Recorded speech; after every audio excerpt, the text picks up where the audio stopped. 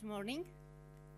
We would like to welcome you to the National Library of Greece, where the conference, Designing Belonging, Libraries as Inclusive and Open Public Spaces, is taking place today and tomorrow.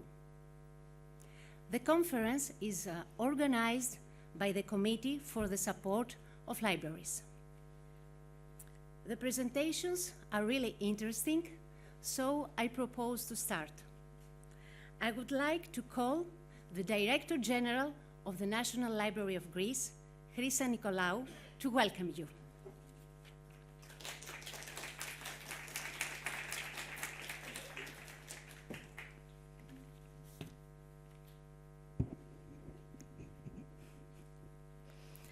Dear guests, dear colleagues and friends, we are gathered here today to discuss issues related to the inclusiveness and openness of our libraries.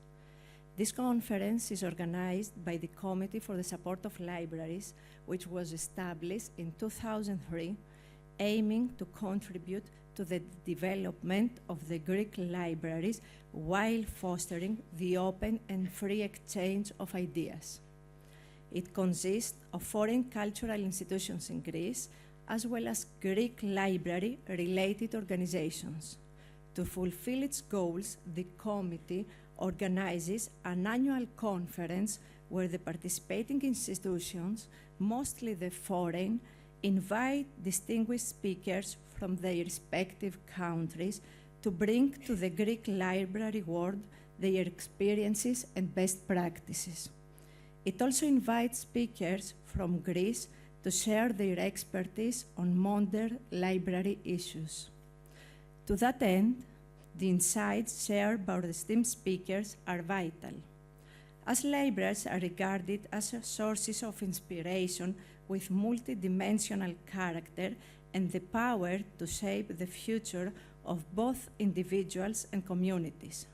For this reason, it is important to consider their supportive role and their contribution to social and cultural development and resilience. This must be combined with the library's digital and technological capacities, which enhance both the quality and the reach of their services. When we speak of the cultural values that have sustained us for so long, as well as the rich array of learning and educational opportunities that libraries provide, we recognize how essential these elements remain for the ongoing development of culture and communication within our library spaces. Libraries are places where all forms of communication, whether physical, virtual, or combined, converge. These are spaces that encourage connectivity among individuals, institutions, academia, and all interested parties. As we reflect on the principles that should guide the future role of libraries in terms of inclusiveness, openness, and accessibility, we must align them with the criteria necessary for implementing effective strategies. We must all consider how we can serve everyone and every community better. In addition to speeches, workshops play an invaluable role in this conference as incubators of ideas, collaboration, interaction, and design. Through strategies, methods, and tools, they encourage constructive criticism and bring forth new possibilities concerning the role of libraries in catering for all.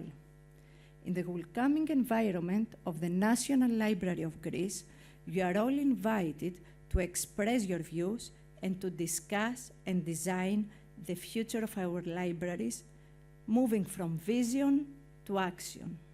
Dear all, I am grateful for your participation and look forward with high expectation to your valuable contribution. Thank you.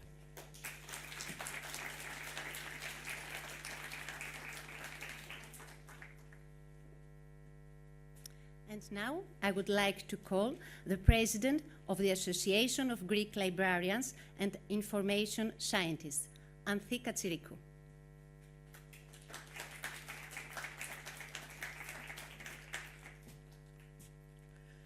Αγαπητοί συνάδελφοι, αγαπητές συνάδελφοι, αγαπητοί φίλοι, αγαπητοί φιλοξενούμενοι, καλημέρα σας.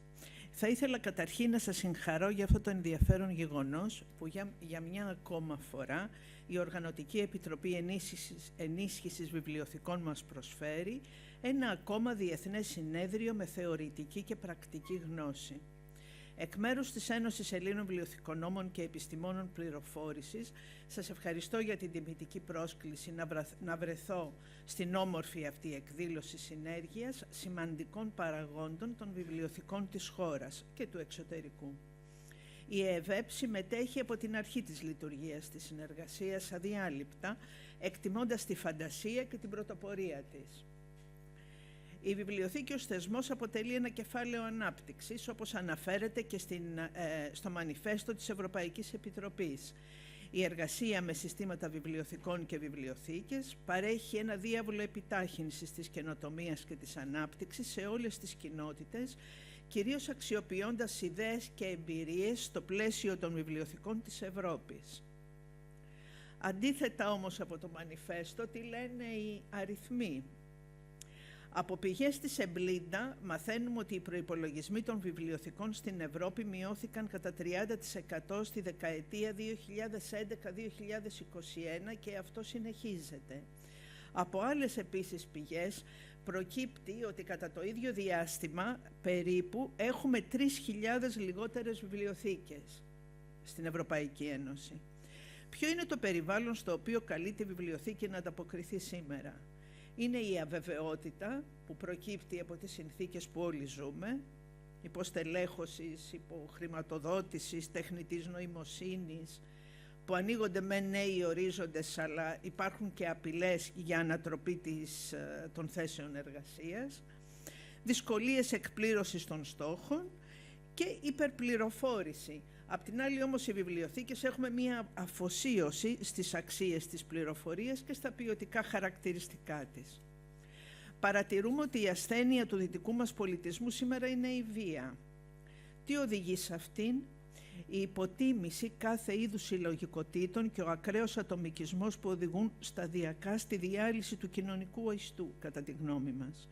Η αποϊεροποίηση της ανθρώπινης ζωής και η αύξηση των ανισοτήτων και αποκλεισμών που κρύβονται πίσω από τον όρο συμπερίληψη. Εδώ παρενθετικά θα ήθελα να πω ότι εμείς οι Έλληνες και οι Ορθόδοξοι τη συμπερίληψη τη ζούμε από αιώνων, διότι έχουμε δύο όρους πολύ χρήσιμους. Τη συγχώρηση που θα πει ότι χωράμε όλοι μαζί και την περιχώρηση που σημαίνει ότι ανομοιογενείς και διαφορετικές φύσεις και παράγοντες συνυπάρχουν, αλληλοσυμπληρώνονται και λειτουργούν στον κοινό στόχο για να φέρουν ένα αποτέλεσμα από κοινού. Με αυτό το πνεύμα λοιπόν η βιβλιοθήκη συναντά τη δημοκρατία, αφού μεταξύ άλλων εξασφαλίζει και την ελεύθερη έκφραση και ενημέρωση μέσα από πολλαπλές διαφορετικές πηγές γνώσης και πληροφόρησης, ούτως ώστε να διατηρείται η ιδιοπροσωπία εκάστης πληθυσμιακής ομάδας με υπευθυνότητα. Η ανάπτυξη των βιβλιοθηκών είναι πολιτικό θέμα. Οι βιβλιοθήκες οικοδομούν πολίτες με κριτική σκέψη, έγκυρη και έγκαιρη πολύπλευρη πληροφόρηση, καλλιέργεια, επιμόρφωση, κοινωνικοποίηση, πνευματική παραγωγή, σεβασμό στην ιδιαιτερότητα ατόμων και πληθυσμών, μοχλός ανάπτυξης με συμμετοχικότητα. Στον κώδικα είναι από τους λίγους χώρους που πολίτες κάθε ηλικίας, φύλου, θρησκεύματος, εθνικότητας συναντώνται και αυτό ήρθαμε και σήμερα εδώ να το ενισχύσουμε με κάποιο τρόπο. Στον κώδικα ηθικής και δεοντολογίας της ΣΥΦΛΑ για τους επιστήμονες της πληροφόρησης αλλά και στη διακήρυξη της ΛΙΟΝ, της ΣΥΦΛΑ, για την πρόσβαση στην πληροφορία και την ανάπτυξη, συναντούμε όσα αφορούν τη συμμετοχικότητα των πολιτών και την άσκηση πολιτικών, πολιτιακών, οικονομικών, κοινωνικών, επιμορφωτικών και πολιτιστικών δικαιωμάτων. Η κοινοτική βιβλιοθηκονομία, η ανοιχτή βιβλιοθήκη, έχει επανατοποθετηθεί ως ένας κρίσιμος πόρος και εγκατάσταση που μπορεί να λειτουργήσει ως χώρος για κοινοτικές εκδηλώσεις και ως σημείο πρόσβασης που συνδέει τα άτομα, τις τοπικές τους κοινότητες και την ευρύτερη κοινωνία. Είναι γεγονός ότι από μελέτες περιπτώσεων και πρωτογενείς έρευνες προκύπτει ότι το ποσοστό των πολιτών που επωφελείται από τις υπηρεσίες των βιβλιοθηκών είναι χαμηλό και οι πληθυσμιακές κατηγορίες στην πλειοψηφία τους επαναλαμβανόμενες δηλώνουν ικανοποιημένες.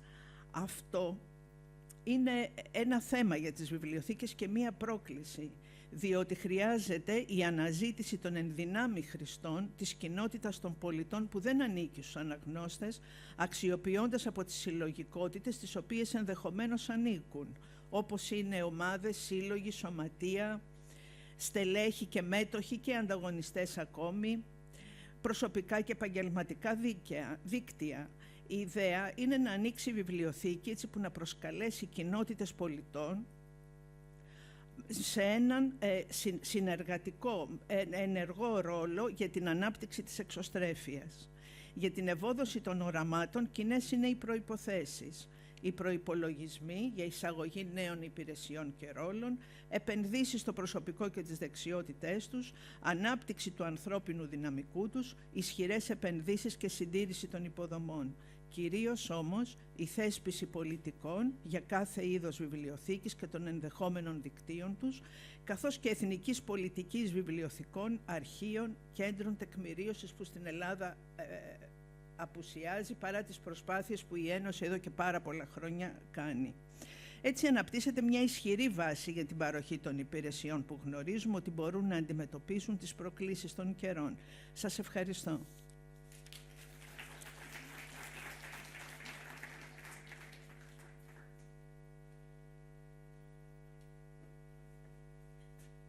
And now I would like to call the Vice President of the Hellenic General Council for Libraries, Eva Semertzaki, who will moderate the whole conference.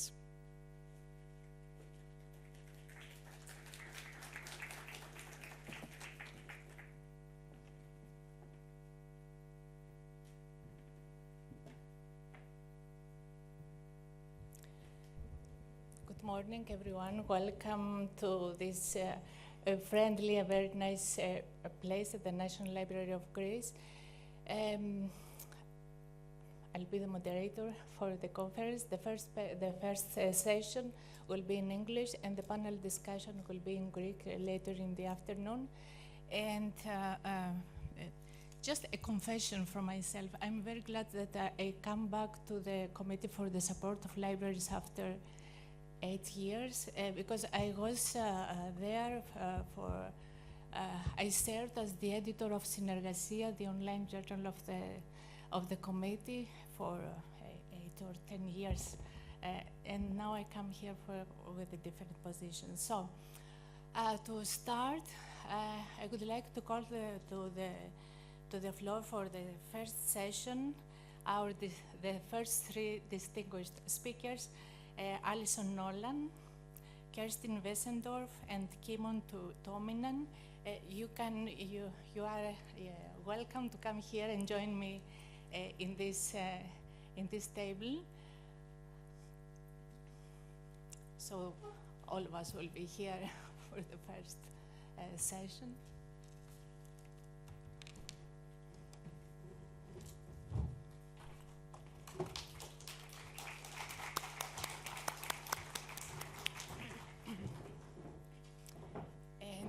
We start right away with our first speaker, Alison Nolan. Just to mention that each presentation will last about 45 minutes. The presentation, the lecture will be at first, and then there will be time for discussion. So be prepared to ask your questions to our distinguished speakers. Alison Nolan is the Chief Executive of the Scottish Library and Information Council. beginning of their over 25 years of leadership in library, culture, and learning services across Ireland and Scotland. At the Council, she champions national initiatives that enhance library services and enrich Scotland's cultural, educational, and economic life. A passionate advocate for libraries, Alison served as the Vice Chair of the Association of Public Libraries in Scotland, promoting key strategies and aligning libraries with the UN Sustainable Development Goals. Internationally recognized for highlighting libraries' roles in the circular economy, she was named the SLIC's Scottish Library Information Professional of the Year 2024 for advancing community well-being through strategic programming. Alison will talk. The title of her speech is Unlocking Potential, the Transformative Power of Scotland's Libraries. Alison, you may come on the podium or you can stay here. Okay. Thank you.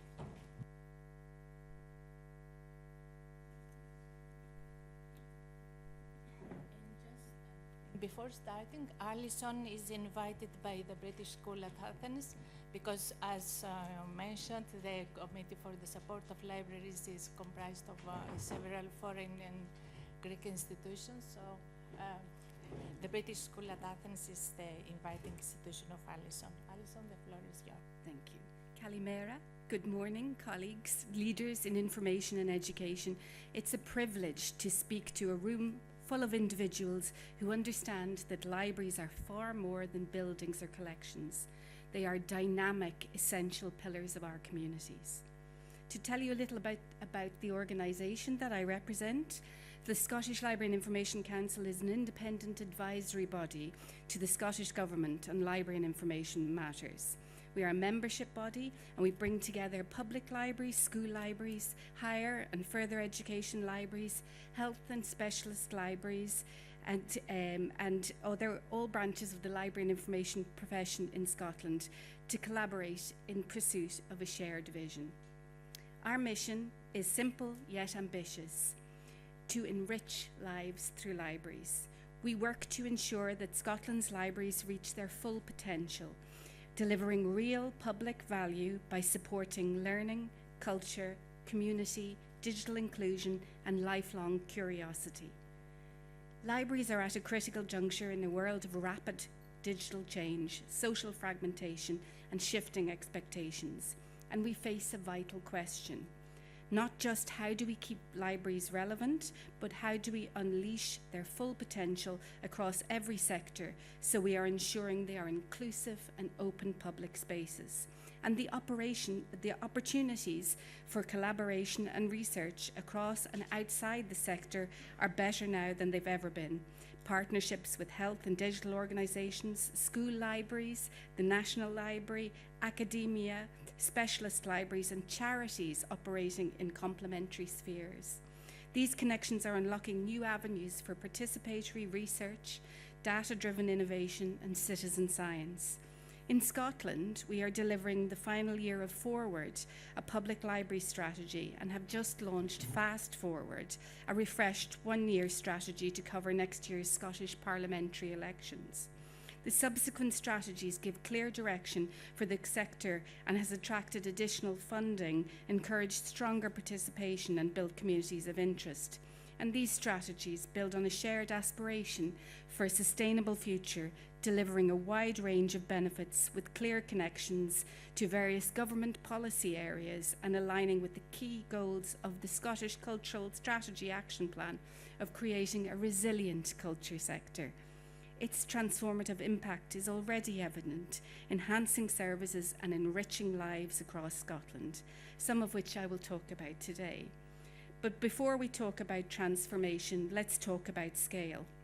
In 23-24, public libraries in Scotland recorded over 14.5 million physical visits. That's no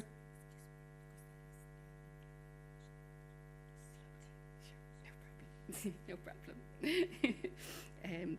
So in 23-24, public libraries in Scotland recorded 14.5 million physical visits. That's 4 times the number of attendees at Scottish Premier football matches, and more than double the number who visit the cinema in Scotland. These are not passive visits. They represent moments of transformation, of learning, connection, and often recovery. With 461 active public library branches, libraries are embedded in daily life. That is infrastructure, that is public presence, and that is power. Understanding the communities each library serves is central to their evolution. That is why we commissioned a consultancy to create a national community planning dashboard, bringing together data that helps us tailor services to the people who need them most. Libraries today offer far more than access to books. They provide free digital access, trusted information, inclusive spaces, and critical social connection. But in Scotland, like elsewhere in Europe, 56 libraries closed since 2014, and over 600 full-time professional staff have been lost since 2012, so access is becoming unequal. It's no secret that across Europe, the cultural sector is under unprecedented financial pressure, but the narrative that austerity measures justify these cuts is short-sighted. In a time when every public pound must deliver maximum value, libraries are proving their worth. For every £1 invested, they return £6.95 in value through improved literacy, better mental health, and stronger communities. This is not simply just good economics. It's a compelling case for libraries as essential public infrastructure. Despite ongoing challenges, there are encouraging signs of progress. Some councils who look after public library services are recognizing the vital role of libraries and investing in their future. Notable examples include the Paisley One Wren Central Library and Learning Hub, and the restoration of an older building, Glasgow Life's Elder Park Library, and both are widely praised by their communities. Innovative service models are also emerging. Parkhead Library in Glasgow is a £2.5 million facility within a new £72 million National Health Service health centre, exemplifies this approach. The library team is developing pioneering health partnerships to maximise the benefit of co-location with the National Health Services. These initiatives highlight the enduring value of public libraries. They evolve to meet contemporary needs. They continue to fulfil their core mission to connect, to inspire, and to empower communities. This is why we must shift from defending libraries to future-proofing them, embedding them more deeply into our national strategies. Let's start with the economy. We often overlook the economic multiplier effect of libraries. 15% of adults in Scotland lack basic digital skills, and they cannot fill in online forms, update passwords, or even turn on a device without confidence. 14% lack private or reliable internet access, and libraries are stepping in quietly and daily. From Orkney, which is the islands in Scotland, to Kelso in the Highlands, local library staff are providing free digital access, helping residents apply for benefits online, supporting employability and entrepreneurship in ways few other public services can, essential in a world where 90% of jobs are advertised online. These are not extras, they are essential, and they support Scotland's vision for an inclusive digital-first economy. In Moray and Glasgow, some of the cities, libraries are supporting entrepreneurship and inclusive growth with business startup spaces, resources, and expert support to entrepreneurs of all stages. In Stirling, the Makerspace at Bannockburn Library helps creators turn ideas into reality. And an artist, Alice Martin, for example, brought her sketches of a cultural area, Baresi Stone, to life through the 3D printing, and what began as a dream became a tangible product, now shared and sold. And multiply stories like Alice's by the thousands, and you see a quiet economic revolution taking shape in what were once silent reading rooms. And we have the data to prove it. Through working with the Association of Public Libraries in Scotland on a national collection framework, we have now a data set recognised by the Scottish Government as the definitive source. We can demonstrate value with precision. This is the foundation of evidence-based investment. Yet the funding picture remains uneven, and local spends ranges from 50 pence to £2.41 per person, compared to €3 in Ireland and €5 in comparable sized countries such as Lithuania and the Czech Republic. We must aim higher in Scotland. Like our European neighbours, our libraries are for everyone who calls Scotland home, regardless of age, education level, income, ethnicity or ability, and the resources and information that they provide go a long way to making Scotland a fairer country, helping develop literacy skills that encourage lifelong learning while also supporting community well-being.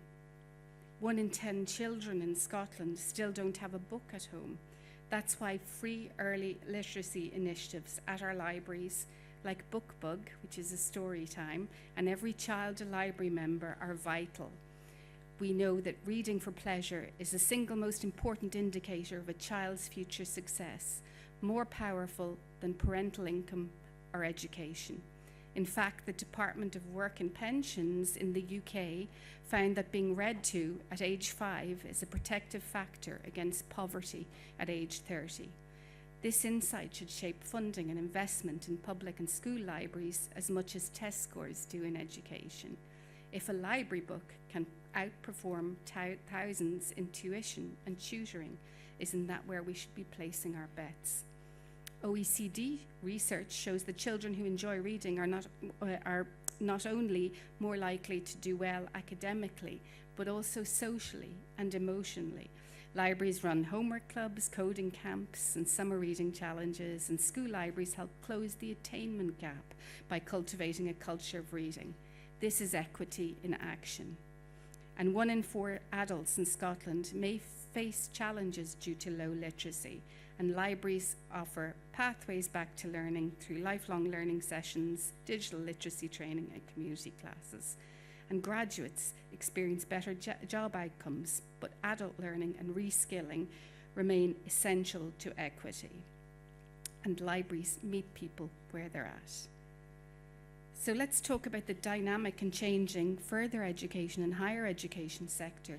The economic output in the UK higher education sector is estimated to be £116 billion, where libraries and information services play an increasing diverse range of roles in this area, supporting teaching and learning, improving the student experience, helping students develop information and digital skills, and providing space for study, whether alone or in collaborative groups, and supporting mental health. However, they too are facing financial strains, declining international student numbers, sustainability challenges, and the need for innovation solutions to ensure the sector's resilience and relevance. The financial squeeze has resulted in budget cuts compounded by uncertainty with e-book pricing and licensing models and delays in upgrading outdated facilities. But with adversity comes opportunity, and the open access movement is accelerating, and academic libraries are leading the charge, making research more accessible to all. By empowering scholarship and championing open access initiatives and supporting alternative publishing models, such as the fantastic Scottish University Press, libraries can break down barriers to knowledge and foster collaboration across disciplines. Institutional repositories become not just repositories of research outputs, but catalysts for positive change, driving innovation and advancing the frontiers of knowledge. Academic libraries are also extending beyond their walls, hosting cultural events, offering lifelong learning, and becoming engines of civic dialogue, as seen with the University of Scotland's library-hosted Afro-Tire exhibition in their Paisley campus, where they invited their community in to see it. Libraries also support Scotland's health and well-being goals. without clinical interventions, without long waits, and without stigma. Public libraries provide population-scale platform for population-scale public health issues. With 50% of people in Scotland using public libraries, they provide substantial reach through their core services, such as books and computers, as well as tailored health and well-being services.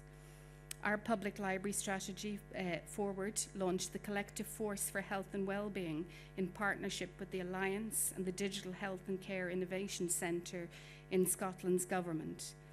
Libraries are now trusted health information supporters. They host near-me video appointments within their library spaces and run Pathfinder projects and programs on dementia and diabetes. Bibliotherapy, books on prescription, and community programming, libraries help manage anxiety, depression, and isolation, particularly for the over 50s, 58% of whom report experiencing loneliness. Libraries are at the heart of social prescribing, providing reading groups, safe spaces for recovery. These are low-cost, high-impact interventions that align directly with the Scottish Government's mental health strategy. Work in the Collective Force has positioned libraries to play a key role in delivering top health and care policy priorities, and recent developments have also strengthened the recognition of the role libraries have in contributing to realistic medicine and value-based health and care goal of empowering people to become active partners in their care. Our research shows that libraries' engagement saves the National Health Service in Scotland £3.2 million a year. To put that in perspective, that's equivalent to funding over 80 new community nurses annually. That's quiet prevention versus costly cure, and it works. Reliable access to digital devices and Wi-Fi is fundamental to the modern library's experience, whether introducing beginners to digital tools or supporting advanced users with technologies such as 3D printers, VR headsets, and AI. Libraries play a critical role in digital inclusion. However, to fully leverage the emerging technologies, robust infrastructure is essential. The last major investment in library IT came with the People's Network over 20 years ago, and it provided free internet access and PCs across the UK. And while it was upgraded in 2016, many of the core infrastructures still remain outdated, so the digital divide has widened. So we need to look at that more. We need to have renewed investment, with many services falling further behind, which helps and unfortunately contributes to deepening digital inequality. Our role as climate educators has grown significantly. From climate beacons to carbon literacy, Scotland's libraries help communities connect local action to global climate goals. Beyond information provision, services have expanded to include environmentalist and resident programs, seed libraries, community gardens, and a network of lend and mend hubs that provide access to equipment to repair, reuse, and upcycle household items, encouraging sustainable consumption and developing a long-term model for the circular economy. It will be an informed, literate, and critical population which demands policy, regulation, and commitments to a more sustainable planet, and our job as librarians, information professionals, and knowledge practitioners is to help future generations amass the data, the evidence, and the eloquence to demand better of their governments and industry. For many people living in Scotland, including the 3 million library members across the country, their first interaction with culture takes place in a library. Our provision of trusted physical and digital collections serve as a gateway to new perspectives and voices. Libraries preserve local memory, oral history, and stories of unrepresented groups. They challenge dominant narratives and hold space for multiple truths, and in doing so, they foster empathy, critical thinking, and social cohesion. Libraries are bridge builders between societal groups, communities, and political decision makers, and they definitely provide access to cultural content and skills. Across Scotland, we've seen libraries host citizen assemblies, participatory budgetary forums, and climate consultations, demonstrating clearly how libraries strengthen civic engagement and social cohesion. For libraries to remain relevant, we need to look at the strategic enablers of advocacy, data and design, and library staff. Transformation occurs when we tell compelling stories about the value of libraries, backed by data-driven return on investment and preventative research, positioning libraries as sources of expertise and partners in broader societal initiatives across policy areas such as digital inclusion and health and well-being. This will enhance funding opportunities, stakeholder relationships, and political engagement. Most importantly, staff are key to the delivery of transformative library services.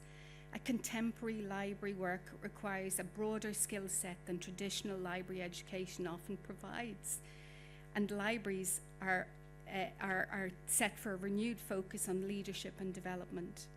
A digital staff learning portal for all Scotland's public and school library staff is now active, with 2,000 library staff enrolled. And senior members of library staff have accessed a Level 5 course in leadership delivered by the Social Enterprise Academy, an investment in making every librarian a change maker. All public library heads of service have also had access to advocacy training, and our academic professional groups are developing new programs to future-proof careers in academic libraries. And school librarians are leading the charge on generative AI literacy in schools. It's through our people that the promise of a modern library service becomes a reality. Library relevance isn't just achieved through mere redesign.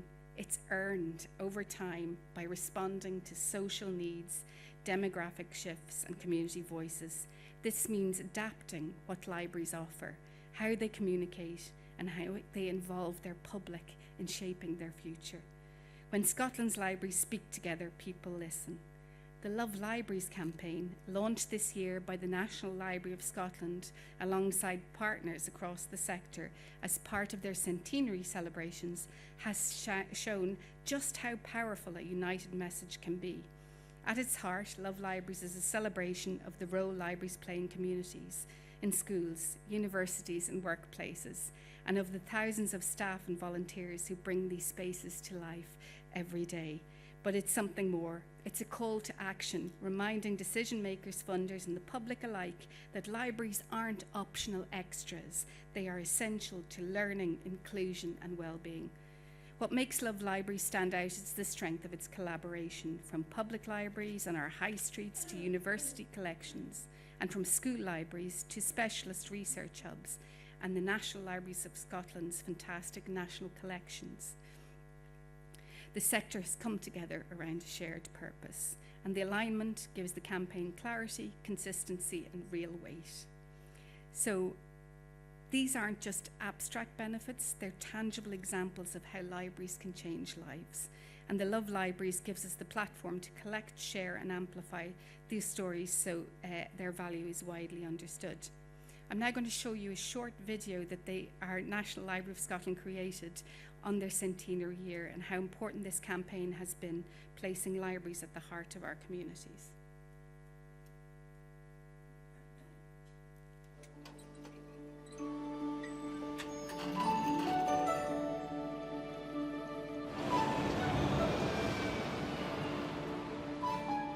When I was a kid, the library for me was the treasure chest.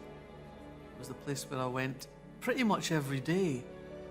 It was like being in a sweetie shop with unlimited pocket money. Libraries opened worlds up to me. There's something radical about the fact that they are there offering access to knowledge. The past throbs and beats inside a place like this, and you realise that people 100 years ago had some of the same sensibilities as you, some of the same concerns, some of the same observations. I think there's little bits of all of us in here. You can go and find footage from your own hometown from the 1950s or, you know, down the high street in the 1970s. There's maps, there's music, there's TV, there's sound. I think it's remarkable that we have this library which already has 100 years history. It contains a marvellous treasure chest of who we are and who we've been, but also the promise of where we're going. So I think the promise of the next 100 years is what's the most exciting thing about this centenary. Dear library, you're a heart stopper, a kind giver. I want to say, and I do, I pick up my pen and I write to you.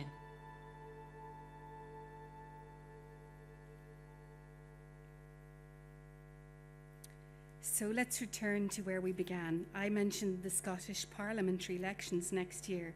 We have just launched our vision for securing a future for Scotland's libraries. Libraries aren't simply surviving change, they're driving it, but we must go further. To unlock their full potential, we must stop defending libraries as if they're on trial and start to embed them into Scotland's futures, into health, education, climate and culture strategies, into economic inclusion and digital transformation plans, into the core infrastructure of a just, resilient society. And the data speaks for itself. Every pound invested in libraries returns nearly £7 in value, and the preventative health interventions save the National Health Service millions in years. Libraries aren't just cost centres, they're opportunity engines. They don't just provide access, they inspire ambition. They don't just house books, they build futures. So let us act with urgency and with optimism.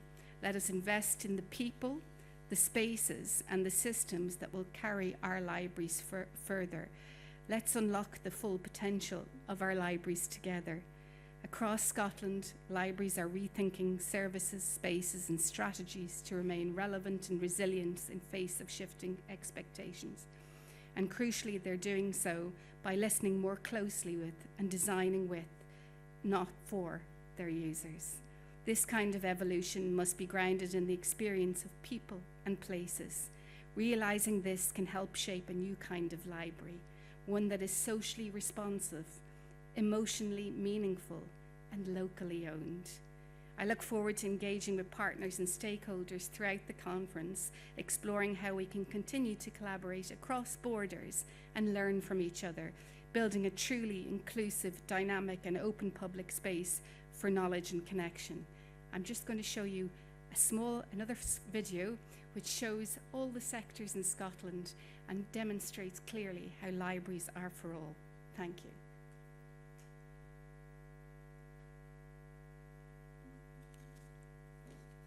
Libraries are for all.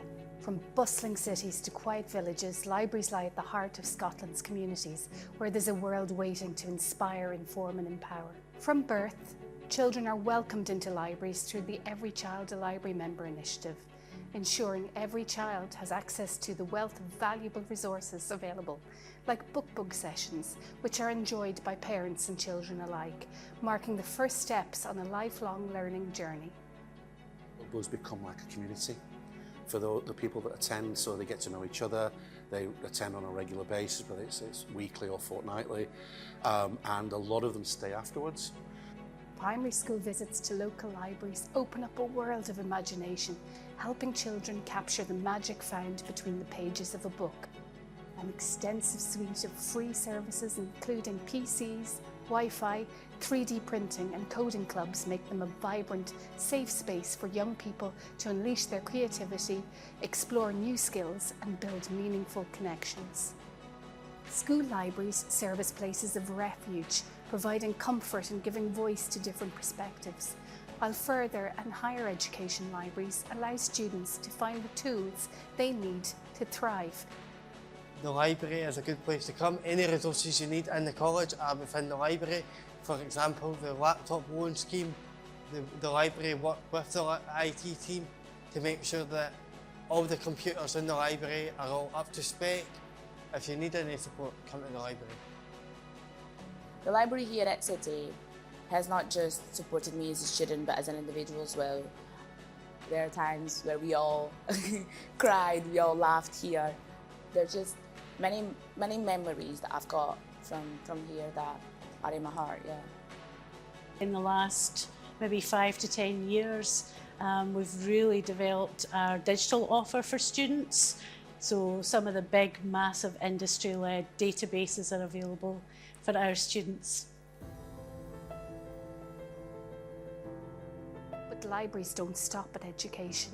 They're driving real change by challenging poverty head-on through clothing banks, community fridges, food growing and seed lending programs, and tool lending libraries, giving people access to the essentials they otherwise may not be able to afford. I'm using skills and things, and I've joined some groups of wellbeing, poetry and chat, and the writing group and the reading group. So I'm out of work at the moment, and I'm using the computers also for job search. We like to think that we offer something for everyone. We're encouraging people out of their homes, kind of combat social isolation. It's something that we set up after COVID, really trying to help our community. I love being a library member. I see lots of people round about coming to use the computers and looking for work. And the children come and enjoy getting their books too. So it's a really social event to come to the library. We in the libraries have created a growing bag. So in the bag we have some library tools, we have some growing guides and some recipes so people can grow their own foods and create something from pot to plate. Today's libraries are more relevant than ever. They provide vital resources to diverse populations, assisting non-English speakers, immigrants, LGBTQI+ youth and people with disabilities, welcoming new members to the community while giving them the tools they need to become empowered. They also offer a wide range of health and well-being services, ensuring people have access to the information and essential care they need. Our partners come and use our services, use the spaces that are available here in our buildings regularly, so Routes to Work, Community Land Development, Macmillan and other partners. You come into a library like this, like Motherwell, and you'll see a wide range of things going on all day, every day. Whether it's helping people rebuild after a crisis, feed their families, start a business, or simply find a space where they feel seen and valued, Scotland's libraries are always there, providing the kind of support we all need at some point in our lives. Libraries offer a welcoming and inclusive environment where resources are available to all, without cost or judgment. Regardless of age, background or circumstances, no other institution today can offer the same level of access, support and care as libraries. They're an indispensable part of each and every community. Libraries truly are for all.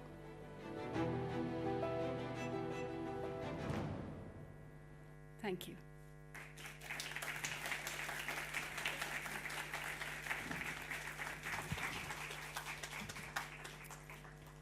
Libraries are indispensable part of the community. I think you have presented how Scottish libraries are really part of the community, and you have engaged all in a democratic way all the communities, all the groups, and an excellent job. Thank you for the presentation, for the insightful, and yeah. This is now it's time to take a couple of questions, and I give the floor to the audience. Stefania. Thank you for the inspiring speech and description of the system in Scotland, and thanks for sharing your enthusiasm for your job. This really counts. I mean, this. We all know that. You mentioned this program, Books on Prescription, as part of the program. Could you tell us a little bit more about that? Or, since my experience is with a music library, I was thinking that reading books, listening to music, and having activities around this idea or so is really, positive for the health. Thank you. Yeah, no, that's a really good question. Thank you for your question. Books on Prescription is run as well by the Reading Agency in the UK. So they provide tailored book lists depending on the medicinal need or the need of the person as well. But we also work with community link workers across our communities to ensure that the right people get access to those books on prescription as well, because no matter what books we have, unless the person comes through the door, we can't provide them with that. So we work with our partners, the community link workers, the GPs, the general practitioner doctors as well, to ensure that they come through. I love what you said about music as well. There's another wonderful initiative called Playlist for Life. Again, I can give you the details of that so you can have a look at it, which is run by another charity organisation in Scotland as well, where they help people create their playlist for their life. And it works really well with people who are suffering from dementia or Alzheimer's as well, because music triggers really good emotions in people as well. So we provide that service through our libraries as well, but I can give you some more detail on that. But I think what's most important about that is having good partnerships with your community organisations, because that's what makes it work. Thank you.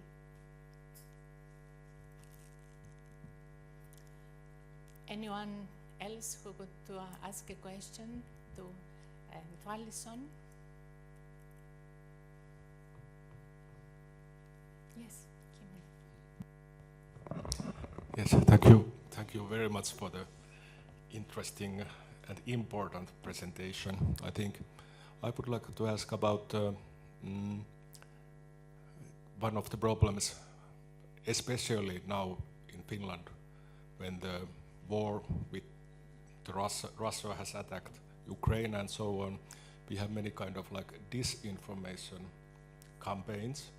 So how do you mentioned, for example, critical thinking and literacy and so on. So how do you have this kind of problem in Scotland, and how do you like fight against disinformation?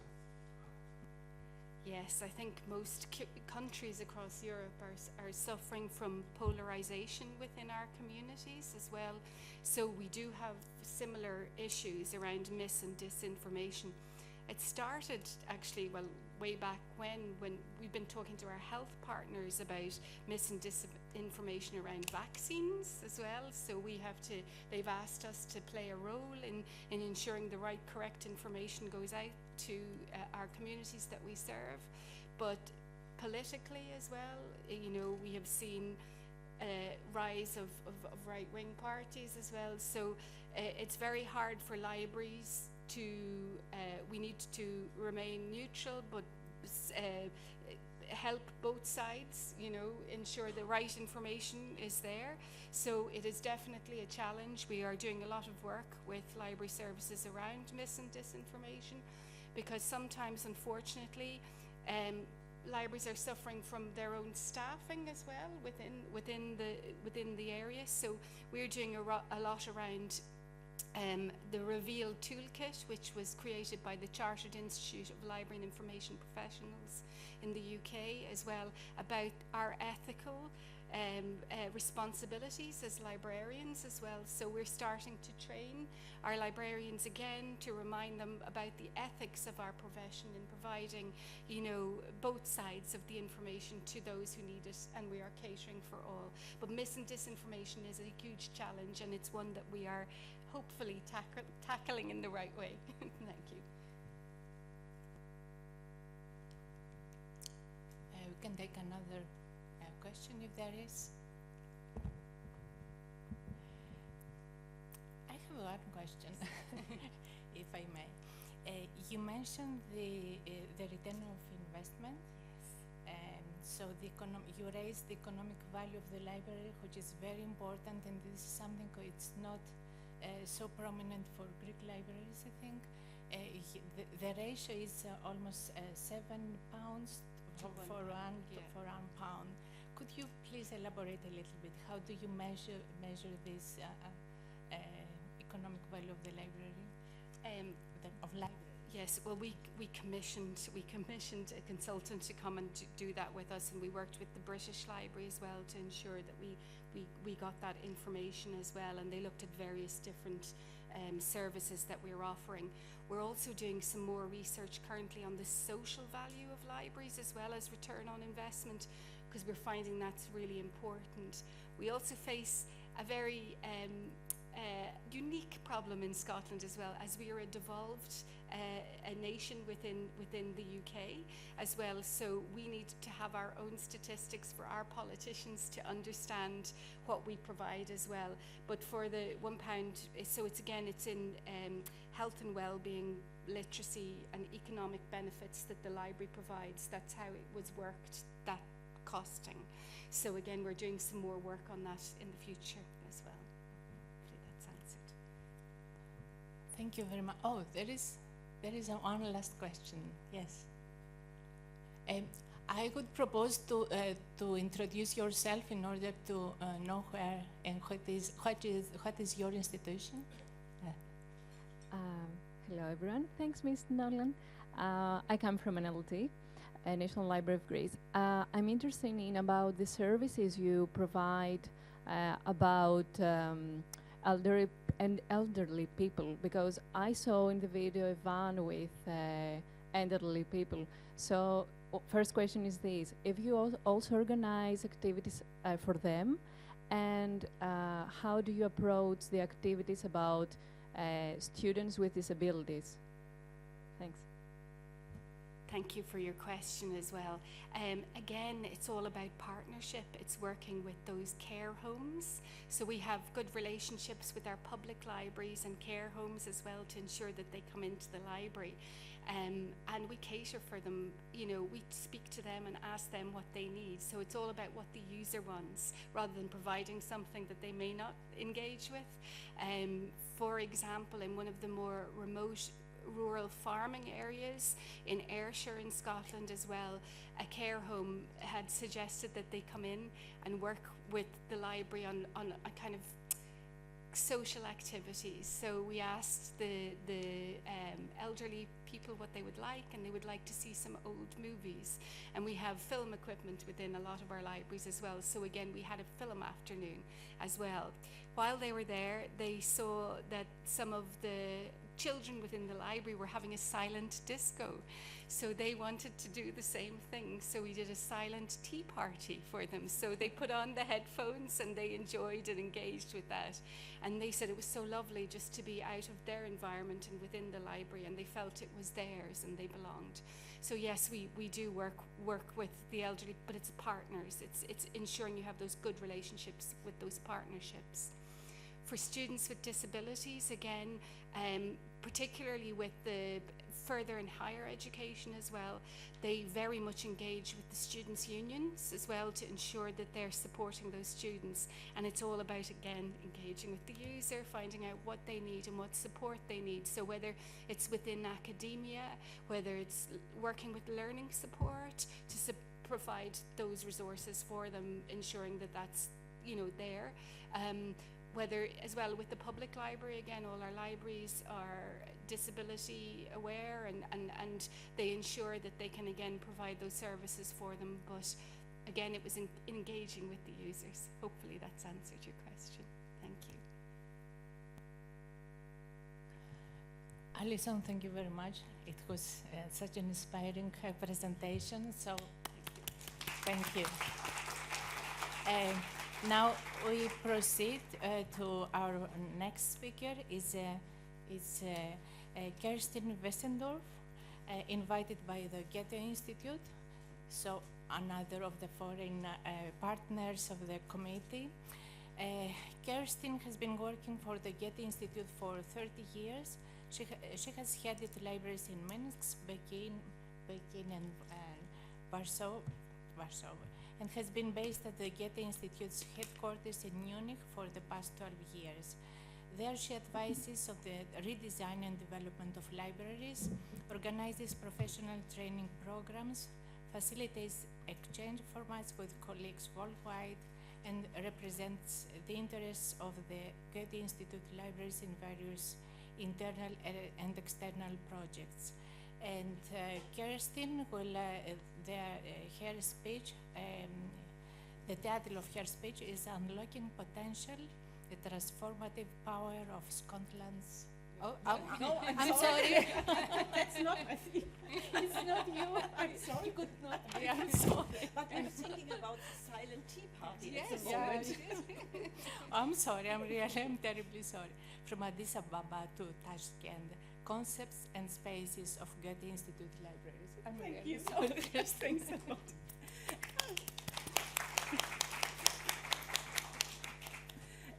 Oh, I think I have a little bit higher. So, dear colleagues, thanks a lot for the invitation. In Munich, we had snow last week. That's not only because of that, I'm really happy to be here in Athens. Over the next half an hour, I'd like to take you on a little world tour around the world with 7 Goethe-Institut's libraries on 4 different continents. When I was asked to speak today about our different library concepts, I was not sure at first. My English is a little bit rusty and I have not given a presentation in English for a long time. To make it easier, I've brought a lot of pictures, you will see it, and examples from the different countries where our library work takes place. Hopefully they will help if I say something unclear or pronounce a word in a funny way.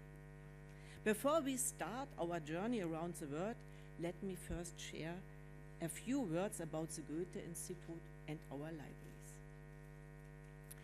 The Goethe-Institut is a cultural institute of Germany with a global reach. With 150 institutes in 99 countries, it helps people to learn German, supports cultural exchange, and shows what modern Germany is like. The Goethe-Institut also works with many partner institutions. Our main keyword you see here, language, culture, and Germany. Sadly, not all 150 Goethe-Instituts have a library, but we still offer 87 libraries in 65 countries. To give you more insights, here are the main facts or numbers from our global library efforts. Now let's talk about the tasks and topics we work on in our library and information service. We offer modern and flexible spaces where people can stay, work, and meet. This way, we support physical, virtual, and hybrid encounters and encourage discussions and exchange. Our curated collections, both print and digital, are designed for our target groups. Through our project work, we address the challenges of the modern society and digitalization. We talk about these topics and develop solutions with civil society. And together with partners, we explore virtual worlds, experiment with AI, and share our experiences and ideas in different formats. Here in Greece, we have 2 Goethe-Instituts. Both have great libraries. One in Athens, here on the left side, and the other one in Thessaloniki. Most of you are probably familiar with the 2 institutions and their libraries. But if anyone would like to learn more, you are warmly invited to visit the libraries and explore what they have to offer.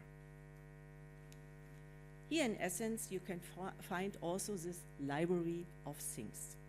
It's important to note that not all our libraries as large as the one here in Athens. They reach a size from 50 to around 500 square meters. Our greatest wish is to create such a welcoming place in all our libraries, just like here in Athens. In the past years, I have learned something important for me. What works well in one country, what people need and enjoy there, can sometimes be rejected in another country. Our services and spaces depend on many different factors. We always design them with the users in mind. That's why our libraries look and feel very different from each other. You will see it in 3-5 minutes.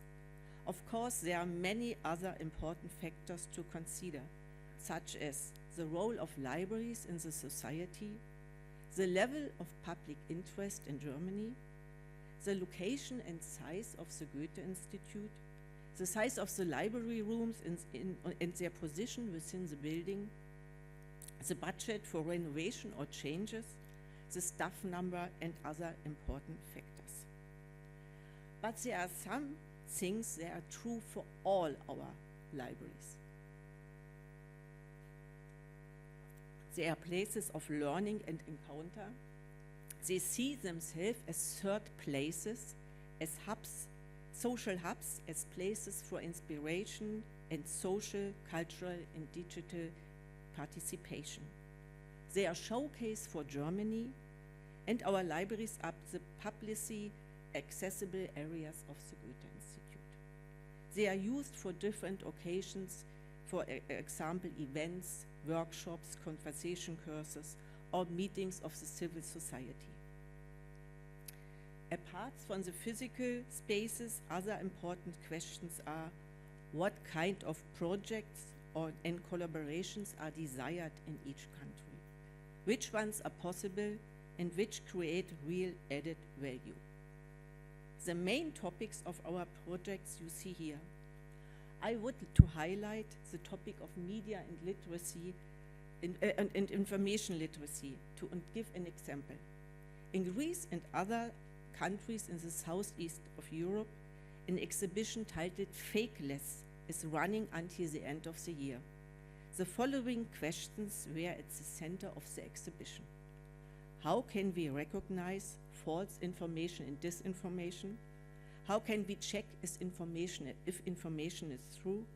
And how should we talk to people who believe in conspiracies? So, what do these libraries look like? The places where we work, offer media and projects, collaborate with communities, and create space for inspiration and exchange. On this journey, we will take a look at some examples. Now, fasten your seatbelts. We get started. Our first stop takes us to Addis Ababa, the vibrant capital of Ethiopia. Back in 2018, the library was completely redesigned and reopened. But before that happened, we organized many workshops with visitors and users to collect ideas and understand their needs.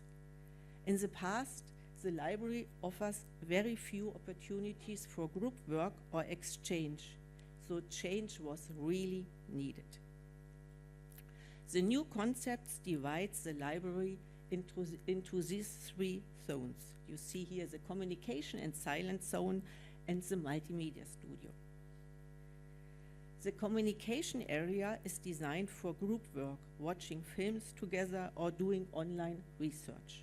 It's a multifunctional space that can easily be rearranged for workshops, events, or exhibitions. The silent area offers users a calm environment to work. They can use their own mobile devices or work at PC stations. And here's an interesting detail. In the Western world, we usually associate group work with large tables and individual work with small tables. In Addis Ababa, it's the opposite. The long tables in the quiet area and the individual tables are in the community area. The multimedia studio gives young creatives a place to work on their projects. They come from fields like photography, gaming, film, radio plays, and more. Artists can edit and cut films and photos here and also make an audio recording. So far, the studio has mostly been used by YouTubers, actors, for radio plays, and for interviews and conversations. The studio offers modern equipment, including the green screen and plenty of technical tools. In Addis Ababa, there are only a few possibilities where people can professionally record and added content for social media, for example. That's why this studio is such a great opportunity. It's open to everyone who is interested. By the way, the room is quite small, only 22 square meters. Our next stop isn't far away. It's a welcome to Cairo, the capital of Egypt. Back in 2016, a library reopened here, featuring a special community zone called the Smart Oasis. The concept is very simple. It's a welcoming place to meet, offering a pleasant atmosphere for everyone in Cairo who's interested in German language, culture, and society. In 2020, a creative space was added on the second floor, a maker space and a room for experimentation.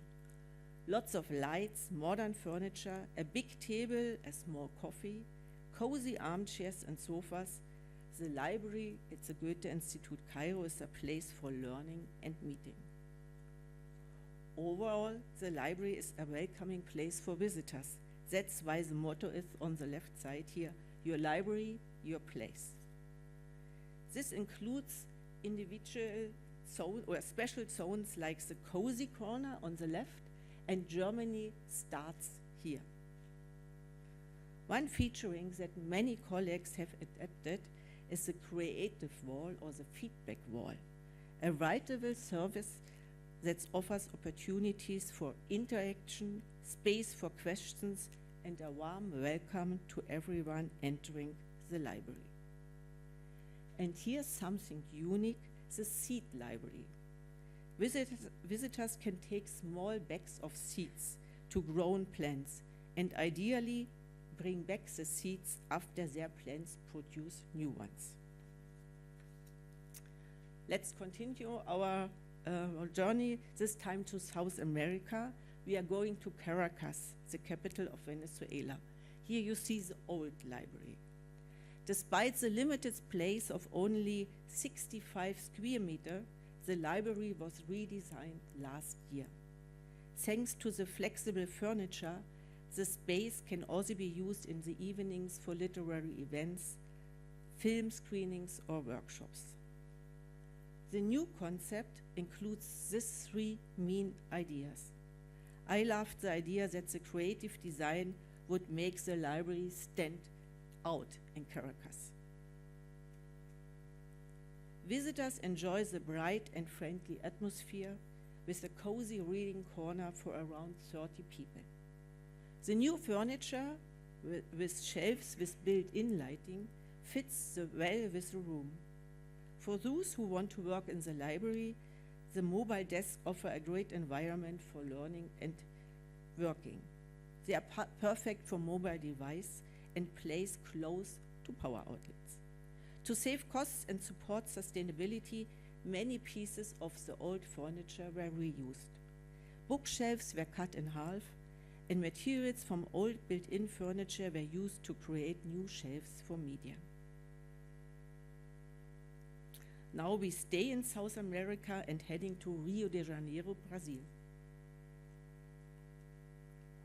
The library was redesigned and renovated this year. It becomes more spacious, functional, and modern. Depending on the event, it transforms into a playground, a cinema, a classroom, a working area, a yoga room, or a cozy living room where visitors can enjoy a cup of coffee or relax in a hammock. The equipment includes technical devices for film screening, hybrid events, and live streamings. The team has moved away from the traditional idea of quiet reading and working area and created a lively space for exchange, creativity, and culture. During the renovation, the idea came up to label the shelves in a new way. An artist designed the unconventional signing by hand, turning it into a piece of art. At the entrance, you will find the signs. The sign says, "You're welcome to come as you feel comfortable, just not without a shirt or in swimwear." One of the highlights of this library is the hammock. And the sign says, "Relax, the world can wait." It's a perfect spot to take a break and enjoy the atmosphere. And here's something creative. We call it the doodle wall. Actually, it's a pillar painted green, where users can write or draw. Some of you might remember the creative wall in Cairo. This is a similar idea. And what does the sign say? Write, draw, doodle. Your idea can inspire others. It's a fun way to make the space interactive and welcoming. And there's more. Another eye-catching detail is a wall clock. It playfully combines letters and numbers into a unique design and warmly invited to learn German. For the future, creativity was key. For the furniture, creativity was key.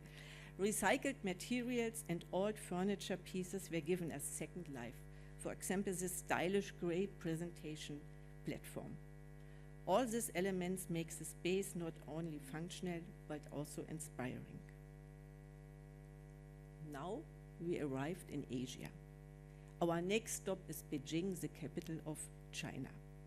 Here the Goethe-Institut is spread across 2 locations about 20 kilometers apart.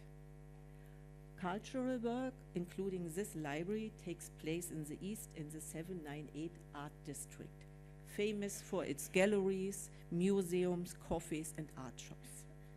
The second location is in the west of the city, close to many of Beijing's universities. That's where the Goethe-Institut offers its language courses. And here's something special, the language library. Both libraries are designed to meet the specific needs of their locations and audiences. You can see here the specific target group for this space. The language library is located between 2 classrooms, and the main challenge during the redesign was clear. How do we create a flexible space that appeals a young audience and works with many different users, even in a small area? The solution, a mix of professional library furniture from Germany and modern design products from a local Chinese supplier. Except for the wall shelves, almost all furniture can be moved. The setup adapts easily to the needs of its users, and changing is simple and playful. Visitors often help with the transformation themselves. There is no need for a storage room or a janitor when the space changes from daily use to a game night or a quiz session. This flexibility makes the library a truly dynamic and inviting place.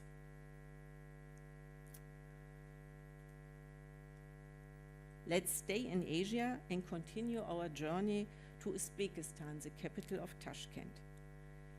Until 2018, there was only a small information center on the ground floor, just 36 square meters. We left the 2 windows on the black windows on the left side. As you can imagine, it was difficult to present media properly or offer enough workspaces in such a tiny room. So what happened? The former information center and the event hall were combined into one open and flexible space that can now be used in many different ways. For example, this is where a kids hackathon takes place, featuring the robot Now as a part of the summer program. Today, the library has several zones all in one room. This is the big community table as a fixed element. Here's a stage, a small stage. Here you see the project Verify, Fact or Fiction. These were workshops for 12 to 4-year-olds, giving them the chance to build their media skills in a unique virtual reality setting. The media were on mobile shelves, and the open space can be quickly redesigned. Here's the stage area again, with this time with a different workshop setting. And because the demand was so high, a coffee was added, a perfect place to relax and enjoy coffee or cake. And that's the last photo from Uzbekistan, the Christmas party. The library has become a real hotspot in the city and is actively used. At the opening of this flexible space, the motto was openness, and I think it fits perfectly. Thanks to the flexible design, the usable space has grown almost 10 times. Let's finish our world tour in France at the Goethe-Institut in Nancy. It's located right in the city center in this beautiful 19th century villa. The library is on the ground floor, one of the first things visitors see when they enter the building. Behind the villa, there's a small park you can access directly from the library. And even in bad weather, the winter garden on the left side here, connect to the library, offers a great view of the park while you sit and work. In 2022, the library's profile was sharpened with a focus on literature, family, and the cultural and creative industries. This focus fits perfectly because the Institute also hosted a German-French creative lab called Oh My Goethe.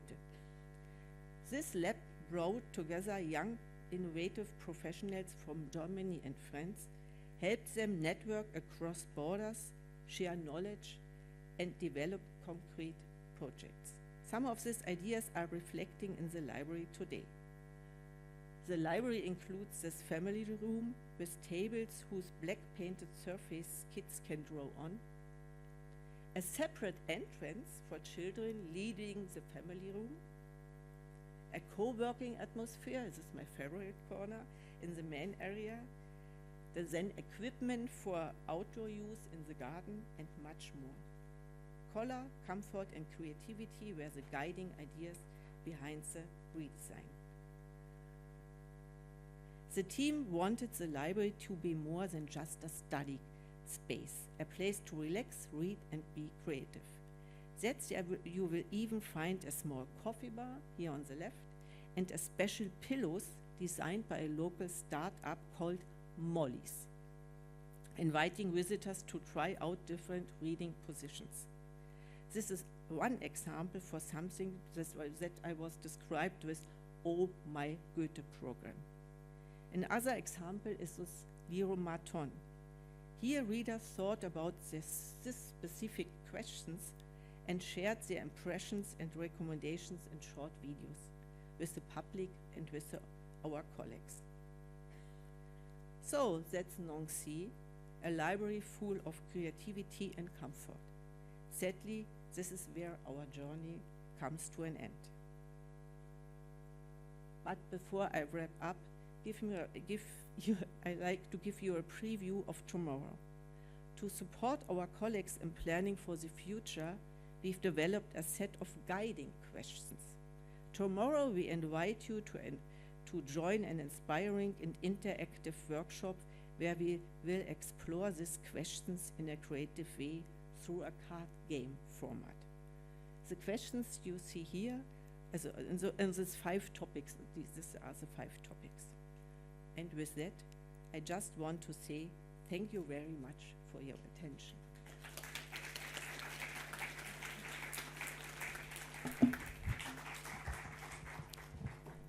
Thank you very much, Kerstin, for this global overview of the Goethe-Institut libraries. Really, we had a journey in the different continents, and you mentioned that you work, what works well in one country doesn't work well in another country. So this is, and this is, if I may, this is a challenge for the to work in a multicultural environment.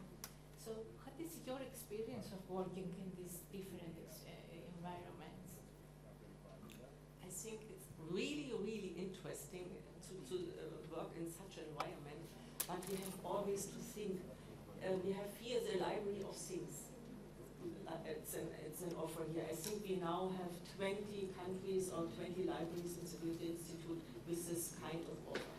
But in other countries, there is no possibility to give such things to the users. There's not a possibility in the society. So we have every time we have to think about this offer in such a country. The other thing is the seed library. We have regions, they are so hot. The seeds are spread so fast, it's not possible to take them in the library. Great experiences. Are there any questions from the audience? To Kerstin? Yes. Please. Could you please inform us about your institution? Hello, thank you very much for your presentation. It was great. I'm Joy. I'm from the Music Library of Greece. I have been to the Goethe Library here in Athens. It's beautiful. Yeah. I get very anxious because there's a coffee shop next to the books, and I'm a librarian.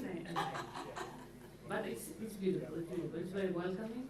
I wanted to ask, because you have many different things in your libraries, and for instance, like in the multimedia room, did you always have staff supporting and overseeing your visitors in this kind of activities? And are these activities free for the visitors, or do you have a fee of some sort? Thanks for the question. I think it depends on the country. It's sometimes, and mostly of our activities are free. I think in essence there are also free, like in other countries. But we have countries we have to tribute a little bit of the costs. But I think mostly they are free of charge. And what was the other question? I'm sorry. The education of our professionals, of our colleagues. It also depends. In the multimedia study, we have a lot of technique. You saw this on the screen. The colleagues told me they have a simple introduction to all these kinds of technique, but the professionals, they come from the fields like photography, gaming, or film. They know this technique very well, and sometimes they will give the workshops to other interests, so other people at the world, into the world, like or in the library. It's more the cooperation, I think. Thank you. Is there another question? Yeah, Stephanie. Sorry for interrupting, and thank you for all this nice description. Just a piece of information, because it was, I was impressed when I learned about it. The Goethe-Institut of Athens, I think, was the first Goethe-Institut ever established in 1952, and 3 years ago, Nicoletta there had a great celebration about this 70th year anniversary. So we're kind of proud about that too. Sorry for interrupting. Me too. And to add to that the Goethe-Institut is one of the founding members of the Committee for the Support of Libraries.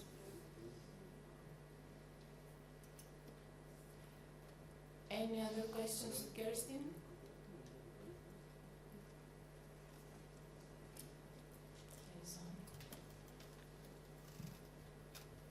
Hi, Patrick Daltas from the Public Library. It's more of a comment, but I just wanted to say that we saw from Alison how much that the libraries do and how much that we are asked to do. And of course, the question then becomes, how are we supposed to do all these many different things in the same physical space? And I thought this was very inspiring to see all these different examples of how we can use this, how we can facilitate this flexible use of the physical spaces. So thank you very much.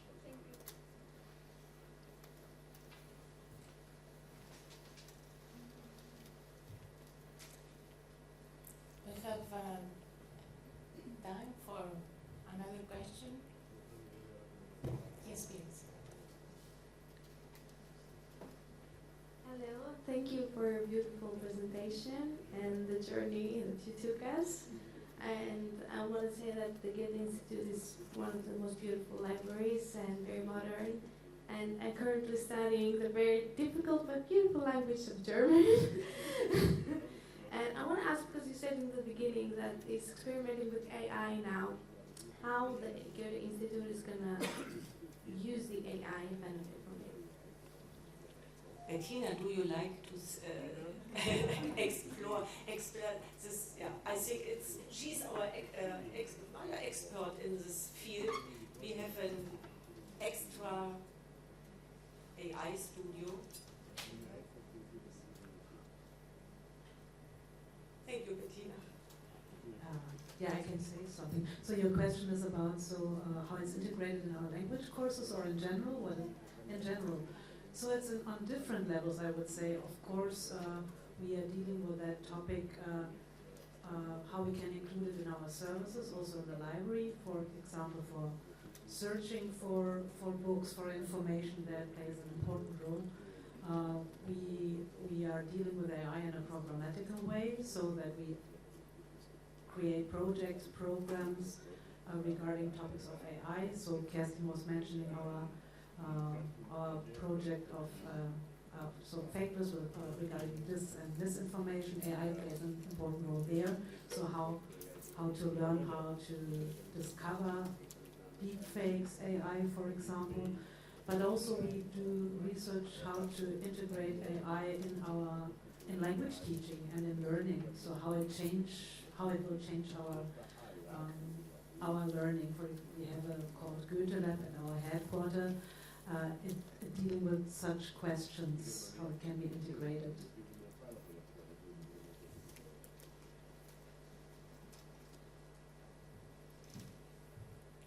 The future is ahead with AI, so everything will be affected by it. Anyone else who would like to raise a question, Kerstin? If not, then I would like to thank you, Kerstin, for this journey around the world. And now we come to our next and third speaker of this session. It's Kimmo Tuominen, invited by the National Library of Greece and the Goethe-Institut in Athens. Kimmo Tuominen, I'm sorry for bad pronunciation of your last name. Kimmo was appointed as the National Librarian of the National Library of Finland since June 2022. He has previously served as University Librarian at Helsinki University Library, Director of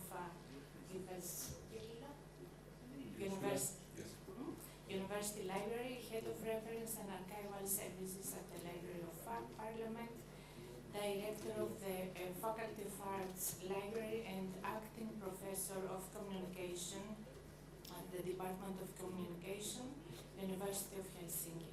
He also holds a number of elected positions in Finland and abroad.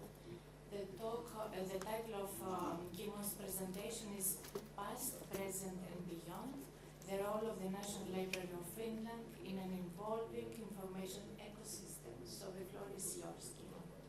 Yes, thank you. Thank you very much, and thank you for all the organizers of this conference. It's very nice to be here in Athens in November. Now in Finland it's quite dark and cold, so it's very nice to be here. And I noticed also the words, the library in various languages in this impressive building. I've seen for the first time.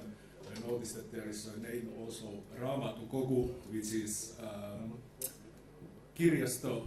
Kirjasto is the Finnish word, but Raamatukogu is in Estonian, so we have language relatives who the word is also present there. I will discuss with you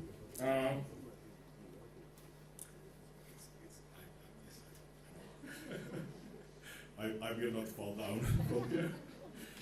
Yes.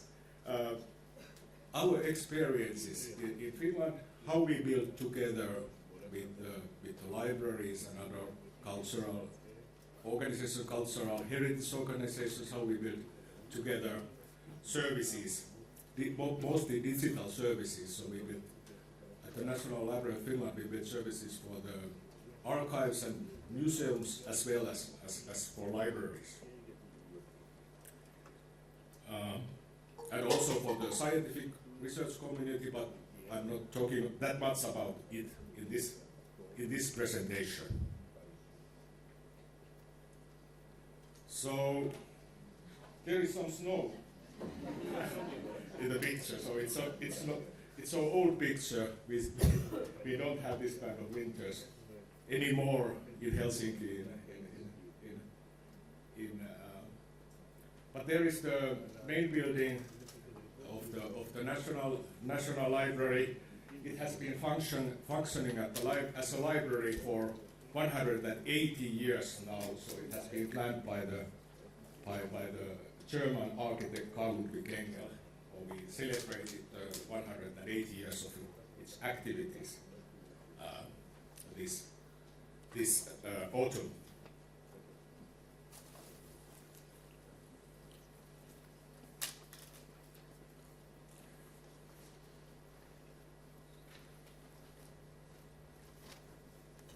So we are like a separate unit of the University of Helsinki, but we are not the university library, we are the National Library.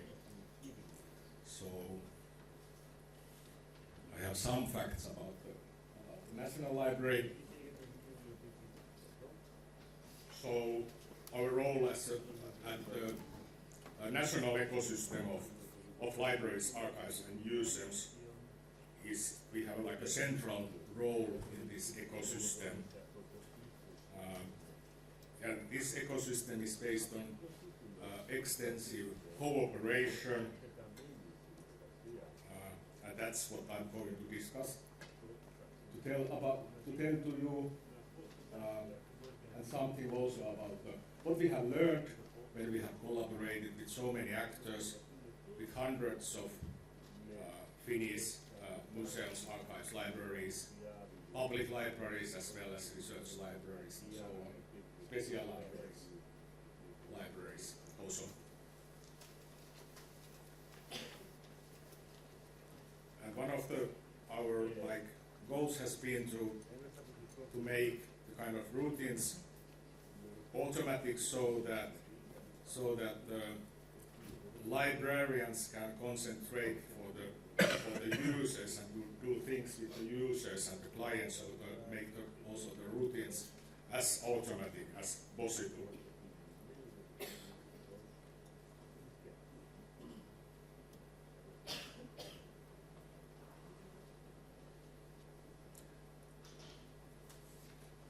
So something about the vision. So the first 2 points here are like more like the normal National Library functions, but we have also legal obligation to develop services together with libraries, archives, and museums. And the cooperation, as I said, has been very, very important for us. So our strategy runs from to 2030, but we have also our main funder is the Ministry of Education and Culture, and we have also made a vision for 2035 for the negotiations with the Ministry of Education and Culture, so that we get most of the money centrally from the ministry.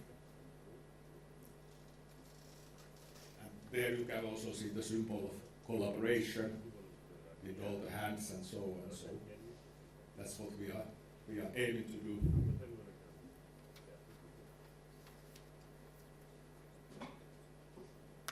And here are our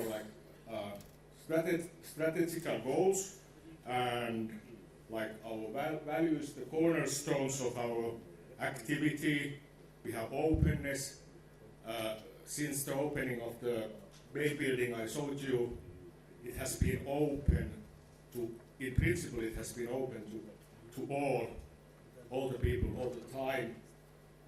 Of course, when it was open, mostly the academic community used the building, but nowadays, of course, we have many kinds of clients. Renewal, it means also innovation, to make things, to do things in new ways, and so on.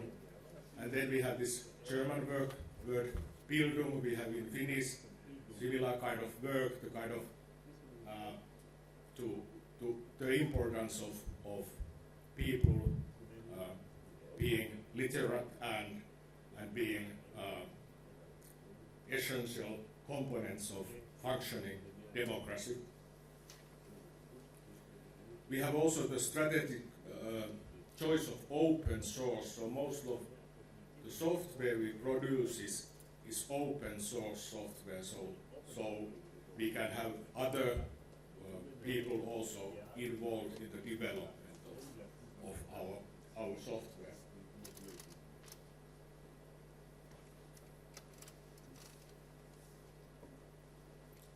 So here is the kind of, now, do I have the legislation? No, I don't, perhaps.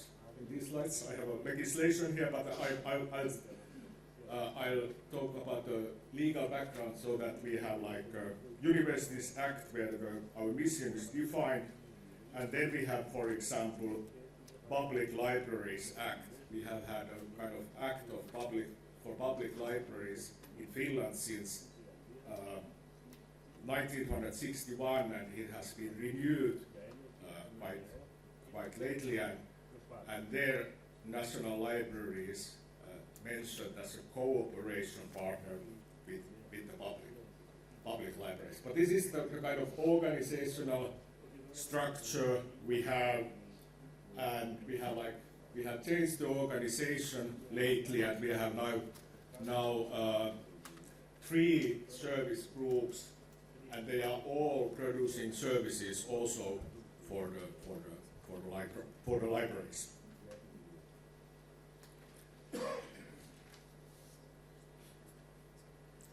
So, and then we have, for example, we have this kind of things that run through our organization, project collaboration and fundraising. We have IT capabilities because we have so much people doing IT works in our service units, and that's why we need this kind of like, we need to combine our efforts in IT sector. We have around 260 employees, and I think 28% of them are IT experts.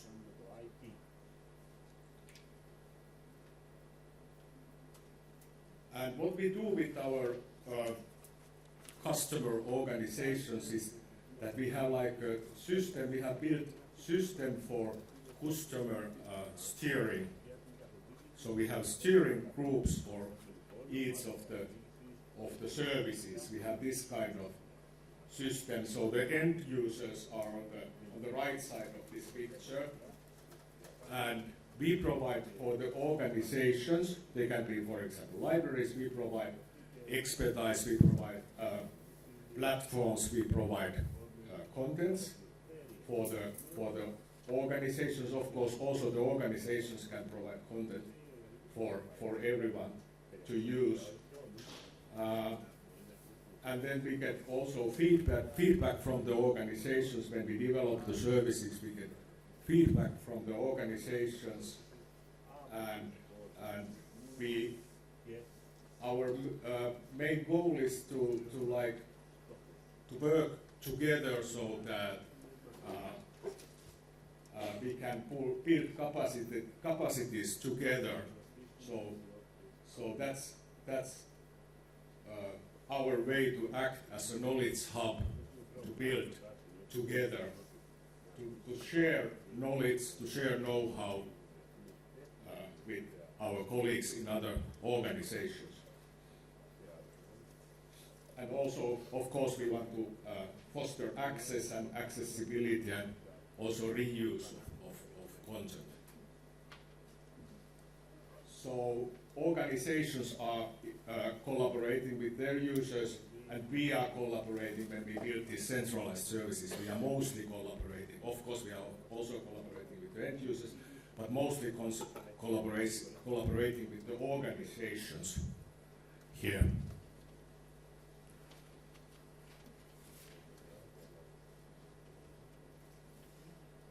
And most of the services we provide for the organizations, they are centrally funded by the Ministry of Education and Culture. And this is the kind of system we have for our national infrastructure services. We have, of course, budgetary negotiations with the Ministry of Education and Culture and other kind of like negotiations. But when we build the services, the service units are responsible for the services. They build we have service units for each of the service we are building. And then we have like the customer sectors, for example, public libraries has their own coalition that elects members to our board, which is the kind of the National Library of Finland board is making decisions concerning the steering groups, and the steering groups are discussing of each of the services, and they can also name like specialist groups to this whole. So if they want to think specific aspects of the service, they can name specialist group to think about it more. Yes. And of course we monitor and evaluate what happens and then we have this kind of feedback also to develop our services.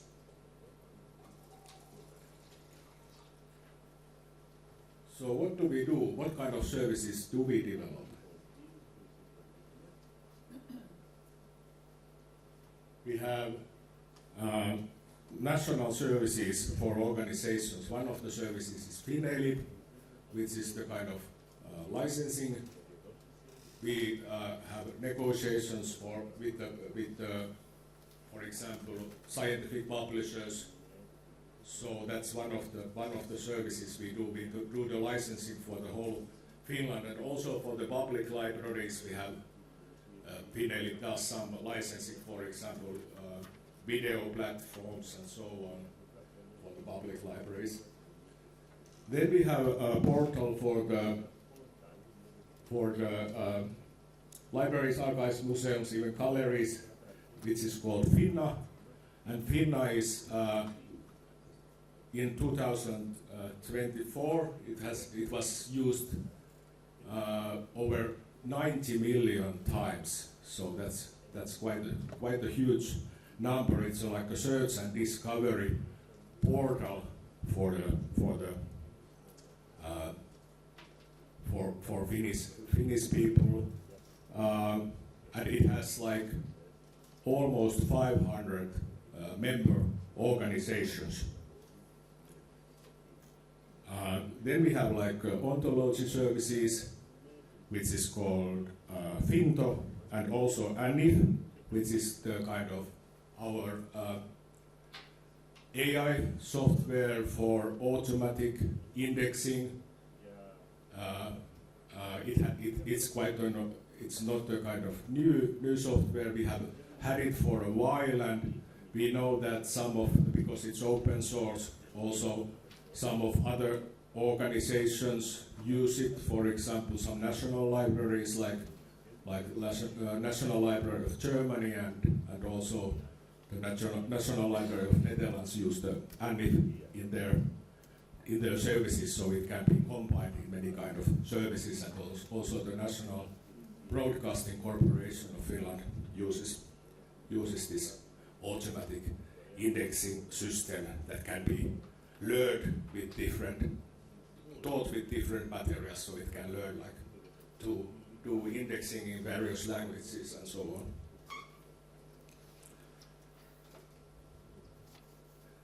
And then we have Belinda, which is the kind of union catalog, so making cataloging resources. Our aim is to make cataloging resources, for example, Finnish books, as easy as possible for the librarians, so that they can do other things also, not just cataloging. And our newest addition to these services is e-library, which is for municipalities. So this is not a centrally funded service. It had received centrally some project money, but now it's like maintained by the municipalities in Finland. So it's a kind of system for that public libraries run together with us, and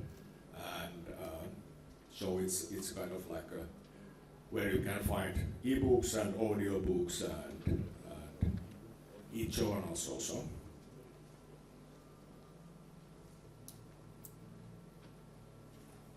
Yes, and this is for the libraries, how we like organize our systems. So this is from the librarian's perspective mostly. This is how he or she sees the situation. So we have of course separate library systems, but we have common user interface for different libraries. So we have like the Finna is the user interface, and Belinda is the union catalog, and through the user interface you can also use the library system which runs on the background. So that's how we see the situations. You can do renewals and so on. Also through Finna.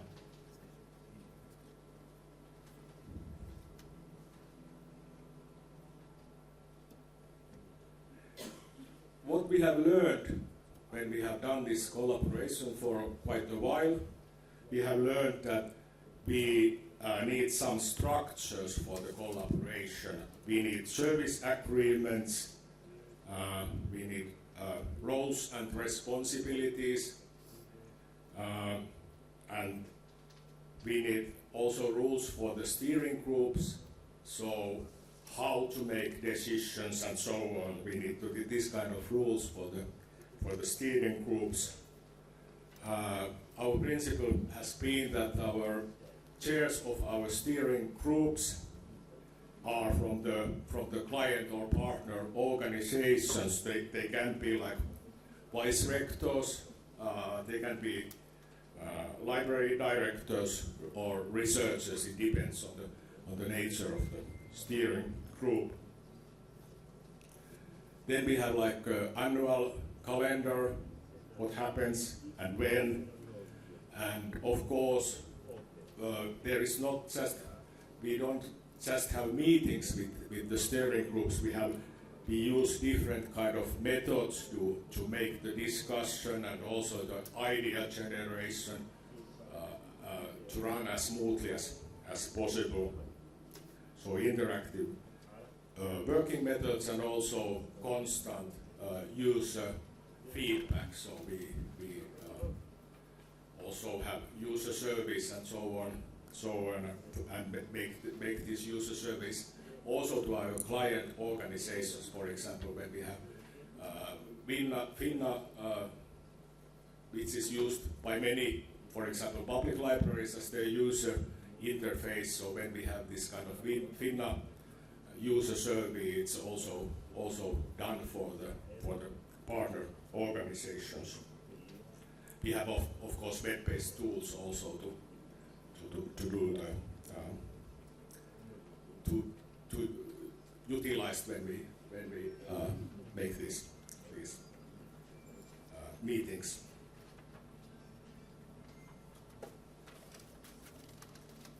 And this is the kind of main search window, finna.fi, which is our portal that combines together all the Finnas, all all the content from Finna services we have. So Finna.fi contains over 17 million documents. It contains both materials from the libraries, but also from the museums and archives. So for example, if you want to make a search with the name Sibelius, perhaps you know the famous composer, we have his archives also at the National Library, but when you make the search, you can get the search results from libraries, but also from archives, so archival documents, and also from the museums. So it can combine resources from all these sectors. And as I said, almost 500 member organizations we have now in Finland. So this is the national interface, and then we have also other interfaces to Finna, for example, Helmet, which is the largest library network of public libraries it's in Helsinki metropolitan area, so it combines all the libraries in our capital area.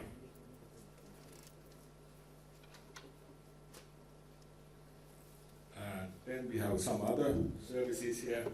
This is e-library.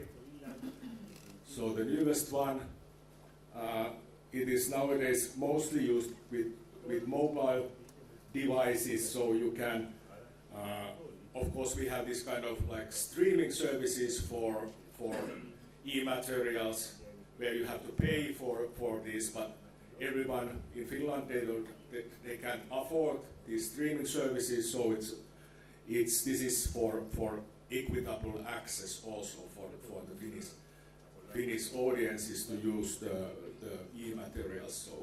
So that's what we have. What we are like, our main goal has been to build this service so that there is just one user interface to all e-materials in the public library sector. And this is what it looks like right now, and we are going to have the web application of this e-library pretty soon. But when we look at the user service, most of the people use the e-library also with the mobile device.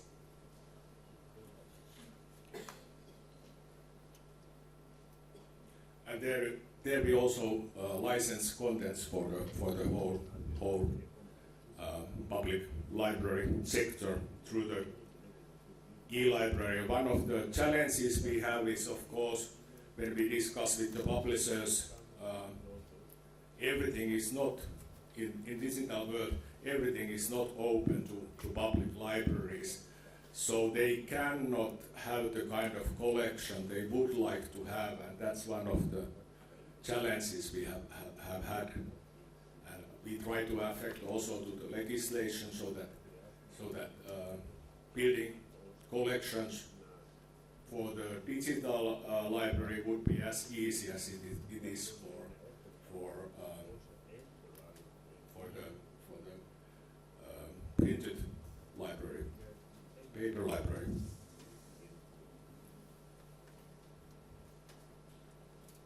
And this is the Finto AI. I guess you can't see it properly, but I took the description of this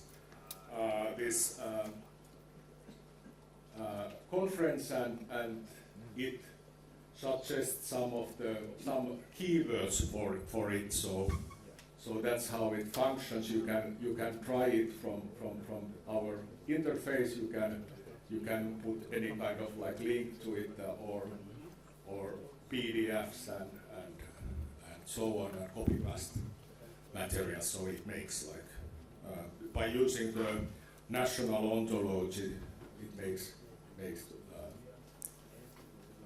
indexing for you.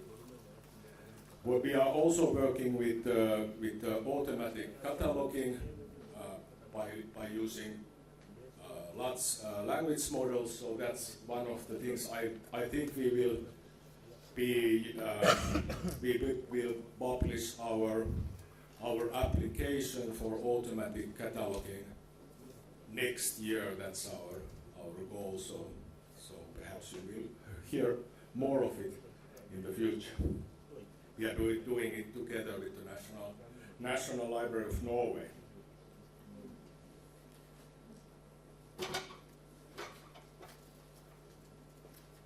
Yes, what we have learned?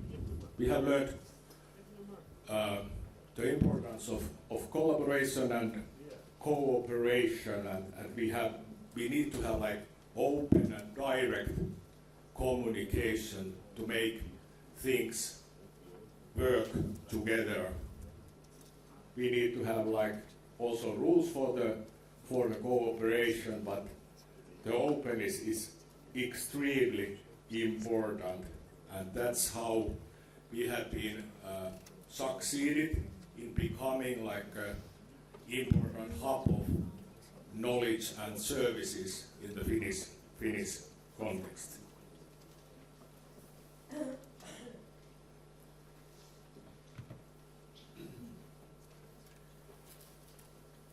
Yes, and yes, here is the kind of added value we provide. We develop, share our know-how, and also combine the know-how of other experts, other professionals to our activities. We develop services systematically. We have open dialogue also with the funder, with the ministry, and with the customers. And of course, sometimes there are challenges, but the challenges can be solved with open communication and also patience. Sometimes things develop more slowly than you would like to, but anyhow they develop. So sometimes we need compromises also.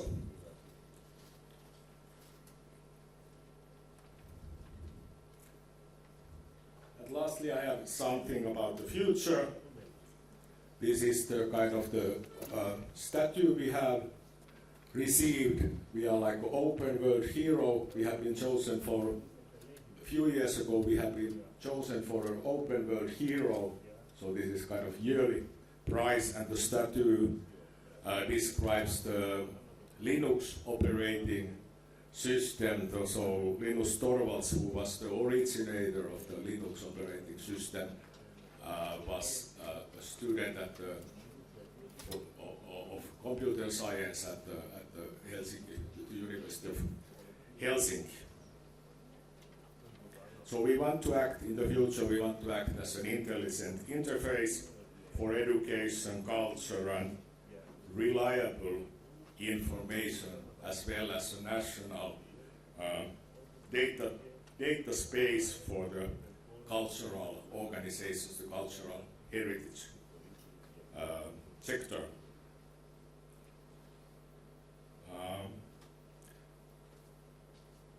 And when we have this kind of nationally produced services for libraries, they can centralize on their expert areas, and they can centralize more with the users when everything is running also in the background as easy as possible.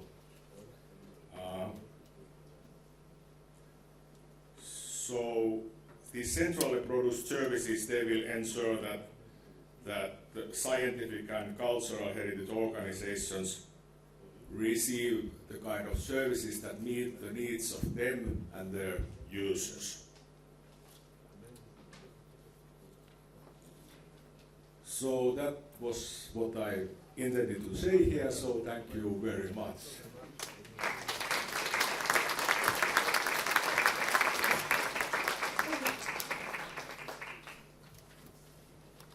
Well, thank you very much for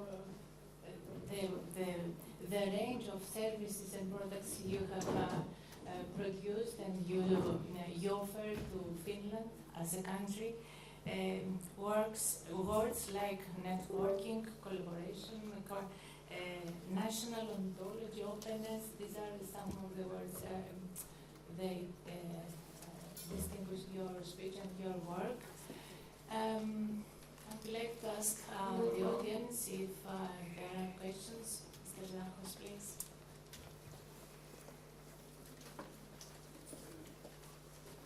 Δεν είμαι σε κάποια βιβλιοθήκη τώρα, είμαι retired. First, it was very interesting, your presentation. And I would like to ask if you have any figures of what the centers of the production of printed or digital collections that are produced in Finland, what percentage you cover in your library, annually or generally? You mean what percentage of the whole publications of Finland? Okay. You acquire, let's say, each year or? Yeah. So we of course receive, because of the Legal Deposit Act, we receive all the publications both in printed formats and in digital formats. We have been digitizing. We have a separate digitizing center in Mikkeli in eastern Finland, and we have been digitizing our collections also quite much. For example, the newspaper collections. So we have digitized old newspapers. We have from the beginning. So we have now we have the first Finnish-speaking newspaper was published 250 years ago. And we have digitized everything from the beginning until the year 1954, and then we have also the newer newspapers and digitized. So we have 35 million pages of digitized materials. But of course, when you compare to the numbers of printed materials, it's not that big part of all the materials that could be digitized. But of course, we trust that other organizations in other countries also do this kind of digitization work,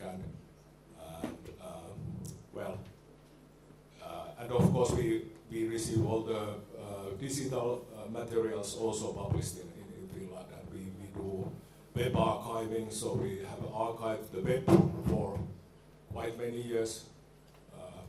We do all the archiving for the .fi domain and also for the .ax, which is for the Åland Islands domain. We do it all, and then we also collect materials from the social media. So we do this kind of archiving for the social media materials. So for the specific themes, for example, when we have elections in Finland, we do the archiving of the discussion in various social media channels. So you mean that, let's say, printed collections, printed books, let's say, that produced in Finland, you collect all the material regarding the deposit? Yes. You could say that you cover, let's say, 100% of the well, yeah. That's what we are aiming for, 100%. I can't say for sure that we have for 100%, and of course for the older materials we have had terrible fire in 1827, and after that everything burned at the library, but we have of course restored the collection since then, and nowadays we are still restoring the old collection because we are doing digitizing for the materials that was published when Finland was under the Swedish rule, so we were like the same country with the Sweden. We have still been doing digitizing digitizing works for its old material also. Thank you very much. Okay, thank you.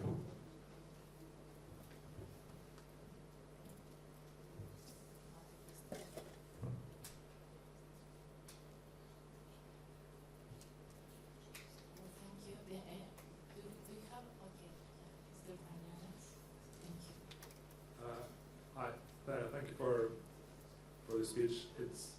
It sounds to me, listening to it, almost like you're running at least in part, an IT company competing with Google and ChatGPT and Netflix. So this is insanely ambitious, very inspiring. And you said 28% of your staff are IT staff. I'm just wondering, how do you see that going into the future? Do you see that as something that's going to be growing, that the National Library will increasingly be, larger percentage will be IT staff and will be doing this national work that enables all the local libraries to provide different spaces? And also the second question is, how do you see this working internationally in cooperation? So you also said you have some cooperation with the National Library in Norway, but do you see like Finna joining with other similar networks?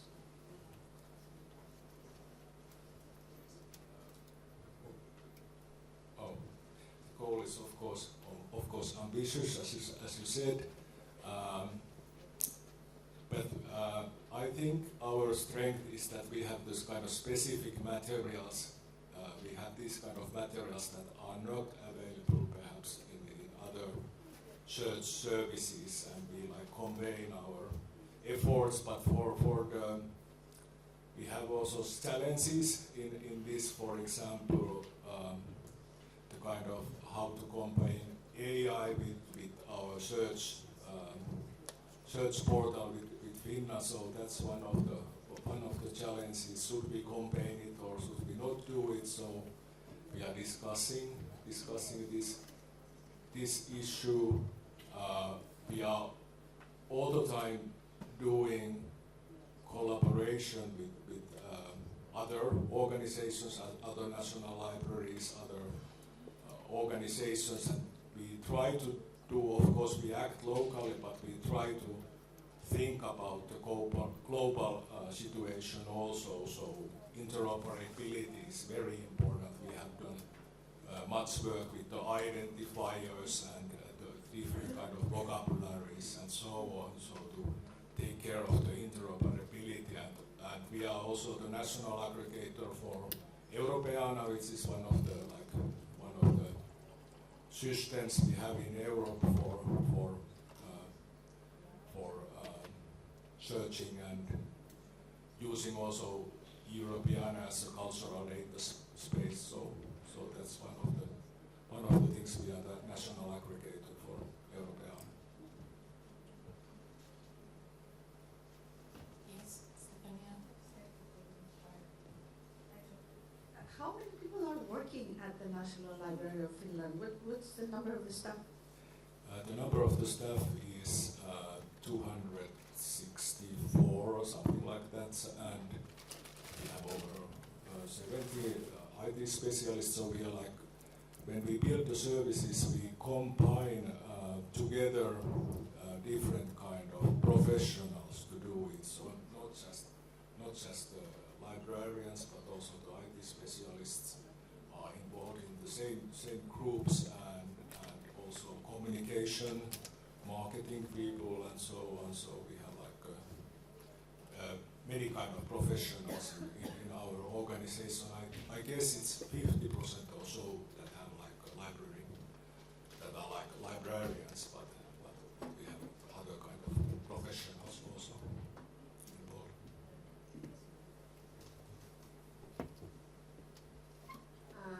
Yes, regarding the open source software, does that mean that you mostly use the Linux system as to support also your national, let's say, product? And what about the Microsoft users? Is there a Linux training through your educational system or even at the library? We use, of course, Unix for the services, but people, of course, at the office we can use like Microsoft systems also. So some of the IT experts use Linux as their operating system, and some of the people, some of the staff use Windows and so on. So also Microsoft system is used. It depends on the activities, but when you act on the server side, it's mostly Unix. But of course, when you think about the end users, they use the services through the portal, so they use them through the web, so it doesn't matter what kind of operating system they have.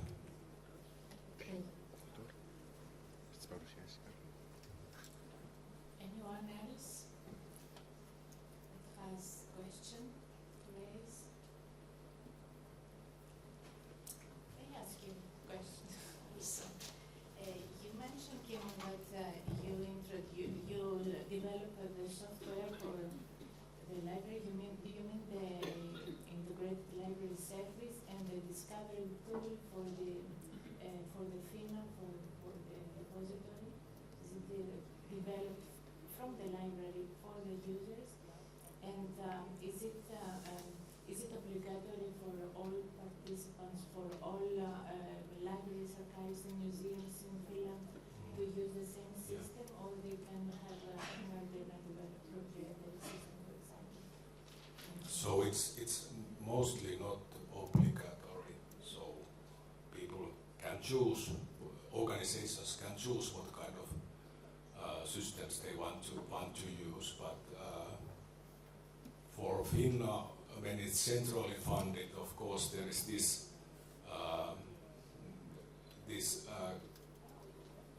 from the director perspective, of course, it's you don't have to pay for your search portal when it's centrally provided. So we pay for it for the whole country. So most of the libraries use our FINA, but some of them can use other services also.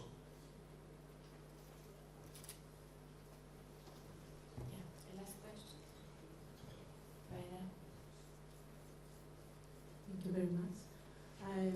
Thank you for your presentation, and also for the good work that you have that you do in the Finland National Library. For us, it's a little bit different here in Greece, because you actually do what we had to do, because here is the National Library and the National Navigator, which is the National Documentation Center. So there are two organizations that not one, yes, as it should be, from my opinion. And I was wondering if FINA is giving Europeana directly the content through FINA, is the national navigation. Is it true? Because it's like the search culture in National Documentation Center, which if an organization contributes to the search culture, then automatically is uploading to the Europeana. So acts like the portal that gives content to Europeana. So is exactly FINA the same thing, or? Yes, I would say that FINA is combination of three different services. So one is the national interface, this FINA.fi, and other is the kind of that, for example, public libraries use FINA for their own search service, so they can have the kind of their own OPAC from FINA, and then the third service is this, that we are the national aggregator, and I think the organizations can give materials to FINA, but they can decide what they want to give to Europeana, so it's not like obligatory to give everything to Europeana. decisions and so on. So that's how it goes.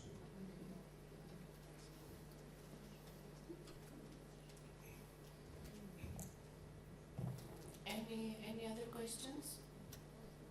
We are punctual, I think. It's 12 o'clock.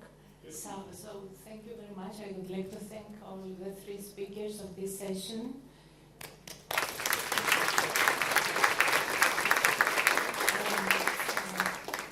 At this stage, we'll have a 1 hour break, so we will reconvene at 1 o'clock.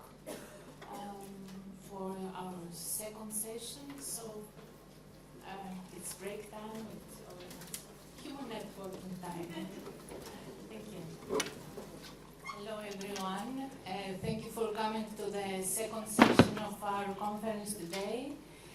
And we proceed directly with our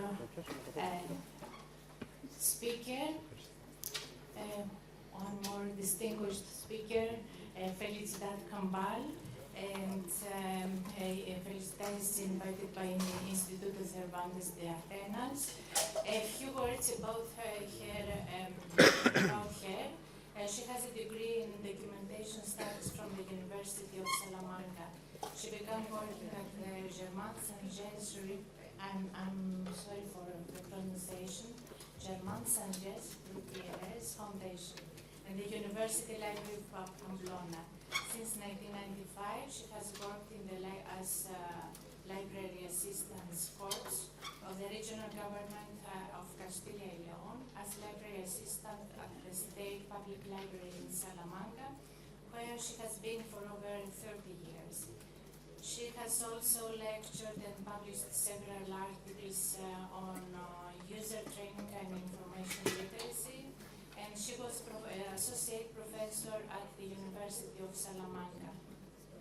She also coordinated the working group on information literacy of the Spanish Library Cooperation Council of the Ministry of Culture of Spain. She currently co-directs Bibliotecarios, a cooperative blog, and she's a board member of SLIC. SLIC stands for Spanish Society for Documentation and Scientific Information. She believes in the educational, social, integrative, and equalizing power of libraries, and she's an internal learner in a beta phase of constant renewal.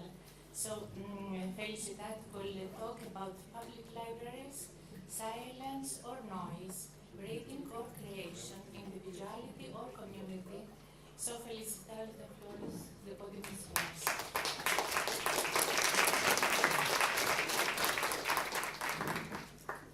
First of all, thank you for the presentation, and Pilar, Ana, from the Instituto Cervantes, thank you very much for letting me be here in this meeting, which shows that we are in different places, but our work is not so different. When I was listening the Scottish colleague, I think we will do more or less the same presentation about speaking about similar questions. I show you some examples of public libraries in Spain. And I always like starting some questions, as you see the title of my presentation. Silence or noise, reading or creation, individuality or community. Perhaps we'll have time to exchange ideas or opinions about these questions. But I have one more question for you. I always like to start the same way when I do workshops or visits to the scholars and the citizens of my town when they go to the library. And I start asking, what is a library for you? Or in other words, if I say library, which is the word that comes to your head. The first, just one word. Inclusivity.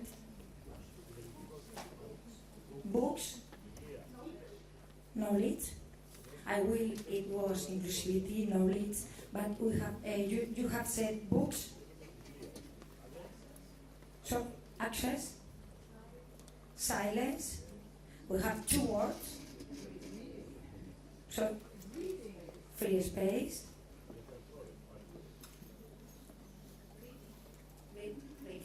yeah. Information, I wish there was information. Meeting space, I wish. Community, I wish also. Welcome. There are three words that arise every time I do these questions. You have said books, you have said silence, there is another one. Information, it would be nice. Investigation, nice also.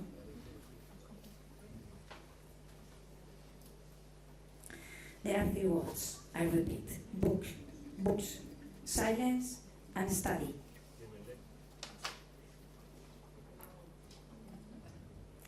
Books, silence, and study. We have just shown this morning, there are many examples of libraries which are much more than books, much more than silence, and much more than study. Can we go on these ideas? Can we create community? Can we innovate? Can we produce? We must do that. I'll show you some examples about these ideas. Well, I asked the AI and she said, library is this.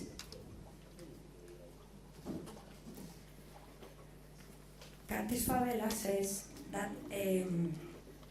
libraries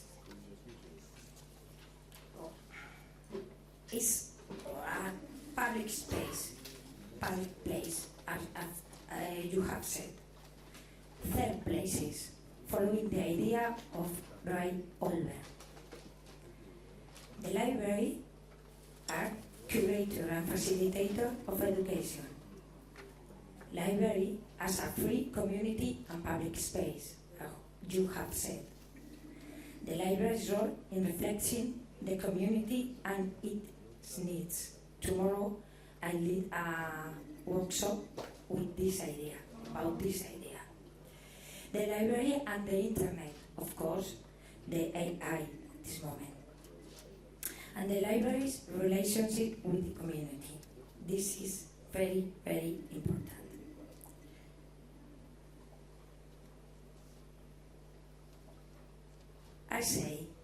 You say that libraries are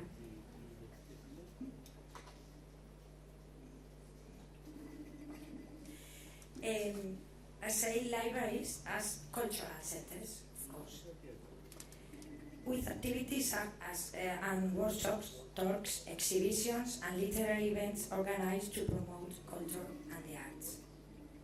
Libraries are information centers that are accessible to everyone and try to combat misinformation, disinformation, and promote, as this morning has been shown, critical thinking.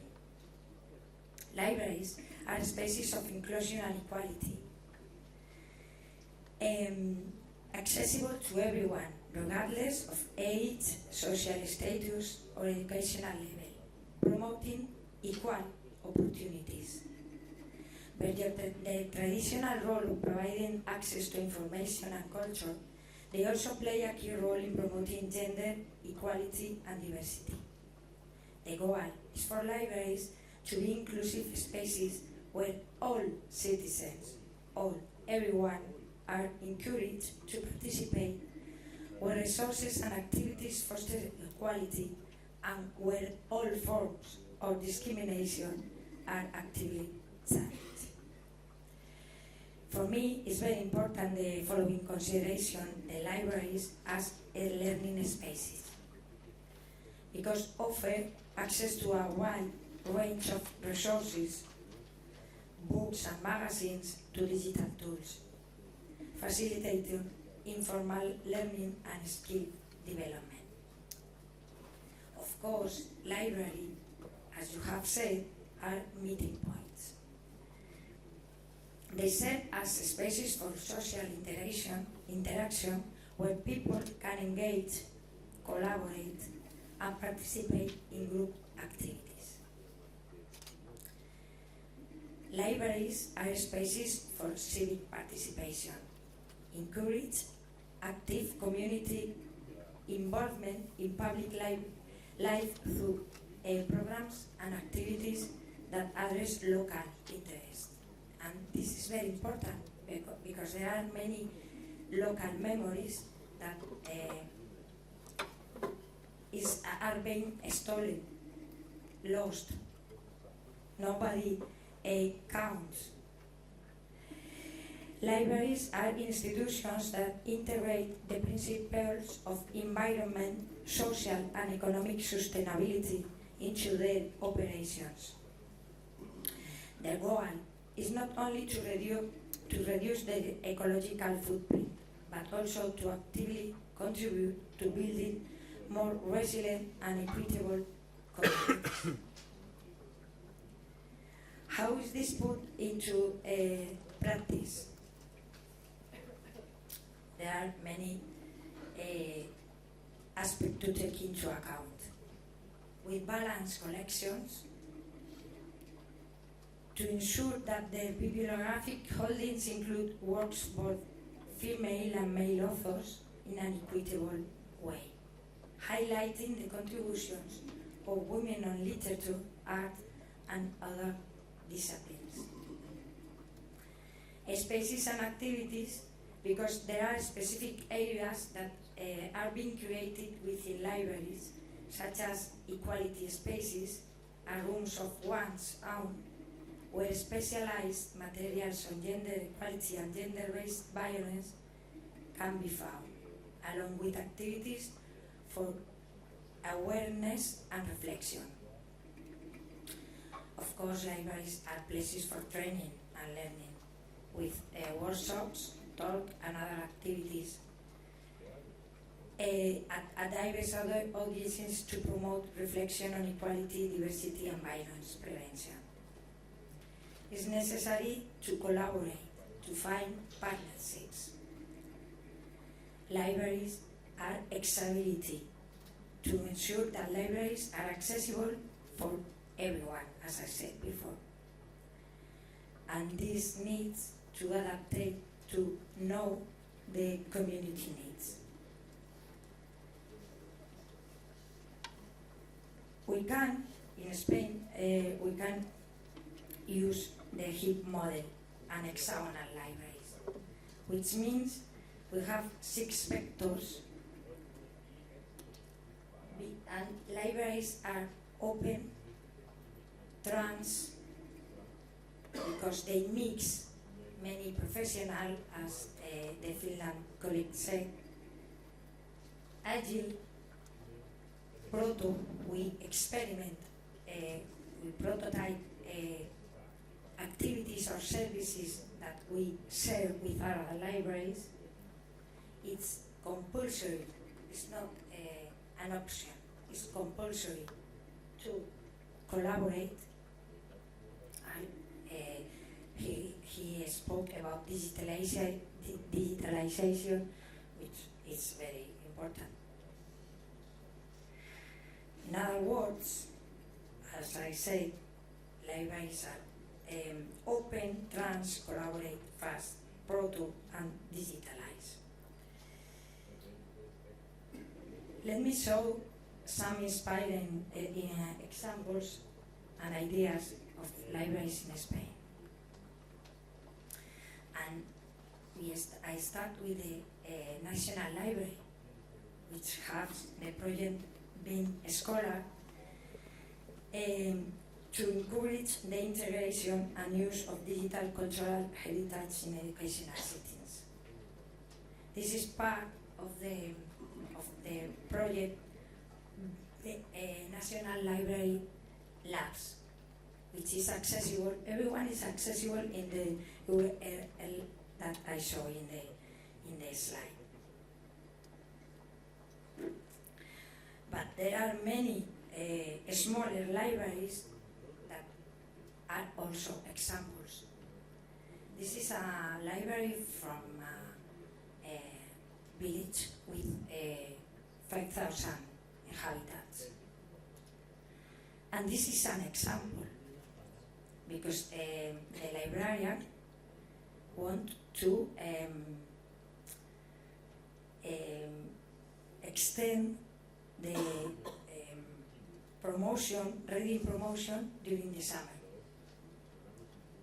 She goes with the books to the swimming pool and to work with the young people in the library in the summer that children have more time. Libraries are a reading center. This is in my town in Salamanca, and the libraries go to the park, different parks in the street, in the city, to enhance different people and different neighbors have access to the library, a mobility library. Libraries are spaces of inclusion and equality. The example, this example is the Marceli Domingo Library of Tortosa, Tarragona, and the project Intergenerational Bonds. Our grandparents encourage us to read. The objective is strengthen the bonds between children and grandparents. They read together.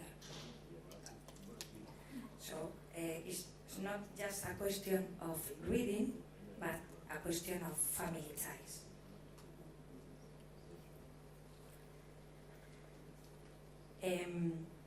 Libraries are spaces of inclusion and equality. This is an example is a village, a small village quite near Salamanca, that my colleague and friend work with ASPACE, Cerebral Palsy Association of Salamanca, and their families. And this project was for the Poetry Day, to go with the poetry to the street and with the people from ASPACE. It's not just a question of books or even a poetry. They go together, books, people, and poetry to the street.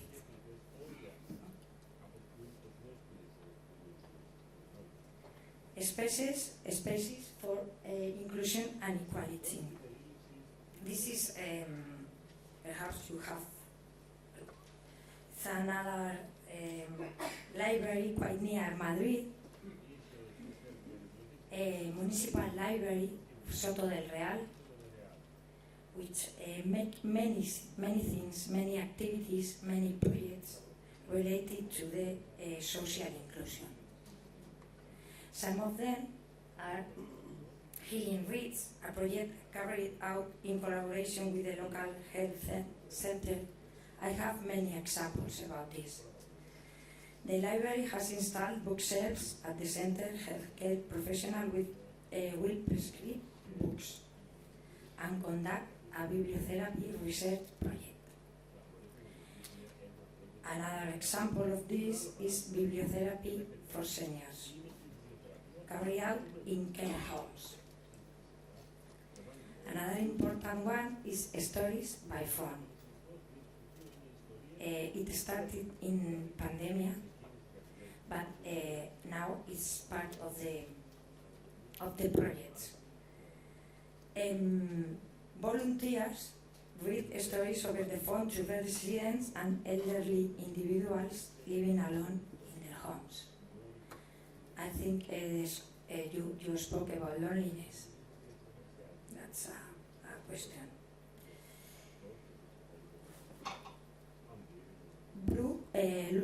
Books that break walls. A project created in collaboration with the Madrid 5 Penitentiary Center. It includes various activities, a mixed reading club for inmates and library users, literary workshops, and a human library. Another project is Stories That Weave Lives. This initiative involves recording videos of inmates reading stories to their children.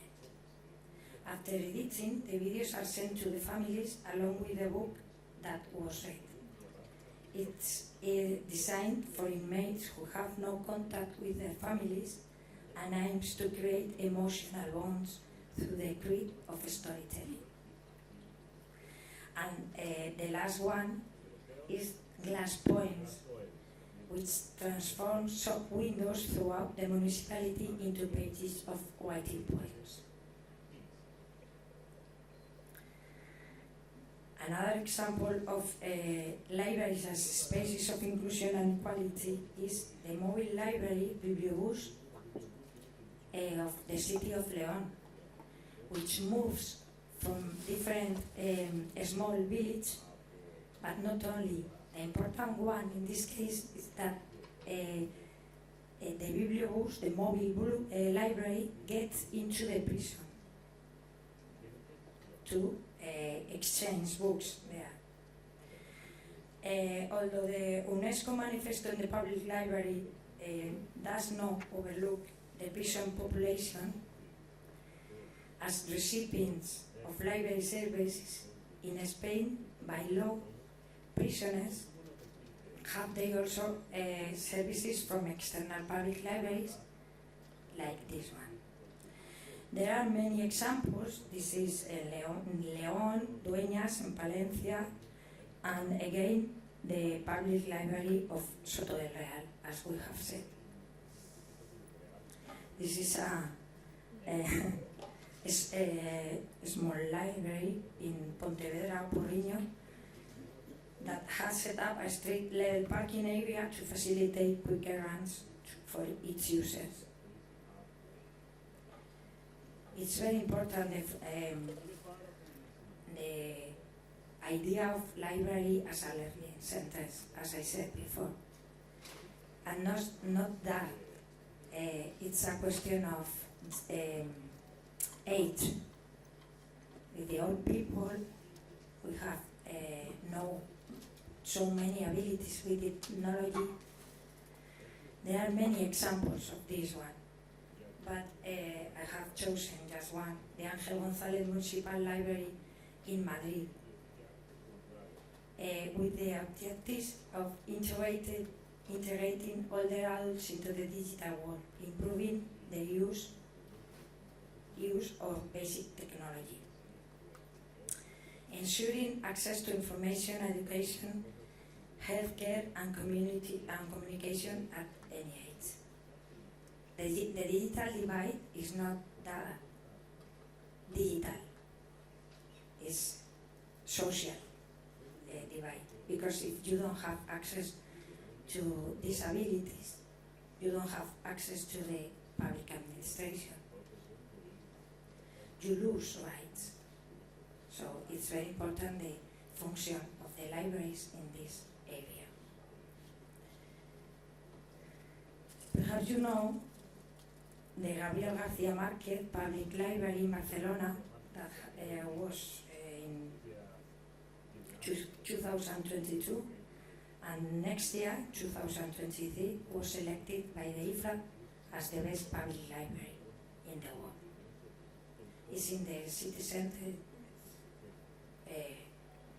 There are many tourists, and this can be a problem anyway. Another important aspect of the public libraries is the civic participation.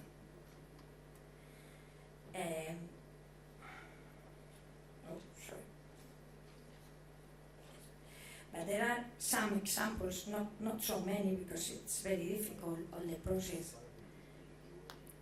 This one is the San Fermin Library in Madrid that was born out of a participatory design process in which local residents and community organizations collaborated to shape its structure. From the beginning, the building, the budget, the activities, the services, all has been planned together with the architects, the librarians, and the social representation, the people, the user, the citizens, the clients. And it's quite difficult to do that because it's a slow process, but it would be the ideal. There's another example of civic participation and creation.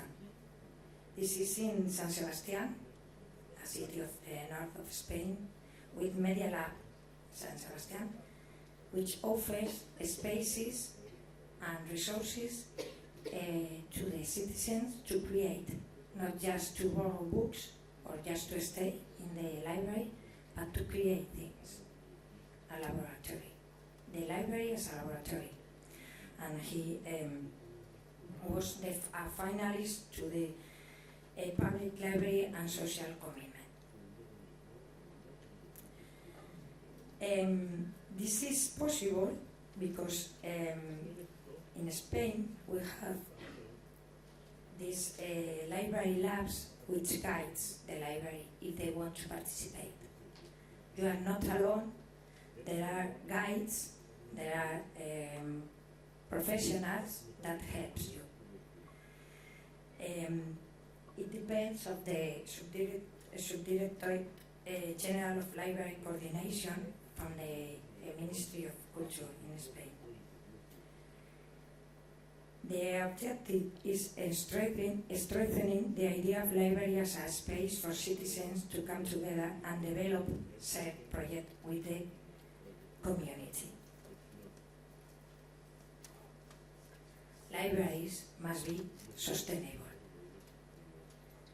And this is another example of collaboration between library and health centers, another examples of bibliotherapy in Palma de Mallorca. The goal is to promote reading as a therapeutic activity for the emotional well-being of patients. There are many examples about this idea. What you can see there is a librarian carrying the books to the home, the people that can go to the library in a bicycle. There is no more sustainable than that.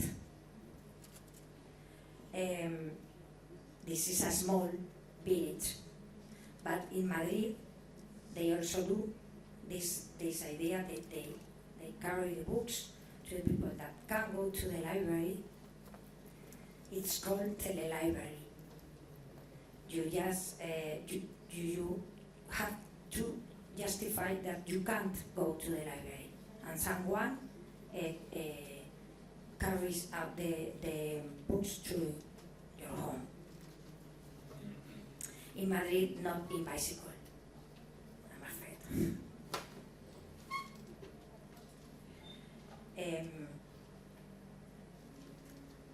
Libraries are also healthy libraries. There's an example of public library in Navarra, in collaboration with the Navarra Network, a library of seats, which is important, but not just because for the seats itself, but for the knowledge that implies to take care of a seat. So library is a space to interchange ideas. This is a project that I like it very much. Well, he has been just these days in Venezuela showing the project. It's another example of bibliotherapy.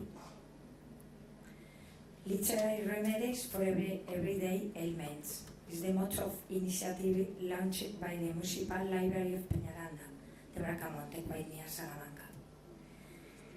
The librarians prescribe books as a way to address initially the most common issues affecting people. The central idea is to offer books as healing pills to combat anxiety, insomnia, stress, and the rest of the daily life. In the library, but in bars, but in the street, in the chemistry, whatever, in the village. Libraries are full of colors. This initiative is in Castilla-La Mancha, region quite near Madrid, so, with the violet bookshelf to avoid or against gender-based violence. Also in Madrid, there is libraries full of colors. These examples have more than 4,000 books, relationship with gender equality and LGTB rights.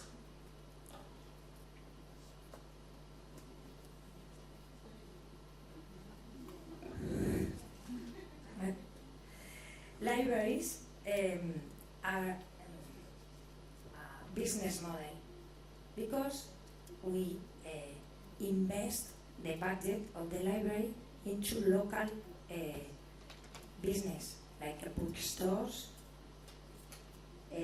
musicians, arts companies, plumbers, builders. And I like to retold what the Scottish colleague said, that for every euro invested in the library, in Spain we have studied that there are between 3 and 4 euros in return. Not just because library is a model of business, with the local business, but because comes in return in form of knowledge, culture, reading. So there is no doubt about that. Is everything possible in just one library? All the things I've said here? It could be, but it's difficult. But I'm very lucky to work in this library. 16th century library space. It has been built as a library, 32 years in this place as a library. In some spaces. I think we can show a video of the idea of a public library with the things I try to share with you.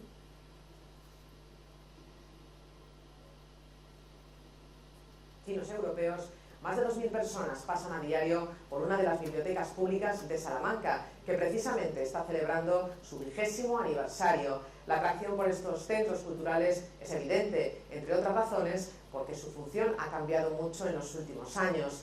Hoy lo comprobamos en Informe Salamanca, visitando la Casa de las Conchas. Hoy quiero aprender a recorrer vuestra emoción desnuda. Hoy quiero aprender eso que nunca permitió la vida. Uno de visitados de Salamanca, alberga un auténtico tesoro cultural.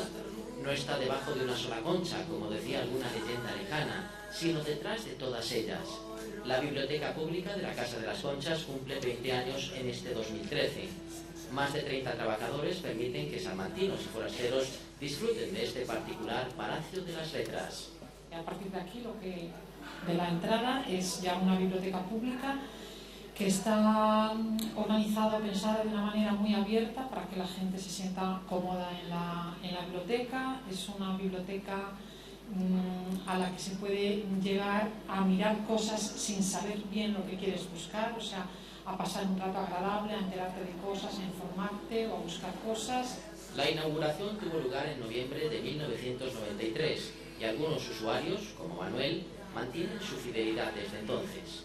Empecé a venir prácticamente desde su inauguración. Me gustó el marco creo que es incomparable dentro de la ciudad. Y luego es una biblioteca cómoda, amigable, en el que las cosas están muy cerca, se puede ver bien. Cada mañana, a las 9, comienza la jornada para el público en estas instalaciones. De lunes a viernes están disponibles durante 12 horas consecutivas, los sábados solo por la mañana. Quizá te puedo dar otra cifra que no es de carnés, pero es de personas que entran a la biblioteca al día, no digo al patio, digo ya a la propia biblioteca, y que esta cifra está muy próxima, haciendo una media, a los 2.000 personas diarias, lo que es una cifra pues muy alta y da una idea de, bueno, pues de la viveza de la biblioteca y eso, de todo lo que se visita y todo lo que en ella se hace. En esta biblioteca se rompen los tópicos del silencio obligatorio y los libros polvorientos. Aquí se puede hablar, se puede usar el móvil y el material se va renovando siempre que los presupuestos lo permiten. Hay espacios para la lectura, para la formación, zonas de ordenadores, hemeroteca y, por supuesto, una sección audiovisual. Los libros van 21 días en material audiovisual durante 8. A diferencia de los libros, tampoco se pueden renovar ni reservar en ese momento. Y bueno, eso hace que tenga un índice de rotación muy alto el material que está en esta sección. Aquí tenemos música y cine. Todo lo que tiene que ver con música y cine, no solamente los discos, sino los libros, revistas, partituras que tienen que ver con música y cine. Bueno, y un poquito de teatro, ballet. Los avances tecnológicos plantean algunas dudas sobre el futuro. De hecho, las tendencias de los usuarios han ido variando desde que se extendieron las descargas a través de Internet. Porque hace 20 años empezamos a prestar los CDs y los DVDs y todo. Well, this video has 10 years. You have some. And there are many things that have changed, the technological aspects. But in a sense, the library is, our library is for reading. We have 8 reading clubs.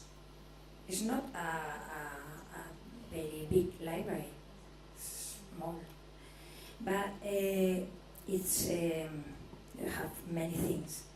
8 reading clubs, 3 easy reading clubs with people with some disabilities. Libraries tales. We have meeting during 25, 24 years. Reading tales just for adults, not for children, which is very difficult to have this meeting that tales are just for adults, not with sexual content, but for adults, not for children. Libraries literature and writing. Someone said libraries writing. Of course, we have a club for learning to write. Library are for writing and speaking. We have conversation in several languages. Also in Spanish for foreign people, because we have many students. Libraries for reading, of course, as I said. Have you ever speak about reading party? The reading party? It's fashionable this moment. It's not a club to read the same book, but to read different books and to share what you read. Libraries for Learning, as I said, have workshops on disinformation, misinformation, technological workshops to help people to break the digital divide. Libraries, theater, cinema, music. We have a radio program every week in the radio of University of Salamanca. Library is exchange, is debate. Library is community. And I started with a question.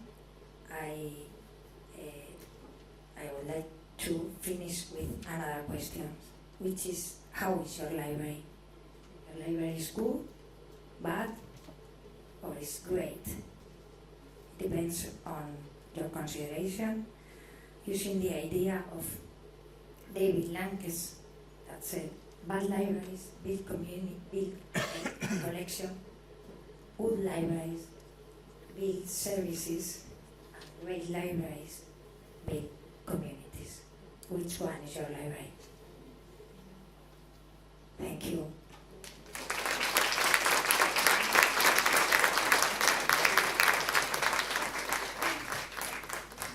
Another astonishing presentation, I would say. These are examples showing that libraries think out of the box.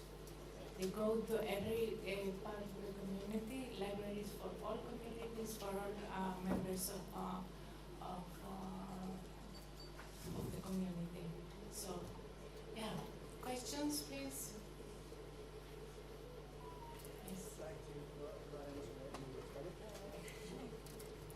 I would like to ask one thing. Actually, you mentioned that you got some kind of surveys that show that gives the ability to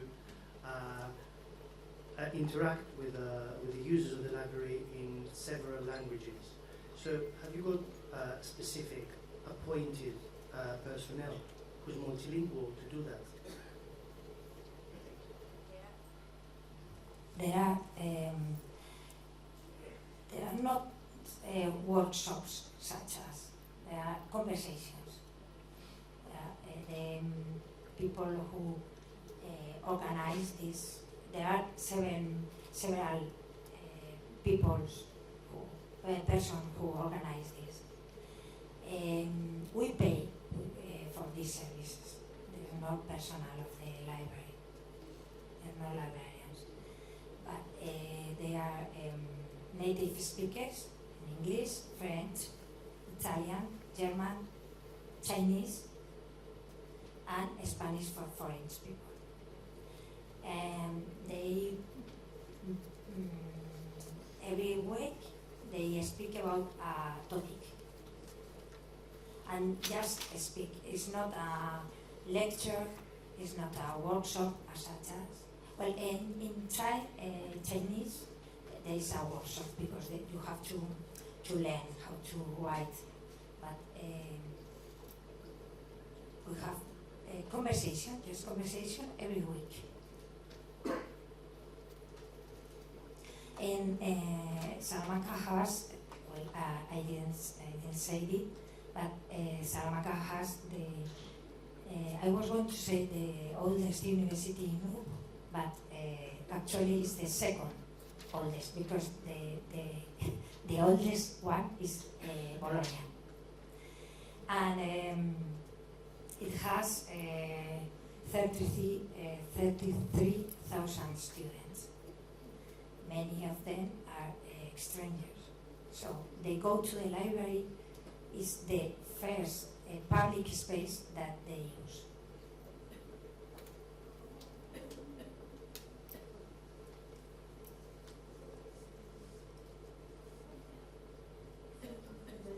Your presentation and the 1 million ideas of how to get close to the community that you gave us. And congratulations for thinking and being so sensitive to people who cannot visit the library. I noticed a few things that you mentioned about that, and the bicycle and all that. Are there any e-books available to the patrons, people who, especially for people who cannot visit the library, that they can learn from the public libraries? Yes, of course. At the moment, in Spain we have a program quite similar as Finland. It's called eBiblio, and this is for every library, if they want. It started as a public service for all the libraries, paid the Ministry of Culture. Nowadays it's paid by the community governments, regional community governments. And well, it's e-books, but there is a format audiolibro, which you can hear.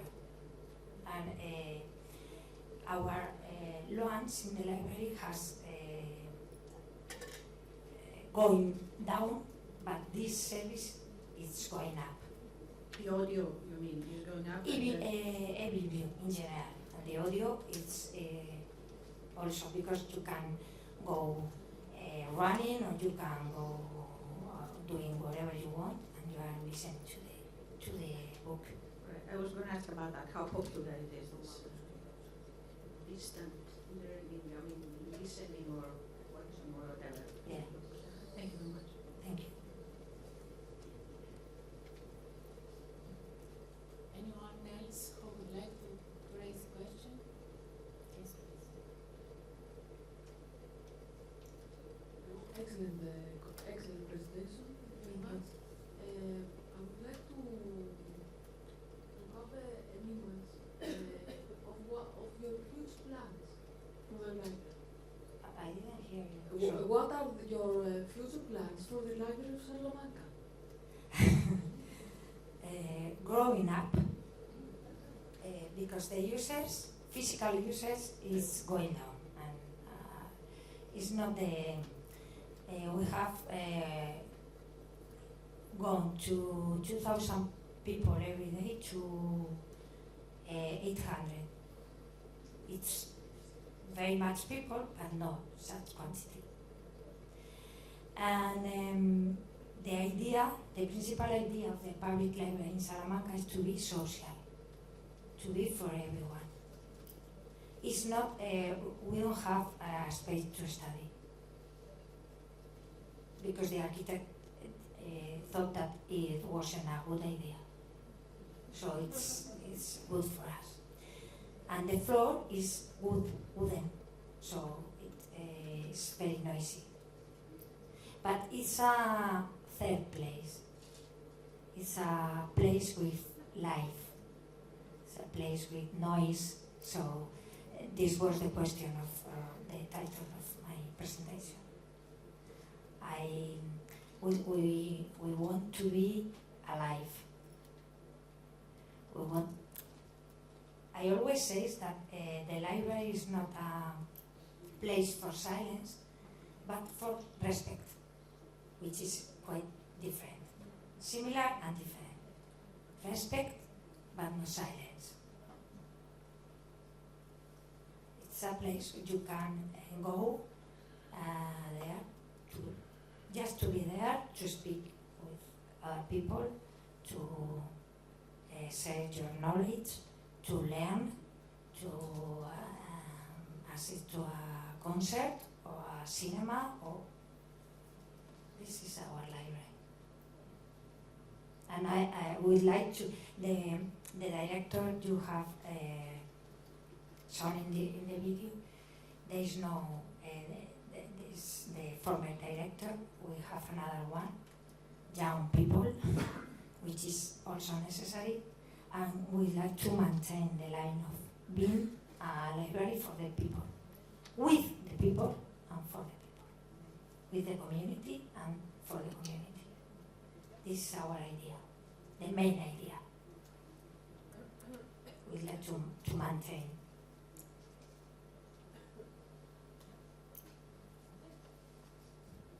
Excellent. Libraries for people with people. One more question if there is. Is there another one? So thank you, Felicidad, and thank you very much for your presentation. And we go to the last but not least presentation by Cecilia Cognigni, invited by Istituto Italiano di Cultura di Atene. Cecilia is the director of the Library Service of the city of Turin, with a degree in philosophy and specialist training in libraries and archives. She has developed specific expertise in cultural planning for libraries. For the city of Turin, she is overseeing the organization of the urban library system and the design of the new central library. We are waiting for your impressions about it. She was coordinator of the National Public Libraries Commission of the Italian Library Association.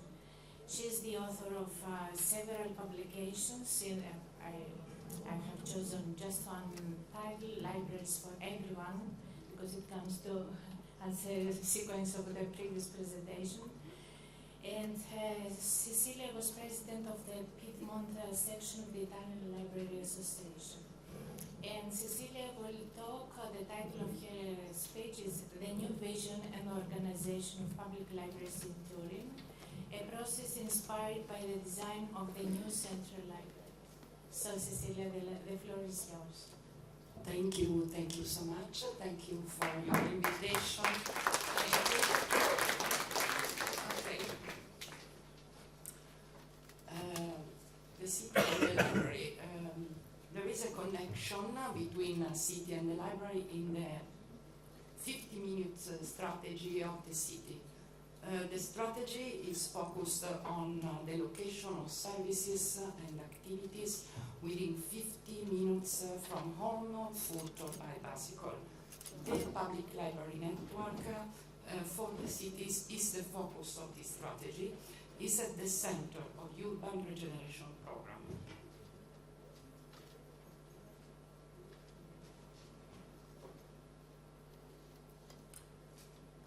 What are the keywords of this strategy? The keywords are proximities of activities and services, Turin as a polycentric city, promote green transition and mobility, public and gentle mobility, network and social impact, Turin as a city of education, of culture, to improve new opportunities for the citizen and international interconnection with metropolitan and metro mountain area.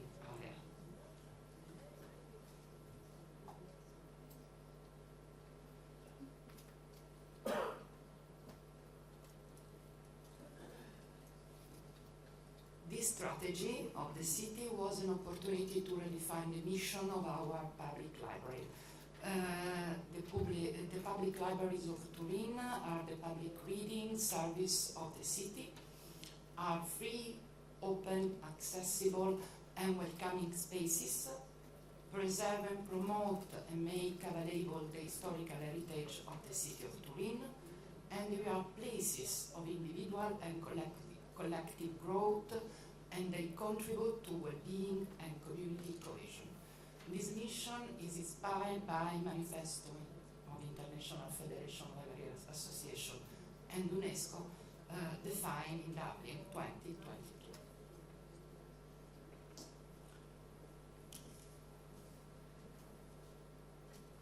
What are the principles that guide the library strategic plan? Welcome, accessibility, well-being, efficiency and quality, equality, free of charge, impartiality, innovation, participation and pluralism and regeneration, and cultural welfare.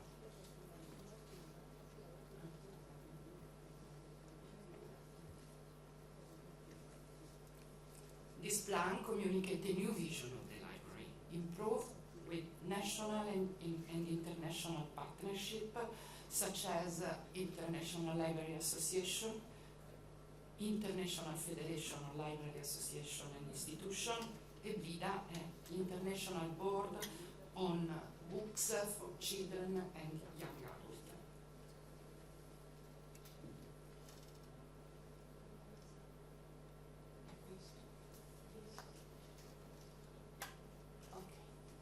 Sorry. The public library in Turin is a network. One library and many libraries. The Central Library is founded in 1969, and we have also one music library, 17 branch libraries, 2 prison libraries, library services in hospital, and a mobile service, 3 bibliobus. The first started in 2011, and the second in 2025, and the third, the minibus, will be start at the beginning on 2026. The network is in a partnership with libraries managed by several public and private institutions, such as Olden School, specialized in writing in different languages, in partnership with school libraries, Torino Rete Libri, and with 140 libraries in the metropolitan area, integrating Turin Library, a larger network with our network. With integrated Turin Library, we have the same information system, catalog, and bank of archive of users, but not have the circulation of document between each library. And now we can see some picture of our branches.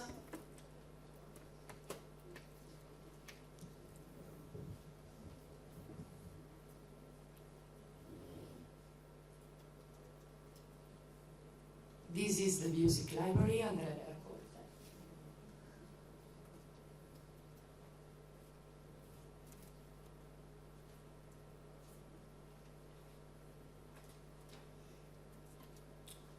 The last but not least, Negerville, the new branch library in Mirafiori Sud, a place peripheric of the city.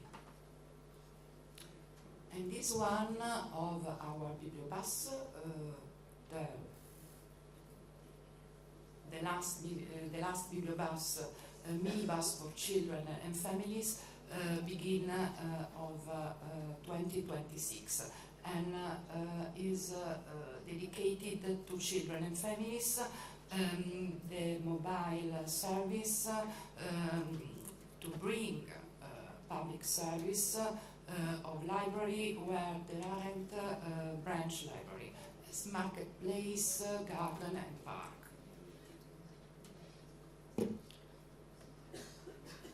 We can see here the project that financed the strategic plan of the city, National Recovery and Resilience Plan for Urban Integrated Plan to Regeneration of Branch Libraries, and the second Complementary National Plan to Regeneration of Torino Esposizioni, an architectural complex built to 1938-1958, where will be the new theater at the new Central Library of the city.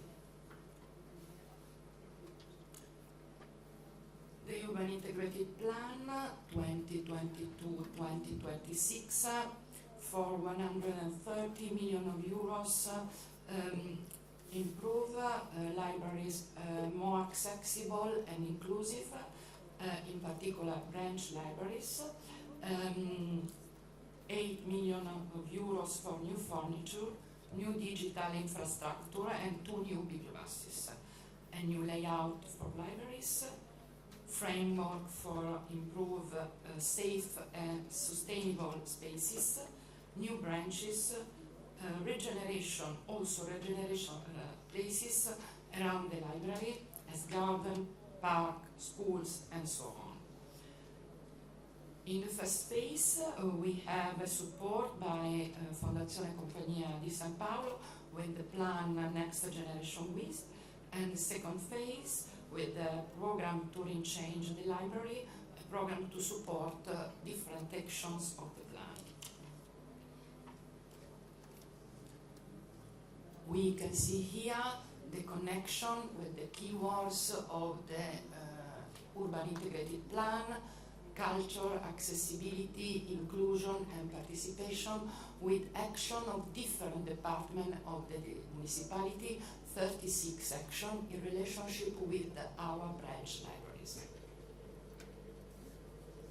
And in this slide, we can see the distribution of our branch libraries in the city.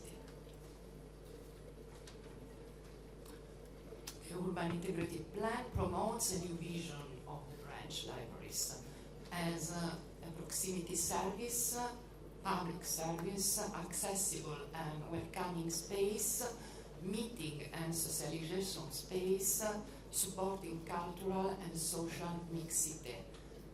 Is a third place, a place that supports weak and low relationship, essential for the growth of the people.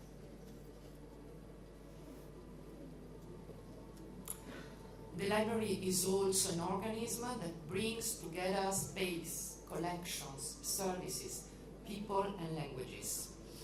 The library is a social and cultural infrastructure, a process of institutional and professional co-design to promote participation of the public. This process was designed in collaboration with political stakeholders of Turin, Municipal Department of Culture, Education, Green Areas, Ecological Transition, and other to link library project with schools, green spaces, and soft mobility. Physical regeneration has become a cultural and social regeneration. Every decision and phase are supported by analysis of data, book loans, statistic, environmental sustainability, indicators of participation and audience engagement to value social impact. Statistics are translated and communicated in a form of storytelling. The process is supported by the plan Turin Change the Library, coordinated by the Urban Transformation Services and the Library Service. The plan has a support of company skilled in urban regeneration to inform and engage citizens, activate local help desk and listening sessions, build transparent and inclusive public communication. The regeneration of the library is a part of a participate project to promote urban transformation. The new process generates benefit for the organization to develop new technical and relational skills, soft skills requiring contemporary librarianship. In this way, libraries become laboratories of collective learning where technological and social innovation live together. Libraries support design the cultural city, design within the library, promote projects in European dimension, new skills and practice, evaluation and sustainability. Work on spaces and collection, collaboration with the institution dedicated to preserve cultural heritage, a new layout to support new function and new collection. The core of this method and this model is to promote from container to contact, architectural, bibliographic, digital, social and urban space, collection as a narrative and cultural device. Another strategic action is based on the collection assessment, not only as a form of preservation, but also as a storytelling tool. We redefine collection as a structure based on subjects, stories, and relationships between different fields of knowledge. For the new Central Public Library, we developed several storytelling spaces, such as the Gallery of Knowledge and the Street of Story, where bibliographic order coexists with clarity, readability, and experience of readers. The development of the bibliographic vision began within the library network in collaboration with and supported by the University of Turin. We improve also a horizontal peer-to-peer working method in which branch and central offices operated as a single organism. We created working groups focusing on collections, communication, educational services, digitizing, and participative design. This process overcome the traditional division between front office and back office, center and suburbs, to enhance a culture of shared planning. The library is a project that requires imagination. As a project in an open construction, a device in constant transformation, capable of integrating people, places, knowledge and practices. The new central libraries is the final result of this process. From the reorganization of branches to the bibliocus and to policies for collection, every step has been thought as a part of a single process, a continuum of administrative, technical, and cultural actions that build a new long-term meaning for the library. The project of the new Central Library is a part of a bigger project, Turin and its river, memory and future. Turin Esposizioni was built from 1928 to 1958. It's a complex of building and green areas located within the Valentino Park along the western bank of the river of the Po, The complex hosts the new Central Library, the new theater, and a separate intervention by the Polytechnic of Turin for the creation of classroom, laboratories, and study spaces. The investment for the library and the new theater is around 130 million of a complementary plan in connection with the Ministry of the Culture of Italy.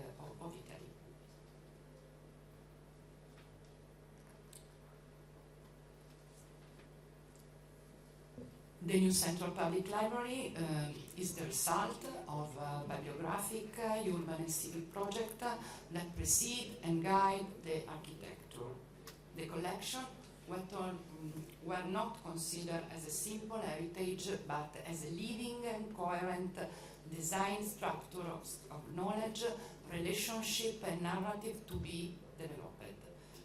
Every spatial, functional, and thematic choice is founded on use, readability, and finalized to the construction of meaning. These are the render of the principal entrance in connection with the street, the second entrance in connection by the park of Valentino, the facade by night.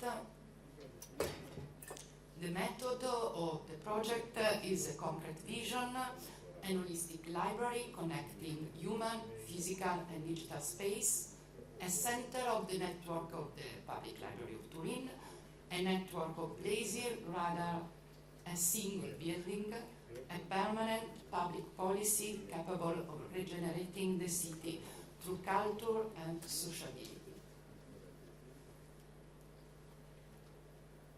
The library is thought as an ecosystem that connects architectural space, bibliographic space, digital space, social space. We can see the principal areas of the new Central Library: Gallery of Knowledge for the non-fiction collection, organized in 7 thematic rooms, department; Street of Story for collection of fiction and media; Learning and Making rooms for learning and creation. The name are Teche and Enchanted Forest; Memory Machine for historical and special collection and digital collection.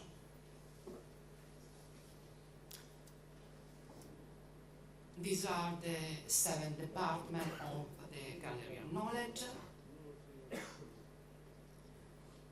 The Street of Story is the section dedicated to fiction, poetry, comics, and the hybrid languages of storytelling. Not a classificatory organization, but rather an organization based on the logic of reading as a personal and collective experience. Documents are organized by genre, languages, themes, and format, with attention to biodiversity and translated literature.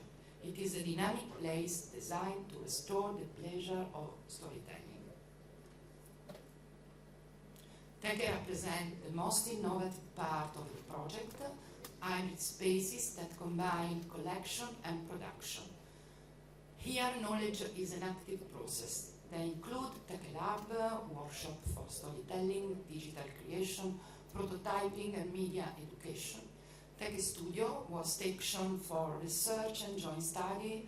Teche Carrels, individual microspaces for concentration and silence. Teche Racconta for storytelling about the collection and the building. These are places where the library become a laboratory and an infrastructure for shared knowledge.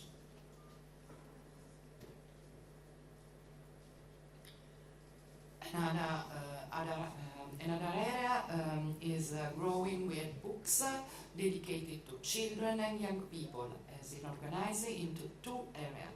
Growing with books aged 0 to 10 years, early reading picture books, mediation spaces for leisure.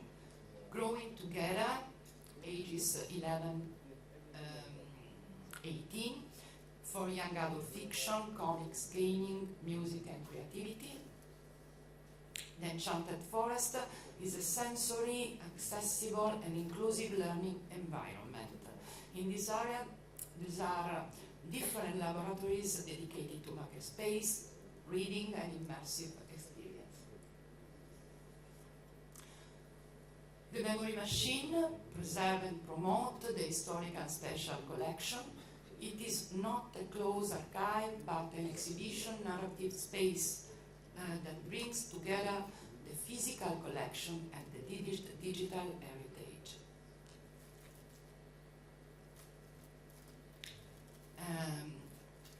We can see the opening ceremony of 1938 from photograph archive of Central Library and Polytechnic Library.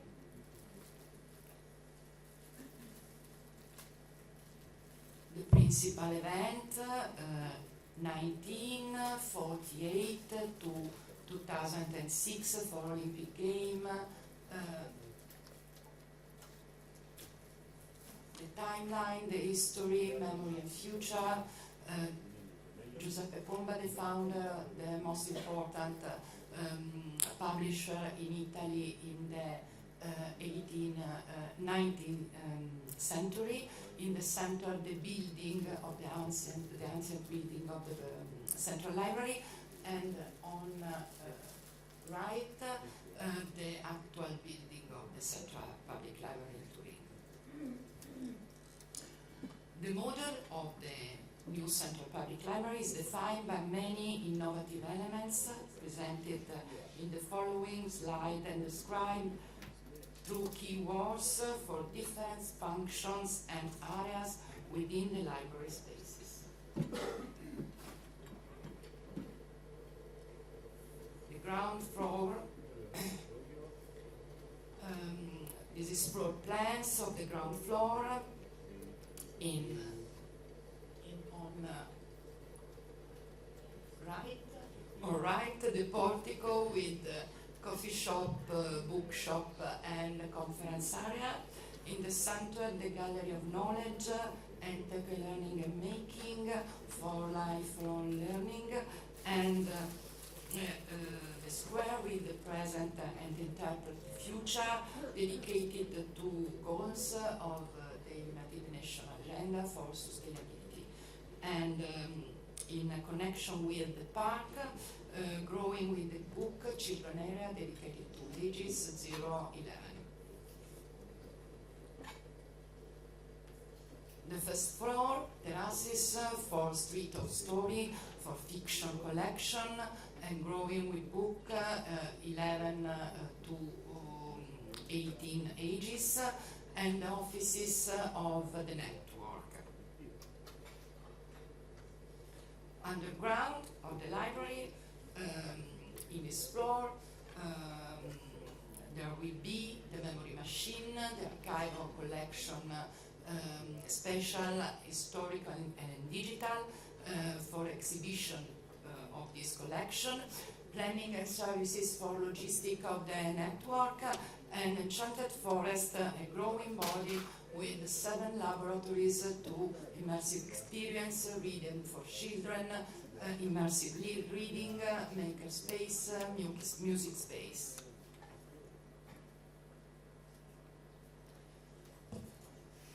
These are data dimensional of the new Central Library. The organization of Gallery of Knowledge, of non-fiction collection, and children area, and present the area dedicated to of the contemporary, the three-dimensional model of the library, and some render of bookshop and coffee shop, Gallery of Knowledge, children area, the street of story for fiction collection, music, cinema, and so on. The Enchanted Forest, the square, green square with laboratories, different laboratories, and finally, at the end, the second entrance in connection with the park of Valentino. Thank you for attention.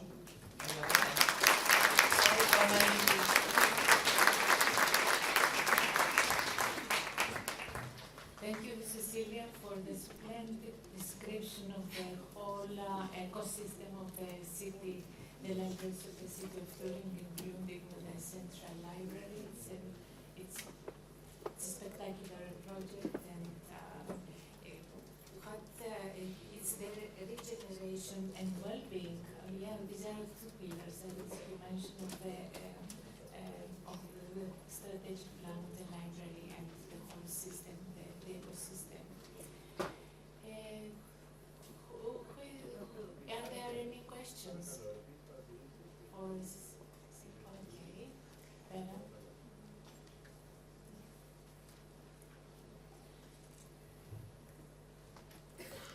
Hello, thank you very much for the exciting presentation. It was really a very nice library that's going to be in I was wondering 2 things. You said that you spoke about storytelling, and I was wondering what are the activities that you do concerning storytelling. And this is the first one, and the second was who is the architect of the building? Thank you.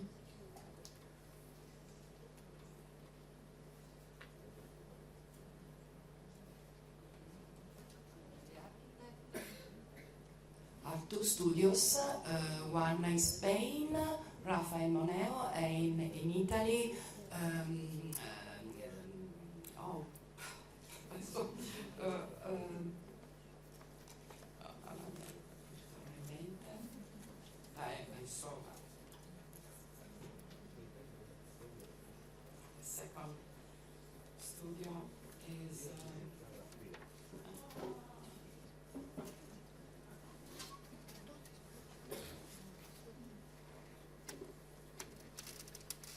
Isola Architetti. Oh, sorry. 2 studios. And storytelling is the model to reorganize the collection in the library. Also in the Gallery of Knowledge, non-fiction library, non-fiction collection, organize not only a classificatory, but together different themes and subjects, and organize 7 departments. And for narrative space, fiction collection in the Street of Story, we create a connection also with the newspaper, journal, and different format to improve the experience of user, experience of readers.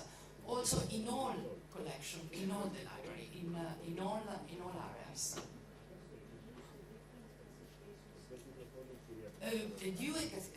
The classification is Dewey in the non-fiction, but in together different themes and classification. Yes.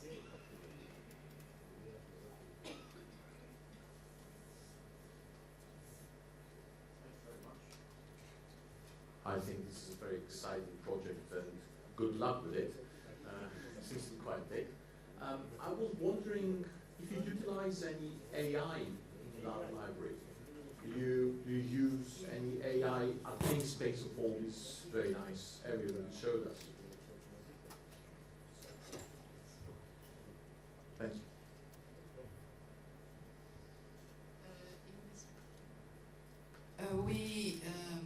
We are improving a digital infrastructure to multimedia workstation, totem for digital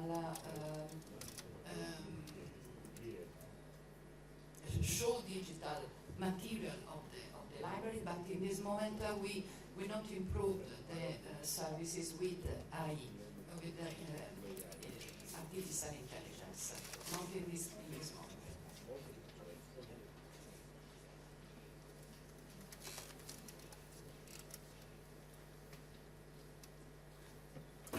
Very much. A few practical questions. You might have mentioned it, but I don't remember it. This is a huge project, of course, and you had the building and all that.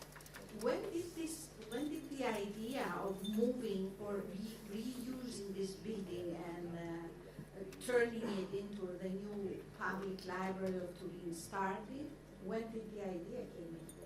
How long did it take to develop all this, first the strategic plan and then the architectural plans and all that? And then when is it going to be finished? Okay. The urban integrated plan is developed in this year.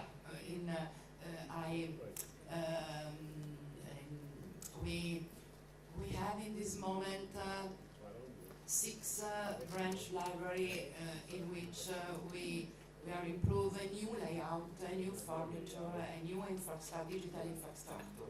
The new central library opened will be open in 2026 in the autumn, at the end of the 2026.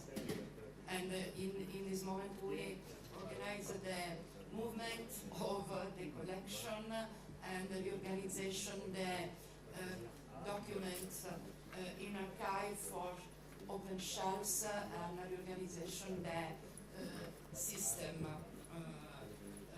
integrated system of the volume. So how many years did it take from the beginning until you moved? 2022, 2026, 4 years. A huge project, 4 years.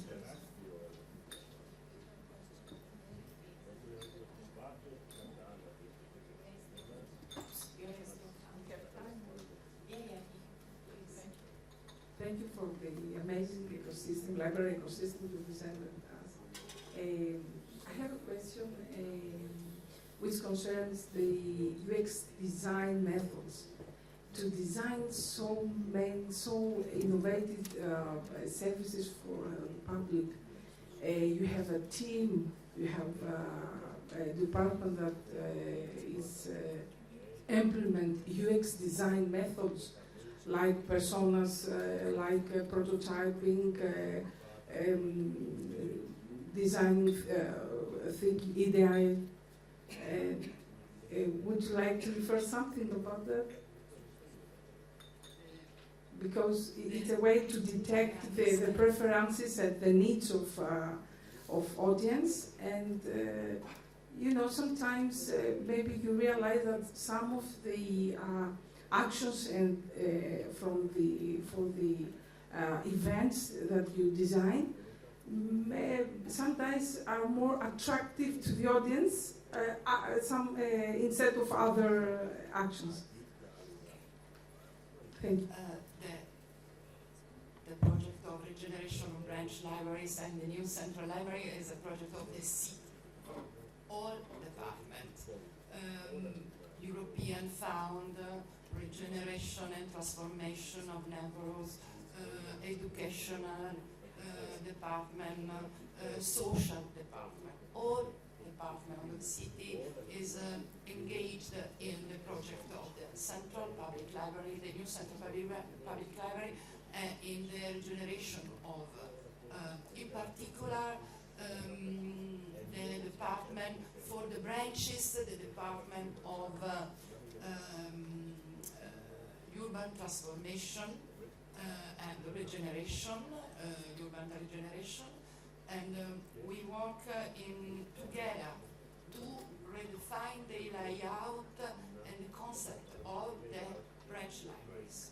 For the central public library, the team is composed by the two studio or architect or is an architect and Raphael Monel, and we define together the project, librarianship project, cultural project, and also we define with the University of Turin the development of collection.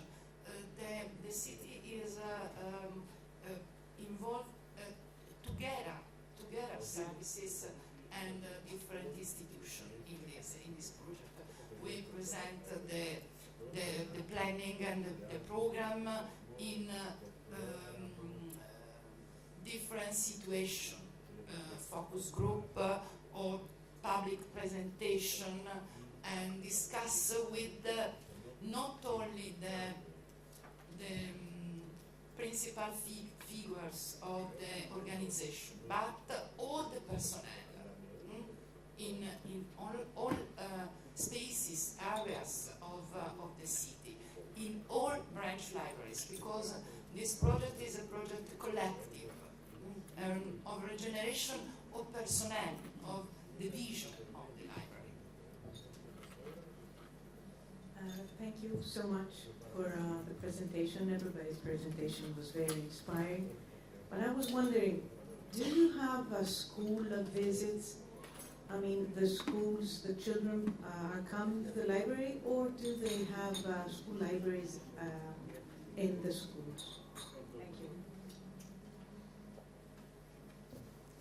Together, we are involved with other departments of the city in a program that the name is Crescere in Città, Growing with the City. Growing with the City is the name of program, cultural program for schools in Turin, and also Public Library of Turin proposed project activities and initiative in different situations, and but also museum or other institution of the city. And the second, we have some visits for this program of the schools in our branch libraries in the central library. We have also 60 school libraries in Turin into the schools, And this library have the same informational system and catalog of our libraries. And we are work together with an important events, cultural events, for example, international fair of books in Turin, or another events, Portici di Carta, dedicated to bookshop in the square, in the street. The school library live together the similar vision with us. Yes, please.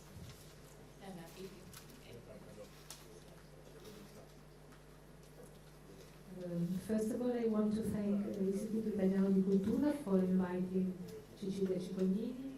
Actually, I am a professional of education. Here, I live here in Athens, but I come from Torino. So I must say that all our schools and also we as students, we always use the network of Torino Public Libraries, and actually is a real pillar of the city. And this new project that we've been waiting for a long time, it's really wonderful because it connects a green area, a wonderful area of the Parco Valentino, with this great idea of having a city as much as possible linked to the cultural idea of what the city is to be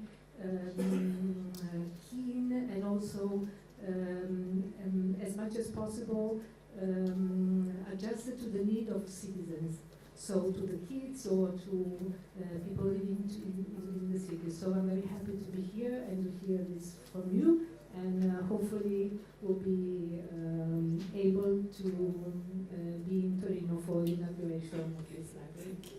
We hope the inauguration in the next year. We'll take another question. Yes, so I would like to ask you, as the new Central Public Library being, let's say, an umbrella over the branches, libraries, and the 7 departments,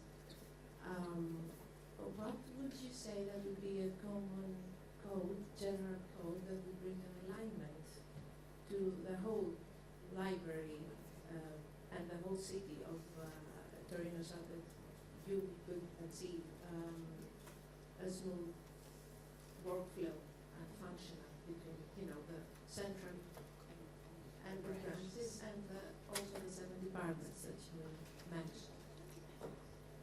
In this moment, the 7th department is thought for the new Central Public Library. In the branches, we improve the project to renovation of collection, because in French, désherbage of collection, the renovation, because we have we had in the past, not now, collection too much in the branches. It is a problem because the collection must be contemporary, easy, thought for response to the user's needs. And we improve together the network, the central and the branches, the same vision of the collection, and work with the heritage institution dedicated to conserve the heritage, with propose a method, the same method to reorganize the collection of all the public library of the network. Is an original and important method for our territory in Piedmont.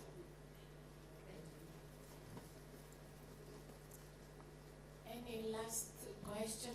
I think there could be more, but since we are approaching the end of the second session, I would like to thank all the 5 distinguished speakers, Alison, Nolan, Kerstin, Wesendorf, Kimmo Tuominen, Felicidad, Campal, and Cecilia Cognigni for their so interesting and inspiring presentations. However, it's not the end of the conference, it's a lunch break.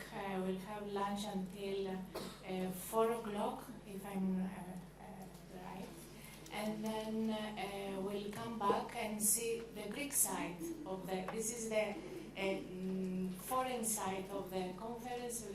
We'll discuss during the round table about the Greek experiences and best practices. So thank you very much, and join me for our speakers.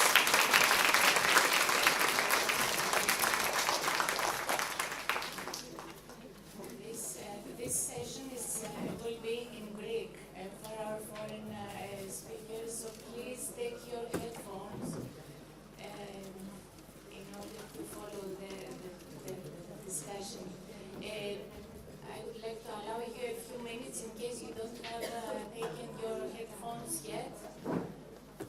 Take them, and then we'll continue in Greek.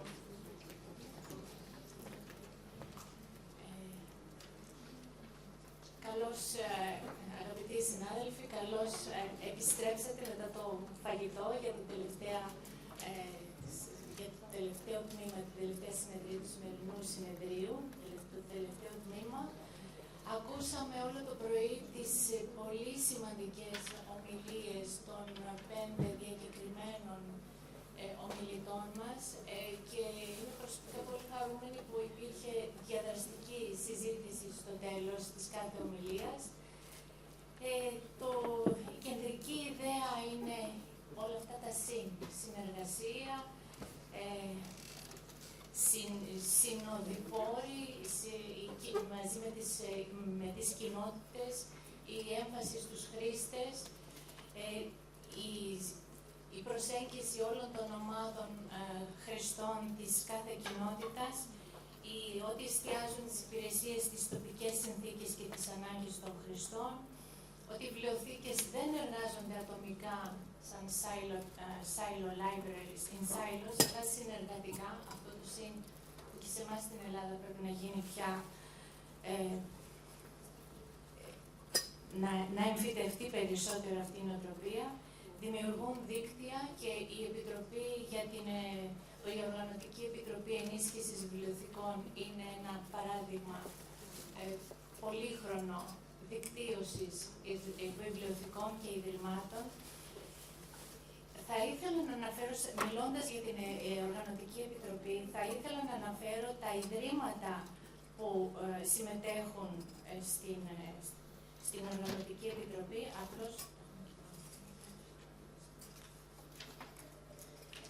Απλώς για να είναι, γιατί αυτό το συνέδριο δημιουργήθηκε, οργανώνεται το 2003 με τη συμμετοχή των ιδρυμάτων αυτών. Η Εθνική Βιβλιοθήκη ξεκινά από αυτή και θα τα πω με τη σειρά που είναι και στο πρόγραμμα. Η Εθνική Βιβλιοθήκη, επειδή είναι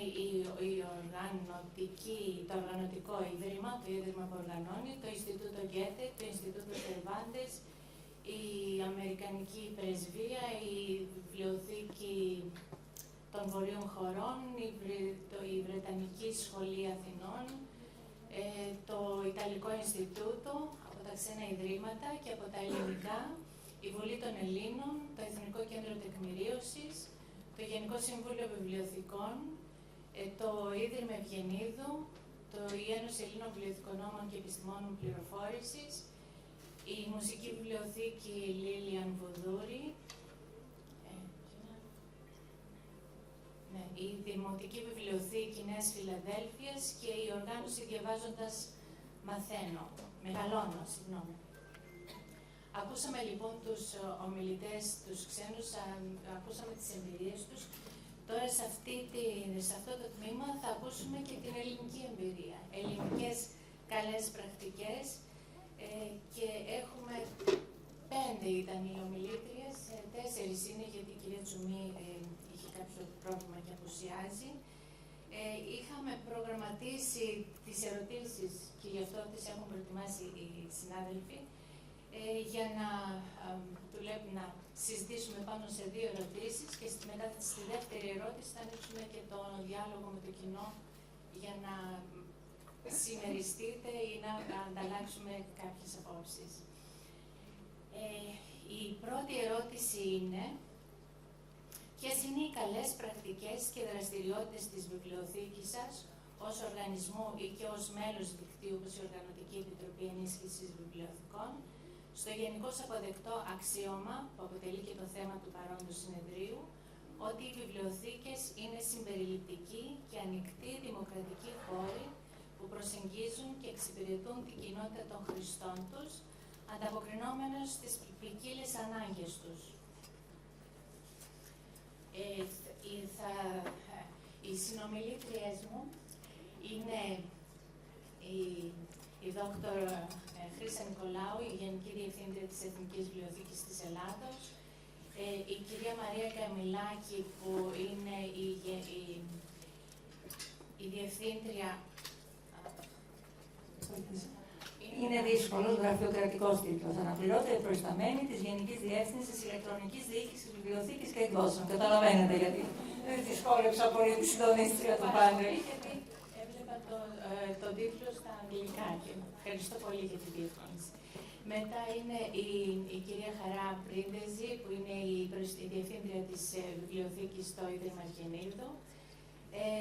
Η κυρία Βέρα Κρυεζή, που είναι στην Μεγάλη Μουσική Βιβλιοθήκη της Ελλάδος Λίλια Μδούρη, φίλη του Συλλόγου της Μουσικής, του τομέα Νέες Τεχνολογίες και Ανάπτυξη. Και η απούσα του τραπεζιού μας είναι η κυρία Μάγδα Τσουμή, που είναι βιβλιοθηκονόμος στην βιβλιοθήκη, στη Δημοτική Βιβλιοθήκη της Νέας Φιλαδέλφειας. Να πω ότι και οι 5 συνάδελφοι, οι 4 που είμαστε εδώ, που είναι εδώ, είναι μέλη της Οργανωτικής Επιτροπής. Θα δώσω το λόγο πρώτα στη δόκτωρ Chrysa Nikolaou, τη Διευθύντρια της Εθνικής Βιβλιοθήκης, να απαντήσει η ερώτηση που σας είπα πριν έχει τεθεί και στις 4 συναδέλφους, να δούμε την απάντηση της Εθνικής Βιβλιοθήκης για τις καλές πρακτικές της. Καλησπέρα και από 5 λεπτά περίπου, 5-6 Εγώ μπορώ να πάρω 3 λεπτά όμως για ένα βίντεο που θέλω να δείξω, 3 από τα 5. Εφόσον έχουμε εδώ μαζί μας τόσο διακεκριμένους προσκεκλημένους από το εξωτερικό, θα ήθελα για 3 λεπτά, δεν είναι περισσότερο το βίντεο, να δείτε λίγο από την Εθνική Βιβλιοθήκη. Οπότε 3 λεπτά θα διαθέσουμε γι' αυτό και μετά θα τοποθετηθώ το υπόλοιπο δίλεπτο, κυρία Σεμερτζάκη. Γιατί νομίζω ότι οι εικόνες είναι 1000 λέξεις. Ευχαριστώ.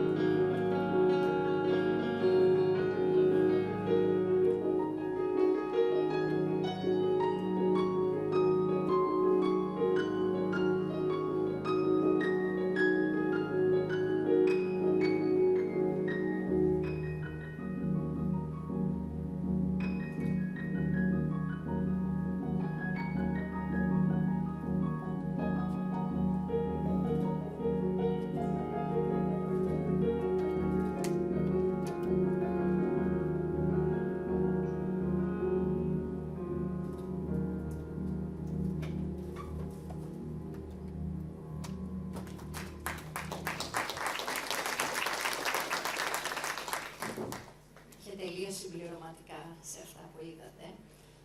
Το 2018 η Εθνική Βιβλιοθήκη της Ελλάδος έκανε ένα αποφασιστικό βήμα προς το μέλλον. Με την μετεγκατάστασή της στο Κέντρο Πολιτισμού Ίδρυμα Stavros Niarchos, ουσιαστικά ξεκίνησε μια νέα εποχή, άρχισε να δημιουργείται μια νέα σχέση με το κοινό της. Μια σχέση εμπιστοσύνης, όχι μόνο με τους ερευνητές, αλλά και το ευρύ κοινό, τους δημιουργούς, τα παιδιά, τις οικογένειες, τους πολίτες γενικότερα. Η αλλαγή αυτή δεν ήταν μια μεταφορά των συλλογών, ήταν μια βαθιά μεταμόρφωση. Νέες τεχνολογίες, νέες υπηρεσίες, σύγχρονα εργαλεία ήταν ορισμένα από τα πράγματα που μπήκαν στη ζωή τότε της Εθνικής Βιβλιοθήκης. Από τότε η Εθνική Βιβλιοθήκη θεωρούμε ότι είναι πιο ανοιχτή, πιο προσβάσιμη και πιο διαδραστική. Ουσιαστικά επιδιώκει να είναι ένας χώρος ζωντανής γνώσης και εμπειρίας, όπου η πρόσβαση, η φιλαναγνωσία, η μάθηση και η έρευνα θα συνυπάρχουν αρμονικά. Θεωρούμε πια ότι έχει αρχίσει να είναι ένας συμπεριληπτικός και δημοκρατικός χώρος, με συγκεκριμένες αλλαγές που έχουν ουσιαστικά πραγματοποιηθεί, ξεκινώντας από τις συλλογές της, όπου προσφέρει πλούσιες και σπάνιες συλλογές για ερευνητές, αλλά και ένα ευρύ κοινό και ένα δανειστικό τμήμα που δεν το συναντάμε και πολύ συχνά, τουλάχιστον παλιότερα σε εθνικές βιβλιοθήκες. Πέρα όμως από τις συλλογές, επιδιώκουμε η Εθνική Βιβλιοθήκη της Ελλάδος να είναι πια προσβάσιμη για όλους. Και με τον τρόπο που προσπαθούμε να εξυπηρετήσουμε το κοινό μας, όχι μόνο τους ερευνητές και το ευρύ κοινό, αλλά και με υπηρεσίες για ειδικές ομάδες κοινού, με άτομα με αναπηρίες, με συγκεκριμένες αναπηρίες ή μέσω εμπλοκής μας σε συνεργατικά σχήματα, γιατί αντιλαμβάνεστε ότι αυτή τη στιγμή δεν μπορούμε να παρέχουμε μόνοι μας ως Εθνική Βιβλιοθήκη την πρόσβαση ακόμα προς όλους που θα επιθυμούσαμε. Προσπαθούμε να διαθέσουμε στο κοινό μας συλλογές σε διάφορες γλώσσες, ώστε να έχουμε ένα πολυγλωσσικό και πολυπολιτισμικό κοινό, να μπορούμε να ανταποκριθούμε στις ανάγκες του. Διοργανώνουμε διάφορες δράσεις ένταξης, αυτά που στα ελληνικά τα λέμε lounge καφέ, διοργανώθηκε πριν κάνα 2 μήνες από την ομάδα της δανειστικής συλλογής που είχαν πάει σε ένα πρόγραμμα Εράσμους, οπότε επιδιώκουμε να φέρνουμε και καλές πρακτικές από τις εμπειρίες μας σε άλλες βιβλιοθήκες. Δράσεις πολλές που κάνουν ουσιαστικά τον διάλογο και την διαπολιτισμική συνάντηση. Παρ' όλα αυτά προσπαθούμε να προχωρήσουμε και σε έναν ψηφιακό μετασχηματισμό. Δίνουμε πρόσβαση σε ψηφιακές συλλογές, σε διεθνείς βάσεις δεδομένων, υπηρεσίες απομακρυσμένης πρόσβασης όπως και το ηλεκτρονικό αναγνωστήριο. Αυτή τη στιγμή είμαστε σε μια προσπάθεια σε συνεργασία και με το Υπουργείο Παιδείας να δώσουμε πρόσβαση στη μαθητική κοινότητα σε βάσεις δεδομένων πρωτοβάθμιας και δευτεροβάθμιας εκπαίδευσης στους καθηγητές και στους δασκάλους, οπότε σταδιακά να εντάξουμε και περισσότερο κοινό. Να εντάξουμε νέα ψηφιακά κανάλια επικοινωνίας, δημιουργούμε podcast και περισσότερο βίντεο, περιεχόμενο σε βίντεο. Ασφαλώς υποστηρίζουμε τα ανοιχτά δεδομένα, τα διασυνδεδεμένα δεδομένα και τις νέες τεχνολογίες τεχνητής νοημοσύνης. Είμαστε σε ένα στάδιο πιλωτικής ουσιαστικά αξιοποίησης AI στην καταλογογράφηση κυρίως. Μέσα σε όλα αυτά κάνουμε και κάποια εκπαιδευτικά προγράμματα, όχι κάποια, πολλά, καθημερινά. Δεκάδες μαθητές και σχολεία επισκέπτονται τους χώρους μας, είτε για να παρακολουθήσουν κάποιο οργανωμένο εκπαιδευτικό πρόγραμμα που σχετίζεται και με τις συλλογές της βιβλιοθήκης ή να περιηγηθούν στους χώρους και να ενημερωθούν τόσο για τις υπηρεσίες όσο και τις λειτουργίες και τους χώρους της Εθνικής Βιβλιοθήκης. Προσπαθούμε με εργαστήρια ψηφιακών δεξιοτήτων και για ενήλικο κοινό και για διάφορες ειδικές ομάδες κοινού. Σεμινάρια, έχουμε μπει σε μια λογική βιωματικών εργαστηρίων και σεμιναρίων για ενήλικο κοινό. Ουσιαστικά επιδιώκουμε να είναι η Εθνική Βιβλιοθήκη ένας ανοιχτός δημόσιος χώρος, συμμετοχικός. Διοργανώνουμε συζητήσεις, εκδηλώσεις, ποικίλες δράσεις. Στους χώρους μας κάποιοι θα περιηγηθήκατε, θα είδατε ήδη 2 εικαστικές εκθέσεις που έρχονται σε απόλυτη συνομιλία με τους χώρους της Εθνικής Βιβλιοθήκης, ενώ έχουμε και πολλά προγράμματα συνεργασίας με πανεπιστήμια και άλλους φορείς. Ασφαλώς δεν πρέπει να ξεχνάμε τη διασύνδεση. Τη διασύνδεση τόσο με εθνικά δίκτυα, όσο και με διεθνή. Και όταν λέμε εθνικά, αυτό που κάνουμε σήμερα είναι εν μέρει εθνικό και εν μέρει διεθνές, θα έλεγα. Συνεργαζόμαστε με το Σύνδεσμο Ελληνικών Ακαδημαϊκών Βιβλιοθηκών και άλλους φορείς ελληνικούς, αλλά κυρίως θέλουμε και επιδιώκουμε να συμμετέχουμε σε ευρωπαϊκά προγράμματα για να μπορούμε να προχωράμε σε μια ανταλλαγή γνώσεων, ιδεών, σκέψεων, καλών πρακτικών. Χαρακτηριστικά θέλω να αναφέρω την συνεργασία εδώ που έχουμε με το ΙΚΡΟΜ και το Υπουργείο Πολιτισμού, προκειμένου να εμπλακούμε σε μια ενίσχυση και να αξιοποιήσουμε και να ελέγξουμε μάλλον και να μετρήσουμε τον αντίκτυπο που έχουν οι συλλογές μας για τη δημιουργία ενός πιο δίκαιου, συμπεριληπτικού και βιώσιμου μέλλοντος. Προσπαθούμε να ενισχύσουμε τον ρόλο της Ελλάδας στον παγκόσμιο πολιτιστικό χάρτη. Η Εθνική Βιβλιοθήκη στηρίζεται σε αξίες όπως είναι η ακεραιότητα και η αξιοπιστία της και δεσμεύεται για μια καθολική προσβασιμότητα και ισότιμη εξυπηρέτηση. Με ορίζοντα αυτή τη στιγμή το 30, υποστηρίζοντας ασφαλώς τους στόχους της βιώσιμης ανάπτυξης των Ηνωμένων Εθνών, στους 17 στόχους της βιώσιμης ανάπτυξης, η Εθνική Βιβλιοθήκη φιλοδοξεί να είναι πάντα ένας σύγχρονος, ψηφιακός και βιώσιμος οργανισμός, ανοιχτός σε όλους, ώστε η γνώση να παραμένει δημόσιο αγαθό. Ευχαριστώ.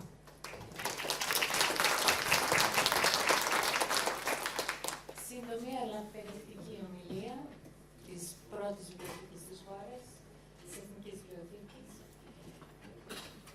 Και πάμε αμέσως μετά στην κυρία Μαρία Καμπυλάκη, από την άλλη μεγάλη βιβλιοθήκη της χώρας, τη Βουλή των Ελλήνων.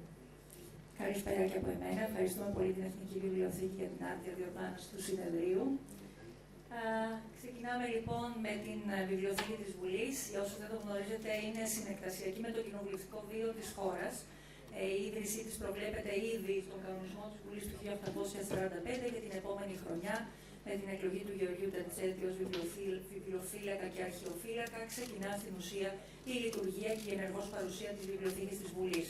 Καθ' όλη τη διάρκεια της μακράς της πορείας, η Βιβλιοθήκη διατηρεί μια διτή φυσιογνωμία.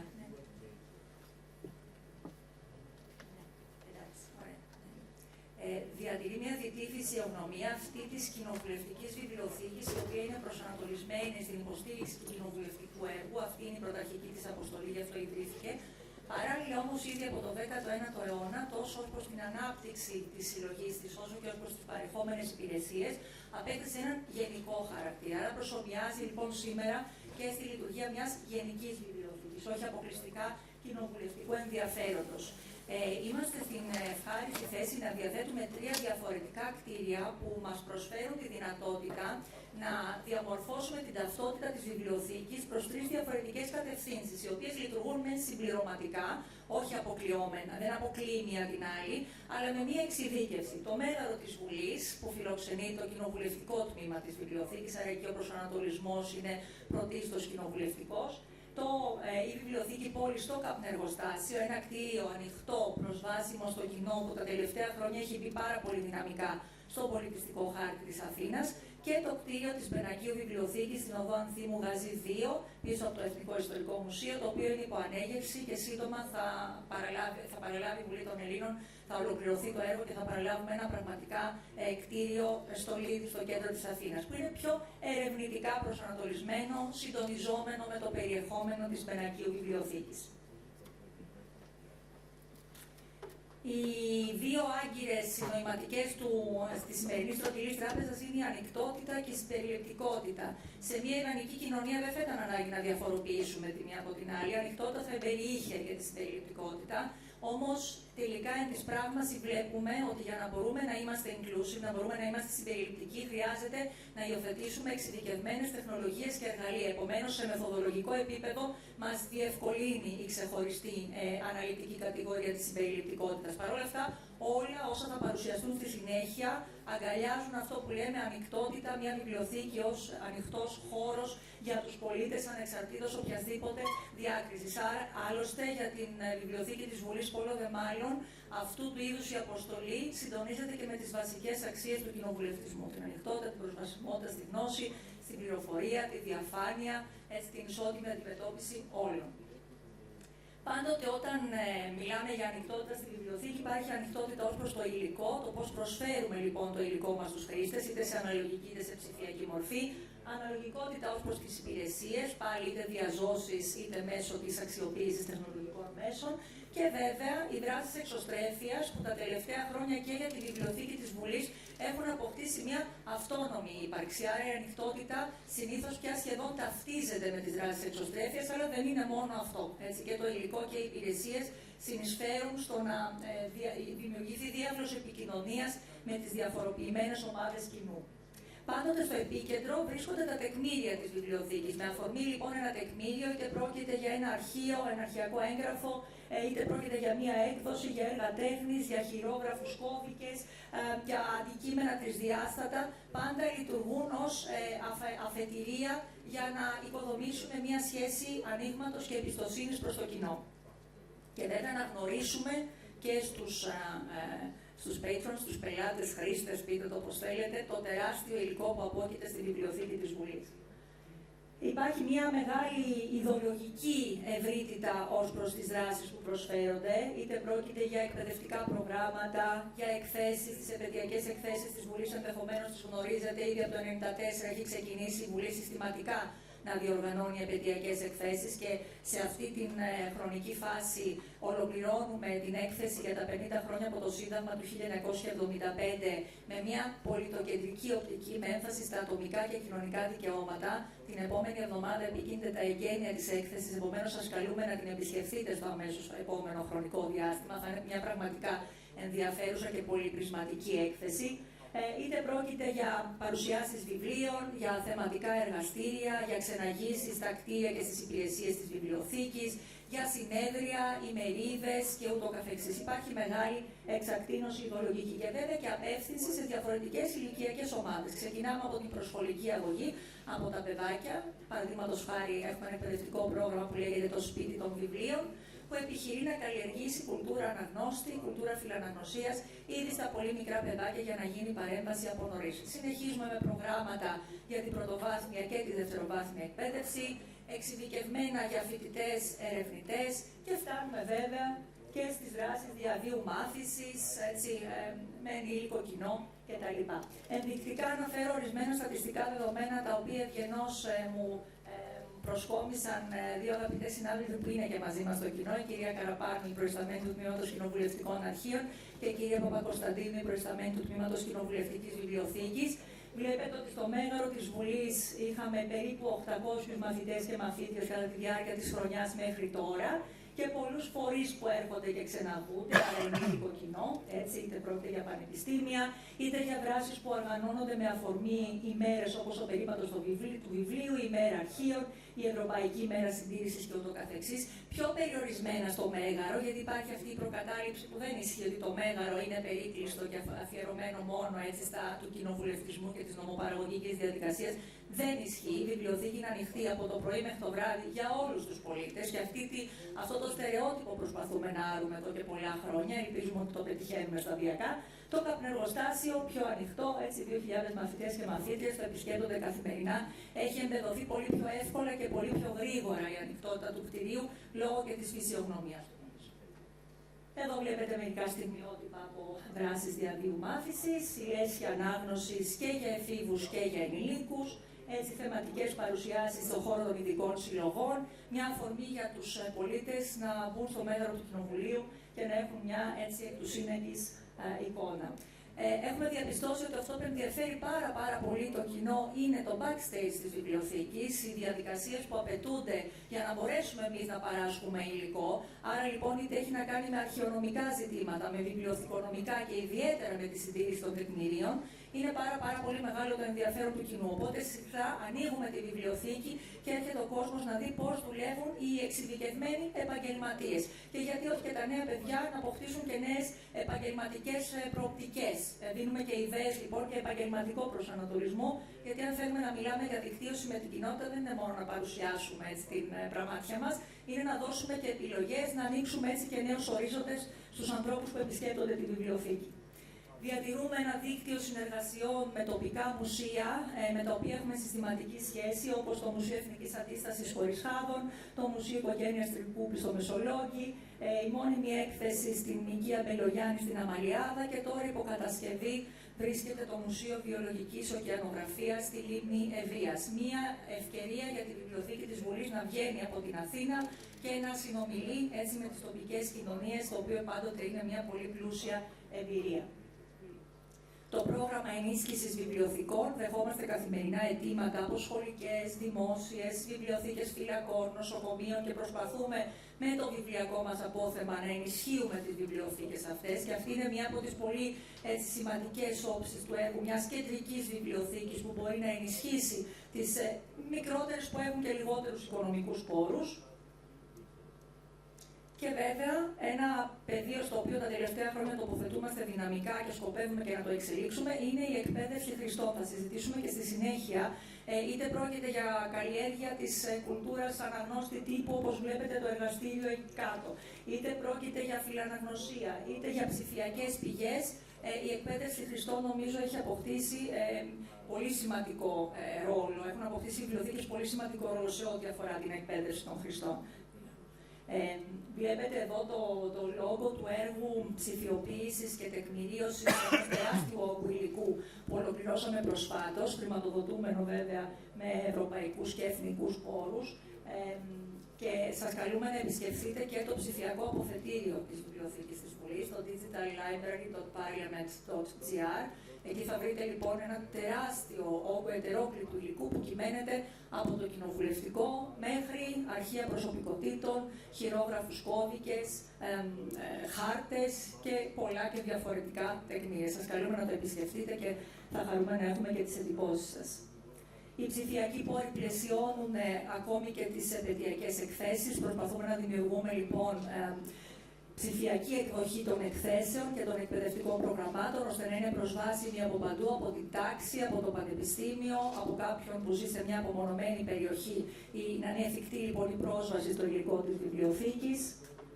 Και κλείνω με την εξειδικευμένη πια συμπεριληπτικότητα. Τα τελευταία χρόνια προσπαθούμε να επικαιροποιήσουμε τις πολιτικές μας και να προσφέρουμε εργαλεία. Στο αποθετήριο υπάρχουν ενσωματωμένες υποστηρικτικές τεχνολογίες για ΑΜΕΑ. Προσθέσαμε και πέραν αυτό που προέβλεπε αρχικά η διακήρυξη. Συνεργαστήκαμε με το διαβάζω για τους άλλους για την ακουστική παραγωγή του Συντάγματος της Ελλάδος και του κανονισμού της Βουλής. Βασικά βήματα προς τον εκδημοκρατισμό. Όχι αυτονόητα, τα κατακτάμε πολλές φορές σιγά σιγά. Είμαστε σε μια συνεργασία με την The Happy Act για να εκπαιδεύσουμε το προσωπικό μας στο να υποδέχεται άτομα με αυτισμό και να μπορεί να ανταποκριθεί στις εξειδικευμένες ανάγκες των ανθρώπων αυτών, ώστε να είναι πραγματικά εφικτή η ισότιμη πρόσβασή τους στη βιβλιοθήκη της Βουλής.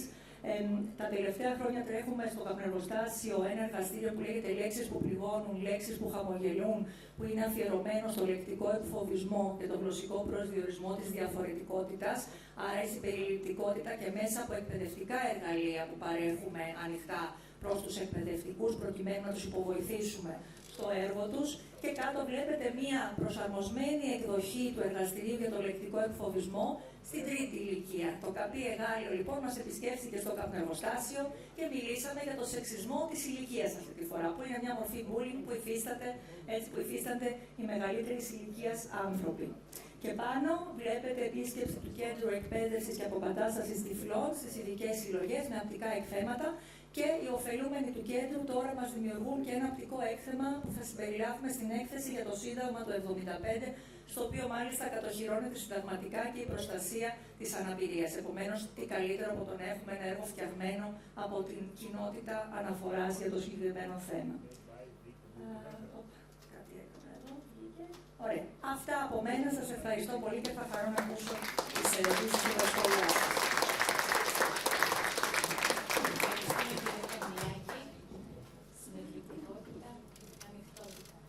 Προχωράμε στην κυρία Βρύντεζη.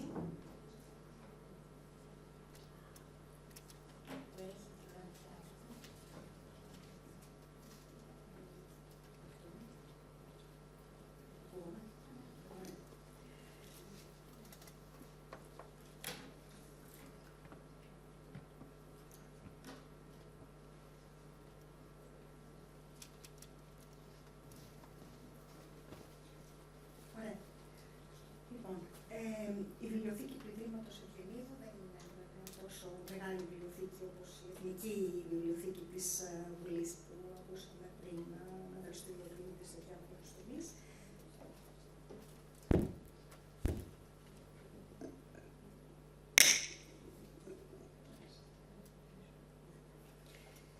Πρόκειται για μια ειδική βιβλιοθήκη, η οποία όμως πιστεύουμε ότι έχει μια πλούσια δραστηριότητα, την οποία θα παρουσιάσω εμέσως, ενώ θα προσπαθήσω να επικεντρωθώ στο πώς μια βιβλιοθήκη μπορεί να έρθει σε επαφή, να προσελκύσει και να έρθει σε επαφή με το κοινό και πόσο σημαντικό είναι αυτό για την ανάπτυξη μιας κοινότητας γύρω από την επιστήμη και τεχνολογία. Λοιπόν, πριν ξεκινήσω όμως για την βιβλιοθήκη, θα ήθελα να πω δύο λόγια για το Ίδρυμα Ευγενίδου, το οποίο είναι ένα ίδρυμα που βρίσκεται ακριβώς απέναντι από εδώ, τη Λεωφόρο Συγκρού. Να πω ότι πρόκειται για ένα ίδρυμα που δραστηριοποιείται από το 1956. Τον επόμενο χρόνο θα γιορτάσουμε τα 70 χρόνια. Οφείλει την ύπαρξή του στον αείμνηστο ευεργέτη Ευγένιο Ευγενίδη, ο οποίος το δημιούργησε με σκοπό τη συμβολή στην επιστήμη και την τεχνολογία της χώρας μας. Διαχρονικά το Ίδρυμα έχει αναπτύξει πολλές δραστηριότητες, όπως βλέπετε εδώ, είναι γνωστό για το πλανητάριο, τις εκδόσεις του και επίσης με τον χρόνο έχει δημιουργήσει maker spaces, έχει διαδραστικές εκθέσεις και AI workshops και πολλά ακόμα, δράσεις που εκπληρώνουν το σκοπό του Ιδρύματος με διάφορους τρόπους, όπως για παράδειγμα την προσέλκυση κοινού προς την επιστήμη και τεχνολογία, π.χ. μέσω του πλανηταρίου, την εμβάθυνση στη γνώση, την ενημέρωση για τις τρέχουσες εξελίξεις. Ο σκοπός του Ιδρύματος, καθώς καταλαβαίνετε, προσδιορίζει και το σκοπό της βιβλιοθήκης ως βιβλιοθήκη ειδική επιστήμης και τεχνολογίας. Παράλληλα όμως, το πλαίσιο, εδώ βλέπουμε κάποιες φωτογραφίες από τη βιβλιοθήκη, βλέπουμε και για ποια βιβλιοθήκη και πόση βιβλιοθήκη που μιλάμε. Παράλληλα όμως, όπως έλεγα, το πλαίσιο δραστηριοτήτων που σας περιέγραψα πριν προσδίδει κάποιες ιδιαιτερότητες σε αυτή τη βιβλιοθήκη, οι οποίες τη διευκολύνουν στο να αναπτύξει δράσεις που μπορούν και βοηθούν στην προσέλκυση κοινού και στη βοήθεια, στην επαφή με το κοινό αυτό, όπως είναι βασικά. Έχω επιλέξει 4 από αυτές. Εδώ, συγγνώμη, πώς πάω πίσω. Εντάξει, δεν πειράζει. Πώς πάω πίσω.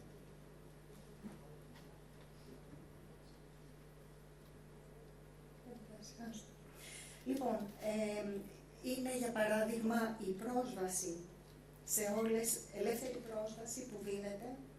Δεν πειράζει, αυτό είναι ξεχασμένη διαφορά. Η ελεύθερη πρόσβαση που δίνεται σε όλες τις κατηγορίες και ηλικίες χρηστών στη βιβλιοθήκη, αυτό δίνει τη δυνατότητα και η ειδική βιβλιοθήκη στο να δίνει τη δυνατότητα στο κοινό να έρχεται, να συχνάζει στη βιβλιοθήκη, να περνάει χρόνο στη βιβλιοθήκη κάτι που είναι πολύ, δίνει τη δυνατότητα στην επαφή μεταξύ τους και λόγω της θεματικής της βιβλιοθήκης περνάνε χρόνο και συζητάνε πολύ μεταξύ τους, ανταλλάσσουν ιδέες, αλλά και έρχονται και σε επαφή με το ίδιο το προσωπικό. Όπως επίσης ένα άλλο ενδιαφέρον θέμα είναι η ανάπτυξη κατηγοριών και συλλογών πέραν της επιστήμης και τεχνολογίας.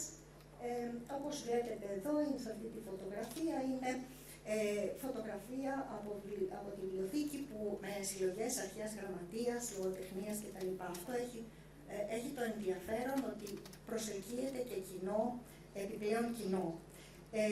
Η διεξαγωγή εκπαιδευτικών προγραμμάτων και εκδηλώσεων, που θα σας πω δύο λόγια μετά, όπως και η συνεργασία με τις άλλες δράσεις του Ιδρύματος για από κοινού διοργάνωση προγραμμάτων με βάση τη τεχνολογία, όλα αυτά, όπως σας είπα, πιστεύουμε ότι συντελούν στην διαμόρφωση ενός περιβάλλοντος για την ανάπτυξη κοινότητας γύρω από την επιστήμη και τεχνολογία.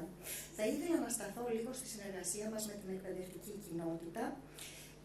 Βασική και σημαντική αναγνώστες της βιβλιοθήκης μας ανέκαθεν ήταν και είναι οι μαθητές, που έρχονται περισσότερο για τις εργασίες τεχνολογίας, οι projects που τους αναφέρουν στο σχολείο, όπως επίσης και οι εκπαιδευτικοί, με τους οποίους έχει αναπτυχθεί πολύ μεγάλη συνεργασία όλα αυτά τα χρόνια και μαζί, από κοινού, έχουμε δημιουργήσει εκπαιδευτικά προγράμματα, κυρίως προγράμματα πληροφοριακού γραμματισμού, τα οποία εξελίσσονται ακόμα μέσα στον χρόνο και σήμερα έχουν ενσωματωθεί και τεχνικές αναγνώρισης ψευδούς πληροφορίας. Η συνεργασία με τους εκπαιδευτικούς δεν είναι μόνο με μεμονωμένους εκπαιδευτικούς, έχουμε αναπτύξει συνεργασία και με φορείς εκπαίδευσης, όπως είναι οι διευθύνσεις πρωτοβάθμιας, δευτεροβάθμιας εκπαίδευσης, και επίσης με σχολές, όπως είναι η Σχολή Ναυτικών Δοκίμων, όπου και με αυτούς γίνεται μια συνεργασία για εκπαίδευση των δοκίμων κάθε έτος. Περνάνε οι δόκιμοι και εκπαιδεύονται για την σωστή σύνταξη και έβρεση πληροφοριών για τις εργασίες τους. Μίλησα πριν για την προσαρμογή και την εξέλιξη στο θέμα των προγραμμάτων.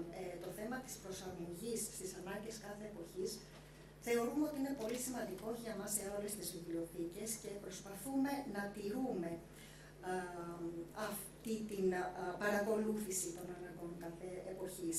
Για παράδειγμα, η βιβλιοθήκη μας ήταν από τις πρώτες, αν όχι η πρώτη βιβλιοθήκη που έδωσε πρόσβαση στο κοινό της, στο διαδίκτυο και παράλληλα πρόσφερε προγράμματα υπολογιστών και ενημέρωσης και εκμάθησης του διαδικτύου σε μικρούς και μεγάλους. Σε αυτή τη διαφάνεια βλέπουμε επίσης άλλες δράσεις που κάνει η βιβλιοθήκη, όπως για παράδειγμα η λέσχη ανάγνωσης για παιδιά και γονείς, τα μαθήματα υπολογιστών που σας έλεγα πριν, και κάτω βλέπουμε τη συνεργασία με τη Σχολή Ναυτικών Δοκίμων, που οι δόκιμοι περνάνε κάθε χρόνο από τη βιβλιοθήκη. Εκτός αυτού, ένας άλλος σημαντικός τομέας είναι οι συζητήσεις και εκδηλώσεις που γίνονται στους χώρους μας σε συνεργασία με επιστήμονες εκτός και εντός του Ιδρύματος. Εκδηλώσεις, όπως λέμε, επιστήμη για όλους, με αφορμή κάποια βιβλία επιλεγμένων θεματικών περιοχών. Βεβαίως όλα αυτά, σημαντικό ρόλο παίζει ο χώρος. Εδώ βλέπετε τους χώρους της βιβλιοθήκης, ανακαινισμένη βιβλιοθήκη πρόσφατα. Η κατάλληλη διαμόρφωση χώρων είναι πολύ σημαντική, οι χώροι είναι προσβάσιμοι και προσφέρονται και ευέλικτοι για να προσφέρουν την ομαδική εργασία και ομαδική δουλειά στους χώρους. Θα σταθώ όμως λίγο ακόμα για να μην παίρνω πολύ χρόνο στην ισότιμη πρόσβαση, όπως είναι και το θέμα μας στη Στοντική Τράπεζα, εκτός από την ανοιχτότητα. Πέραν από τα online online προγράμματα που παρέχουμε, δηλαδή τα προγράμματα που κάνουμε διαζώσεις, τα περισσότερα προσπαθούμε να τα παρέχουμε και online. Είναι κάτι που ξεκίνησε στην περίοδο της πανδημίας με σκοπό να εξυπηρετούμε και τις απομακρυσμένες περιοχές της χώρας μας και συνεχίζεται μέχρι σήμερα. Επίσης θα αναφερθώ σε προγράμματα υπολογιστών συμπεριληπτικά, με ισότιμη δηλαδή συμμετοχή αμαία, με ειδικό εξοπλισμό που παρέχεται. Επίσης, στις εκδηλώσεις υπάρχει δυνατότητα νοηματικής και βεβαίως υπάρχει εργονομικός εξοπλισμός στη βιβλιοθήκη, screen readers, εκτυπωτής braille κτλ. Όλα αυτά γίνονται σε συνεργασία με ομάδες αμαία ή με ειδικούς φορείς, όπως είναι ο Φάρος Τυφλών, ένας οργανισμός που ειδικεύεται σε θέματα αμαία και σε θέματα τυφλών στη χώρα μας. Εντάξει, ευχαριστώ πολύ.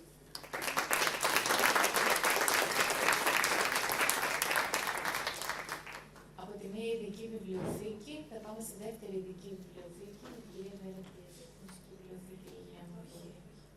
Γεια σας. Εγώ δεν είχα ετοιμάσει, για να είμαι ειλικρινής, τόσο μεγάλες παρουσιάσεις, αλλά ήταν προαιρετική. Ήταν προαιρετική, ναι, εντάξει. Απλά ναι, είχα περιοριστεί στα 5 λεπτά. Θα ήθελα να πω δύο λόγια, να απαντήσω βασικά στο ερώτημα για τις καλές πρακτικές και τις δραστηριότητες που κάνει η δική μας η μουσική βιβλιοθήκη Λίνα Βουδούρη, πάνω στην εξυπηρέτηση της κοινότητας των Χριστών και γενικά το πόσο ανοιχτοί είμαστε προς την κοινότητα. Δύο βασικά εισαγωγικά για το ποιοι είμαστε. Εμείς είμαστε η Μουσική Βιβλιοθήκη Λίνα Βουδούρη, του Συλλόγου Φίλης Μουσικής. Είμαστε μία από τις μεγαλύτερες βιβλιοθήκες μουσικές στην νότιο-ανατολική Ευρώπη, θα πω έτσι. Είμαστε μια πολύ μεγάλη βιβλιοθήκη με εξαιρετικό υλικό, πολύ σπάνιο, αλλά και με τεράστιες συλλογές. Και το πολύ βασικό μας κομμάτι στην βιβλιοθήκη είναι το αρχείο της μουσικής, της ελληνικής μουσικής, το οποίο προσπαθούμε με κάθε τρόπο να το αναδεικνύουμε και να το προβάλλουμε στον κόσμο και στο κοινό μας. Μέσα από όλες αυτές τις δράσεις που θα περιγράψω στη συνέχεια προς την εκπαιδευτική κοινότητα, προς τους ερευνητές, αλλά και προς όλους που θέλουμε εμείς να αγκαλιάσουν τη μουσική και τους Έλληνες συνθέτες. Τα αρχεία μας είναι πάρα πολλά. Αυτή τη στιγμή έχουμε φτάσει στα 60 αρχεία Έλληνων συνθετών. Δεν θέλω να πω αναλυτικά γι' αυτό. Αλλά θέλω να πω το μεγαλύτερο αρχείο που έχουμε, το οποίο είναι και έτσι με αφορμή τα 100 χρόνια από τη γέννηση του συνθέτη, είναι το αρχείο του Μίκη Θεοδωράκη, το οποίο φέτος γιορτάζουμε τα 100 χρόνια από τη γέννησή του. Και το βασικό μας πολύ μεγάλο αρχείο, όπου ο ίδιος ο συνθέτης και όλας από την αρχή ίδρυσης της βιβλιοθήκης φρόντισε να μας το δώσει και ο θελός με σκοπό την διατήρησή του. Η μουσική βιβλιοθήκη βρίσκεται στο Μέγαρο Μουσικής Αθηνών. Βρίσκεται και αυτή στο κέντρο της Αθήνας. Κάτι το οποίο για μας αποτελεί και στρατηγική σημασίας σημείο αναφοράς, μιας και αυτή τη στιγμή έχουμε μείνει πολύ λίγοι στο κέντρο, από ό,τι βλέπετε. Αρχίζει και αποκεντρώνεται έτσι, η ιστορία. Και γι' αυτό προσπαθούμε να είμαστε έτσι, στις δράσεις μας, να προσπαθήσουμε δηλαδή να καλύψουμε έτσι, το κοινό αυτό. Μιας και η Εθνική Βιβλιοθήκη πήγε λίγο πιο πέρα. Παρ' όλα αυτά, διοργανώνουμε διάφορες δράσεις για όλο τον κόσμο, τις οποίες θα αναφερθώ στη συνέχεια. Πρωτίστως όμως θα ήθελα να πω δύο λόγια για την ιστορία της βιβλιοθήκης. Η βιβλιοθήκη ξεκίνησε το 1997 ως μια ειδική μουσική βιβλιοθήκη και άρχισε να αναπτύσσεται. Κυρίως με την ανάπτυξη της συλλογής της, με την καταλογράφηση, με τις προσωπήσεις που έπαιρνε στο κομμάτι της μουσικής, ώστε να αποτελέσει μία από τις μεγαλύτερες μουσικές ειδικές βιβλιοθήκες στην Ελλάδα και όχι μόνο.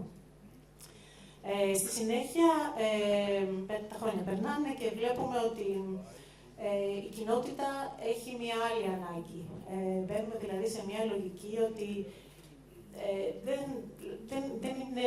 δεν χρειάζεται μόνο να περιμένουμε να έρθει η κοινότητα σε εμάς, αλλά πρέπει να πάμε εμείς προς την κοινότητα. Έτσι λοιπόν αυτό που κάνουμε είναι ότι αλλάζουμε το στρατηγικό σχεδιασμό. Με ένα τεράστιο βήμα που κάναμε το 2013 και αρχίσαμε, βέβαια είχαμε μεταφερθεί στις καινούριες μας εγκαταστάσεις, στο Μέγαρο Μουσικής Αθηνών, σε ένα καινούριο κτίριο με πολύ μεγαλύτερους χώρους. Και εκεί αρχίσαμε να αλλάζουμε τον τρόπο που σκεφτόμαστε. Επειδή εμείς δεν είμαστε καν δημόσια βιβλιοθήκη, ούτε δεν έχουμε καμία επιχορήγηση από το δημόσιο τακτική, έτσι αντιμετωπίζαμε όπως όλες οι βιβλιοθήκες που δεν έχουν αυτό το καλό, το όφελος. Είχαμε κάποια προβλήματα για να μπορέσουμε να προχωρήσουμε. Έτσι λοιπόν αποφασίσαμε να αλλάξουμε τον τρόπο που σκεφτόμαστε,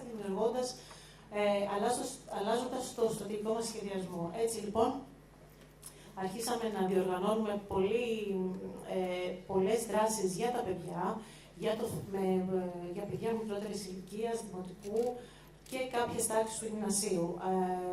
Αυτή τη στιγμή κάνουμε πάρα πολλές εκδηλώσεις, έχουμε επισκεφτεί τους χώρους μας πάνω από δεν ξέρω πόσα παιδιά, 60.000 παιδιά, λοιπόν να λέω και λίγα, γιατί φέτος και μόνο ήταν 30.000 παιδιά που μπήκαν στους χώρους της βιβλιοθήκης για να δουν κάποιο εκπαιδευτικό πρόγραμμα, για να παρακολουθήσουν κάποια θεατρική παράσταση. Και είμαστε πάρα πολύ προσεκτικοί στο πώς επιλέγουμε αυτές τις παραστάσεις. Θέλουμε πάντα να έχουν ένα μουσικό στοιχείο, έτσι, και μία σχέση με τη μουσική και το διάβασμα και τα βιβλία. Πέρα από αυτό, το οποίο αποδείχθηκε ότι είναι έτσι, ένας τρόπος προσέγγισης της κοινότητας και για μας αρκετά μεγάλης προβολής, ξεκινήσαμε με την ιδέα δημιουργίας ενός τεχνολογικού εργαστηρίου, το Music Lab, το οποίο είναι και το τελευταίος καινούριος χώρος που δημιουργήθηκε στο Μέγαρο Μουσικής και αυτό συνέβη το 2019, με σκοπό να προσεγγίσουμε την ερευνητική κοινότητα και να αποτελέσουμε δηλαδή εμείς έναν κόμβο συνάντησης και συνεργασίας μαζί με την ερευνητική και τεχνολογική κοινότητα. Μέσα από το Music Lab, βέβαια έπεσε σε πολύ κακή συγκυρία, γιατί εκείνο το διάστημα ήρθε και ο COVID. Μέσα από το Music Lab μας δόθηκε μια άλλη δυναμική. Αρχίσαμε να μπαίνουμε σε περισσότερα ερευνητικά προγράμματα, συνεργατικά. Ήμασταν ήδη συνεργάτες με την Europeana και ήδη είχαμε συμμετάσχει σε δύο μεγάλα προγράμματα που είχε της Europeana, το Europeana Soundtrack και το Europeana Screen, με δικό μας πολιτιστικό υλικό, πολιτιστικό απόθεμα, αλλά στη συνέχεια μας δόθηκε και η ευκαιρία να δημιουργήσουμε προϊόντα. Και αυτό πάντα σε σχέση με το τι θέλουμε να προσφέρουμε, τι θέλουμε να δώσουμε στην κοινότητά μας. Αυτό λοιπόν συνέβη με κάποιες χρηματοδοτήσεις που πήραμε από τη Γενική Γραμματεία Έρευνας και Τεχνολογίας, τα τελευταία προγράμματα που ήταν μέσω του Ερευνό Δημιουργό Καινοτομό, και με το αρχαιακό υλικό και το πολιτιστικό απόθεμα που είχαμε στη βιβλιοθήκη, δημιουργήσαμε νέα προϊόντα, να πω, τα οποία είχαν βάσει την τεχνολογία, ήταν καινοτόμα και προσπαθούμε, γιατί δεν το έχουμε ολοκληρώσει, έχουμε ολοκληρώσει τα προγράμματα, απλά δεν έχουμε καταφέρει να τα δείξουμε όσο θα θέλουμε. Προσπαθούμε να προσεγγίσουμε τη νέα γενιά. Παραδείγματος χάρη, δημιουργήσαμε VR εφαρμογές με αρχαιακό υλικό, που μέσω του storytelling και των νέων τεχνολογιών, των ψηφιακών τεχνολογιών και των παιχνιδιών κιόλας, καθιστούν το αρχαιακό υλικό προσβάσιμο και σε νεότερα παιδιά και σε παιδιά. Έχουμε φτιάξει αρκετά πράγματα στον τομέα της τεχνολογίας, για να είμαι ειλικρινής. Βασικός μας στόχος σε αυτό το διάστημα είναι αυτά τα προϊόντα τα οποία ήταν τρομερά επιτυχημένα. Το λέω γιατί όντως έχουν τρομερό ενδιαφέρον και θα ήταν έτσι ωραίο να τα βλέπαμε κιόλας εδώ, αλλά δεν το είχα στο νου μου ότι θα το κάνουμε έτσι. Αυτά τα νέα προϊόντα σκεφτόμαστε τώρα πώς θα περάσουν ακριβώς όπως θέλουμε στην κοινότητα που εξυπηρετούμε. Αυτό είναι το ένα από τα κομμάτια μετά στα οποία εστιάζουμε. Ένα ακόμα κομμάτι και σημαντικό, το οποίο γίνεται στη βιβλιοθήκη, είναι πάλι στο επίπεδο της αξιοποίησης του πολιτιστικού αποθέματος, είναι και η δημιουργία εκθέσεων με υλικό που υπάρχει στα αρχεία της βιβλιοθήκης, και σε αυτό το κομμάτι είναι υπεύθυνη κιόλας η κυρία Καμπριέλα Σπανό, που είναι απέναντί μου εδώ και προσπαθεί να κρυφτεί. Δημιουργούμε εκθέσεις με σκοπό να γνωρίσει ο κόσμος αυτό το υλικό που υπάρχει στα ράφια, όχι στα ράφια, στα αρχεία μας, και έχει τρομερό ενδιαφέρον. Αυτό ξεκίνησε να συμβαίνει από το 2022, μέσα στον χώρο της βιβλιοθήκης, με αρκετή προσπάθεια, και από πριν, αλλά εντατικά από το 2022 και μετά. Και μετά κάναμε και κάτι άλλο έτσι, πολύ ενδιαφέρον, γιατί λέγαμε είμαστε μουσική βιβλιοθήκη, όλο μουσική κάνουμε. Είπαμε να κάνουμε και κάτι άλλο. Κάναμε το σκάκι. Κάναμε λοιπόν μια έκθεση σκακιού με σπάνιες σκακέρες που συνεργαστήκαμε δηλαδή με την Ομοσπονδία, και δημιουργήσαμε μια φανταστική έκθεση σκακιού που θα ήταν πολύ ωραία να είχαμε και φωτογραφίες, και την οποία ήρθαν και επισκέφτηκαν πολλοί κόσμος, θα έλεγα. Έγιναν πάρα πολλές ξεναγήσεις. Αυτό που μας έμεινε ήταν οι σκακέρες που πλέον είναι ανοιχτές στον κόσμο και μπορεί κάποιος να έρθει και να κάτσει και να παίξει σκάκι μέσα στην βιβλιοθήκη. Και συνεχίζουμε και σήμερα με την έκθεση που έχουμε αφιέρωμα αυτό το διάστημα στο Δεύτερο Παγκόσμιο Πόλεμο και τη μουσική. Αυτό λοιπόν ήταν ένα πάλι από τα κομμάτια τα οποία έτσι προσβλέπουμε στην διεύρυνση του κοινού μας. Ένα ακόμα είναι βέβαια η λέσχη ανάγνωσης, ακούστηκε και από και από άλλες βιβλιοθήκες ότι το κάνουν αυτό. Έχει τρομερή επιτυχία. Βλέπουμε ότι στη λέσχη ανάγνωσης το κοινό είναι λίγο μεγαλύτερο. Και αυτό έχει κάτι μας μένει και κάπως πρέπει να σκεφτούμε τι μπορούμε να κάνουμε και με αυτό το κοινό.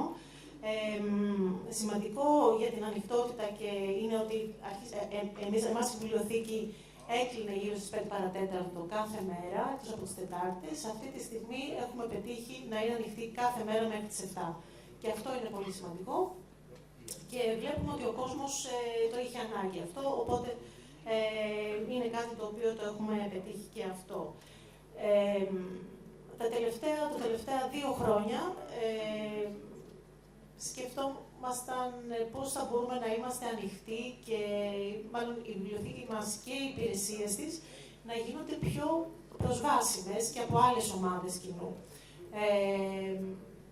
Επειδή, όπως καταλαβαίνετε, είμαστε μια ειδική βιβλιοθήκη, η οποία δεν έχει και άπειρο προσωπικό, τα τελευταία χρόνια είχαμε την τύχη και τη χαρά να έχουμε μαζί μας μια συνάδελφο της Ζωής Αγγελοπούλου, η οποία μαζί φτιάξαμε ένα πρόγραμμα και σκεφτήκαμε να προσεγγίσουμε την ομάδα των κοφών, την κοφή κοινότητα δηλαδή. Και μας δόθηκε ευκαιρία μέσω του The European Challenge που γίνεται κάθε χρόνο και βραβεύεται κάποια βιβλιοθήκη, δίνεται η ευκαιρία στη βιβλιοθήκη αυτή να κάνει μια τέτοια δράση. Καταθέσαμε και τελικά το κερδίσαμε, οπότε αυτή τη στιγμή είμαστε στη διάρκεια του προγράμματος και μέσω του co-design και του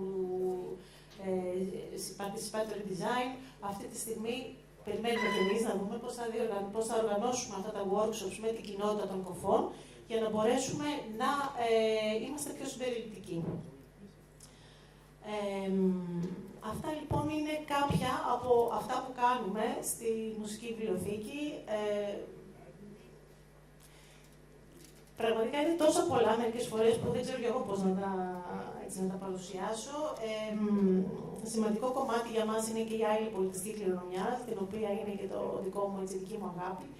Και έχοντας ένα μεγάλο αποθετήριο από το οποίο βρίσκεται σε εμάς ψηφιακό αποθετήριο, το ψηφιακό αποθετήριο της Θράκης και της Ανατολικής Μακεδονίας, το οποίο περιλαμβάνει προφορικές μαρτυρίες, μουσική, τραγούδι και χορό από επιτόπια έρευνα, η οποία ξεκίνησε από το 1997 και ολοκληρώθηκε το 2004 στην περιοχή της Θράκης. Έχουμε ένα τεράστιο θησαυρό στα χέρια μας, τον οποίο προσπαθούμε κάθε τόσο να τον αξιοποιούμε και να τον φέρουμε πίσω στην κοινότητα με έναν διαφορετικό τρόπο.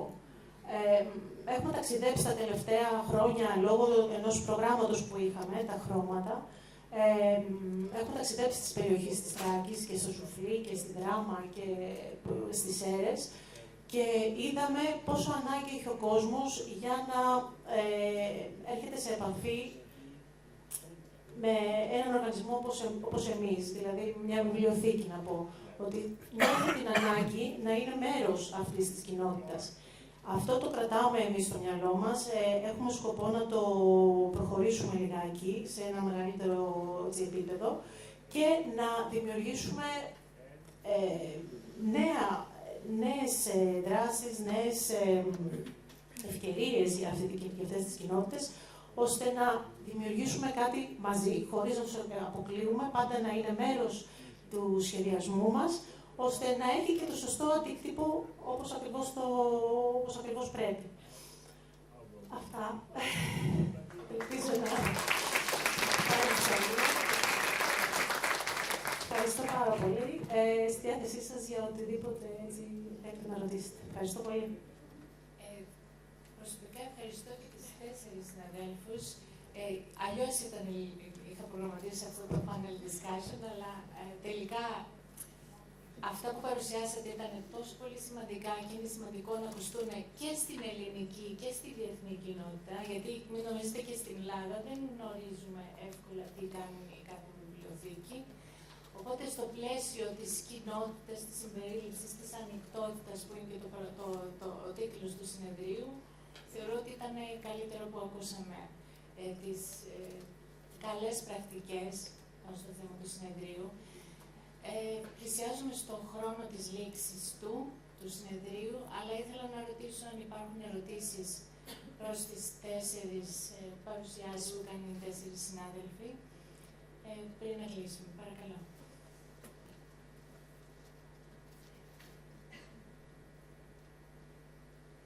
Ευχαριστούμε πολύ για τις παρουσιάσεις.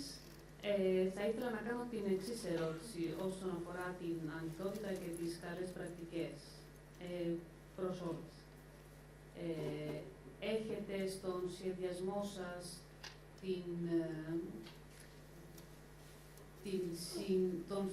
τον παράλληλο σχεδιασμό, τον σχεδιασμό μαζί με την κοινότητα, είτε αυτή η κοινότητα είναι τοπική, είτε είναι κάποια συγκεκριμένη κοινότητα που θέλετε να προσεγγίσετε.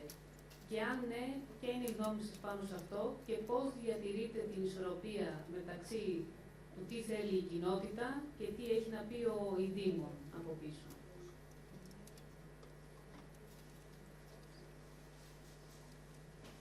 Ποιος δεν θέλει να πάρει το λόγο? Ποια δεν θέλει να πάρει το λόγο? Εγώ νομίζω ότι απάντησα κάπως, αλλά μάλλον δεν θέλουν εμένα. Να πω μόνο ότι θεωρώ ότι είναι πολύ σημαντικό να υπάρχει αυτός ο σχεδιασμός με την κοινότητα και όπως σας είπα και προηγουμένως στην τελευταία μου στην κατακλείδα, ότι το είδαμε ότι υπάρχει ανάγκη και πόσο σημαντικό είναι να παίρνουμε αυτό το feedback. Εμείς το έχουμε στο νου μας. Νομίζω ότι και εγώ απάντησα μέσω από την παρουσίασή μου, εξηγώντας πώς έγινε το παράδειγμα η συνεργασία με την παιδευτική κοινότητα και πώς στήθηκε αυτό. Θεωρώ ότι η επαφή με τον κόσμο είναι το πιο σημαντικό για την αλλαγή απόψεων. Μόνο έτσι μπορείς να καταλάβεις τις ανάγκες και τι χρειάζεται να προσφέρεις ότι η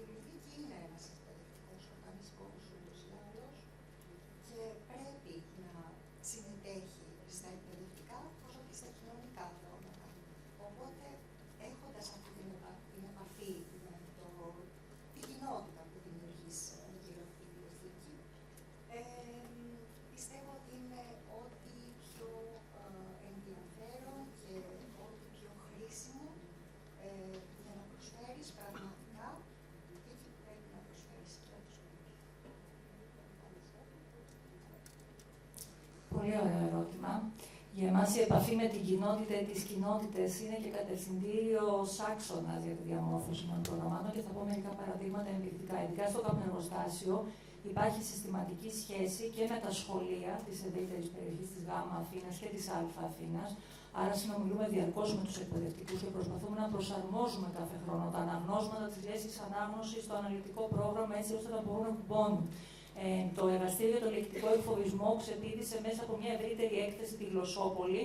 Εστιάσαμε όμως τη διαφορετικότητα και την εταιρεότητα, διότι είδαμε ότι εκεί τα παιδιά εντόπιζαν το ενδιαφέρον τους. Άρα υπήρχε χώρος για να δημιουργήσουμε κάτι πιο εξειδικευμένο, κάτι πιο εστιασμένο. Επίσης, στην περιοχή του καπνεργοστασίου υπάρχουν ομάδες μεταναστών, συλλογικότητες, Ρωμά. Έχουμε κατά καιρούς δημιουργήσει εκπαιδευτικά προγράμματα δράσης ξεναγήσεις προσαρμοσμένες στις ανάγκες των συγκεκριμένων κοινοτήτων. Αλλά ακόμη και στο μέγαρο της Βουλής, που είναι πιο απομακρυσμένο από τον τοπικό ιστό, την τοπική γειτονιά, το καπνεργοστάσιο έχει αυτό το μεγάλο πλεονέκτημα για εμάς. Ακόμη και εκεί, το ότι τα τελευταία χρόνια έχουμε δώσει έναν κοινοβουλευτικό προσανατολισμό, είναι ακριβώς διότι εντοπίσαμε ότι και τα παιδιά ενδιαφέρονται πάρα πολύ. Οι εκπαιδευτικοί δεν έχουν εργαλεία για να εξηγήσουν, ας πούμε, σε μαθήματα όπως η κοινωνική και πολιτική αγωγή, όπως η ιστορία, όπως η γλώσσα, βασικούς όρους κοινοβουλευτικούς που σχετίζονται με την δημοκρατία, έτσι, με τη λειτουργία του πολιτεύματος. Άρα, το να δημιουργήσουμε κάτι εστιασμένο όπως ένα εκπαιδευτικό πρόγραμμα που λέγεται η νομοσχέδια, χαρτογραφώντας την νομοθετική διαδικασία μέσα από έμπειρους συναδέλφους που το υλοποιούν, και αυτό μας δημιουργεί έναν διάβλο επικοινωνίας με το κοινό. Και επίσης, επειδή και εμείς κάνουμε μεταανάλυση του προφίλ των χρηστών και των επισκεπτών μας, έχουμε παρατηρήσει ότι το κοινό μας είναι επίσης γυναικείο.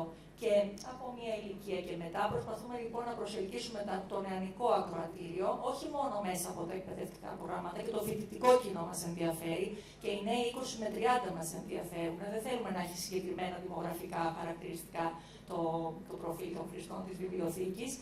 Και επίσης είναι πολύ λιγότεροι οι άνδρες. Φέτος όμως που εστιάσαμε στην ιστορία και έχουμε, ας πούμε, στο καπνεργοστάσιο μια θεματική σειρά σεμιναρίων που λέγεται «Η ιστορία επαναλαμβάνεται», ξαφνικά είδαμε ότι το συγκεκριμένο γνωστικό αντικείμενο προσελκύει πολύ περισσότερους άντρες. Όλοι λοιπόν μας δίνουν πληροφορία για ανασχεδιασμό και για προετοιμασία νέων εστιασμένων στις ανάγκες των επιμέρους ακροατηρίων, προγραμμάτων, δράσεων κτλ. Και στις προκλήσεις που δεν έθεσε στην ερώτηση. Μία από τις βασικές, μάλλον η βασικότερη πρόκληση που αντιμετωπίζουν οι βιβλιοθήκες είναι ο επαναπροσδιορισμός του ρόλου τους. Όχι μόνο των ίδιων των βιβλιοθηκών, αλλά και των επαγγελματιών σε αυτούς τους χώρους. Στην Εθνική Βιβλιοθήκη αυτό το πραγματοποιήσαμε με τη μετάβασή μας εδώ πέρα. Όταν ήρθαμε το 2018 σε αυτούς τους χώρους που, όπως είδατε όλοι, ουσιαστικά επαναπροσδιορίστηκε ο ρόλος της Εθνικής Βιβλιοθήκης. Αυτή τη στιγμή και για την επόμενη πενταετία, γιατί τώρα συντάσσουμε και στείλουμε το στρατηγικό σχέδιο της επόμενης πενταετίας, οι βασικές λέξεις που χρησιμοποιούμε είναι η καθολική πρόσβαση και η συμπερίληψη. Άρα θέλουμε να εντείνουμε όλες τις προσπάθειές μας ως Εθνική Βιβλιοθήκη της Ελλάδος προς αυτή την κατεύθυνση. Και ασφαλώς οι άνθρωποι που έρχονται, οι χρήστες μας, η εμπειρία των χρηστών, των επισκεπτών μας, είναι ο οδηγός μας προς αυτή την κατεύθυνση. Χωρίς αυτούς δεν μπορούμε να προχωρήσουμε πουθενά. Ευχαριστώ. Μία ακόμα ερώτηση. Έχουμε λίγο την υπομονή σας που πήγε 5 η ώρα για να πάρουμε ακόμα μια ερώτηση. Θεωρώ ότι αυτό είναι ένα από τα σημαντικά σημεία του ενός συνέδριου όπως αυτό. Στεφανία.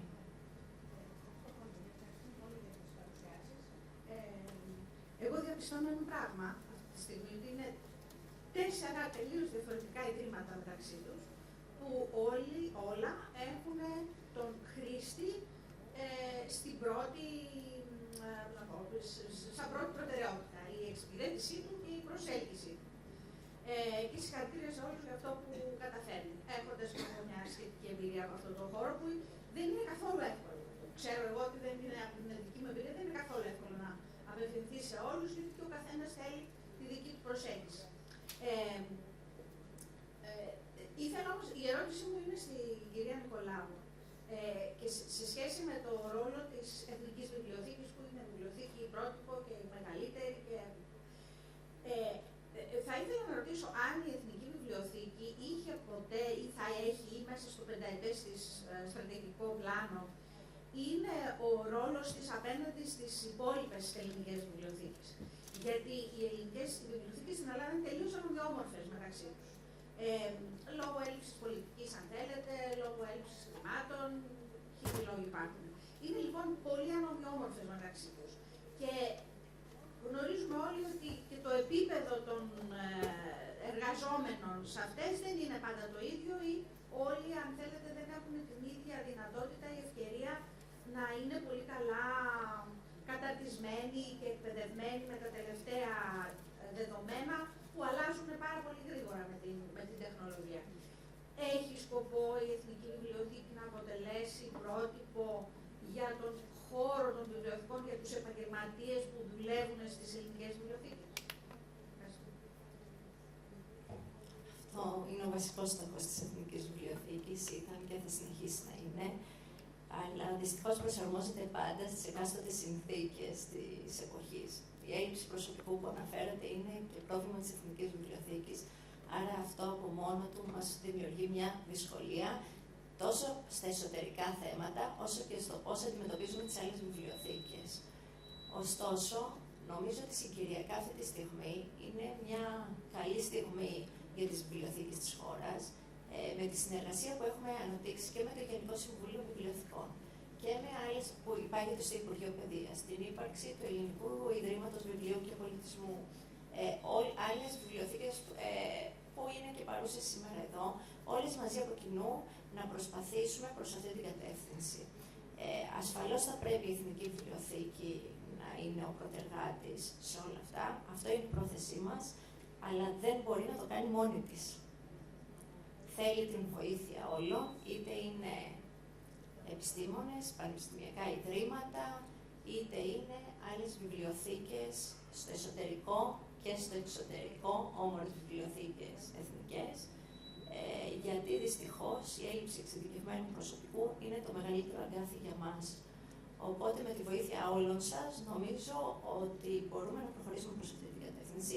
Ήδη έχουν γίνει πολύ σημαντικά βήματα, αλλά όχι έτσι όπως θα έπρεπε ή έτσι όπως θα θέλαμε όλοι να είναι.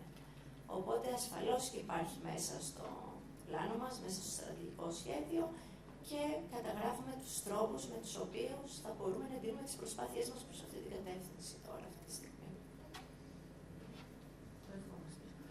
Όλοι νομίζω. Ίσως μία τελευταία ερώτηση και να έχω την υπομονή σας.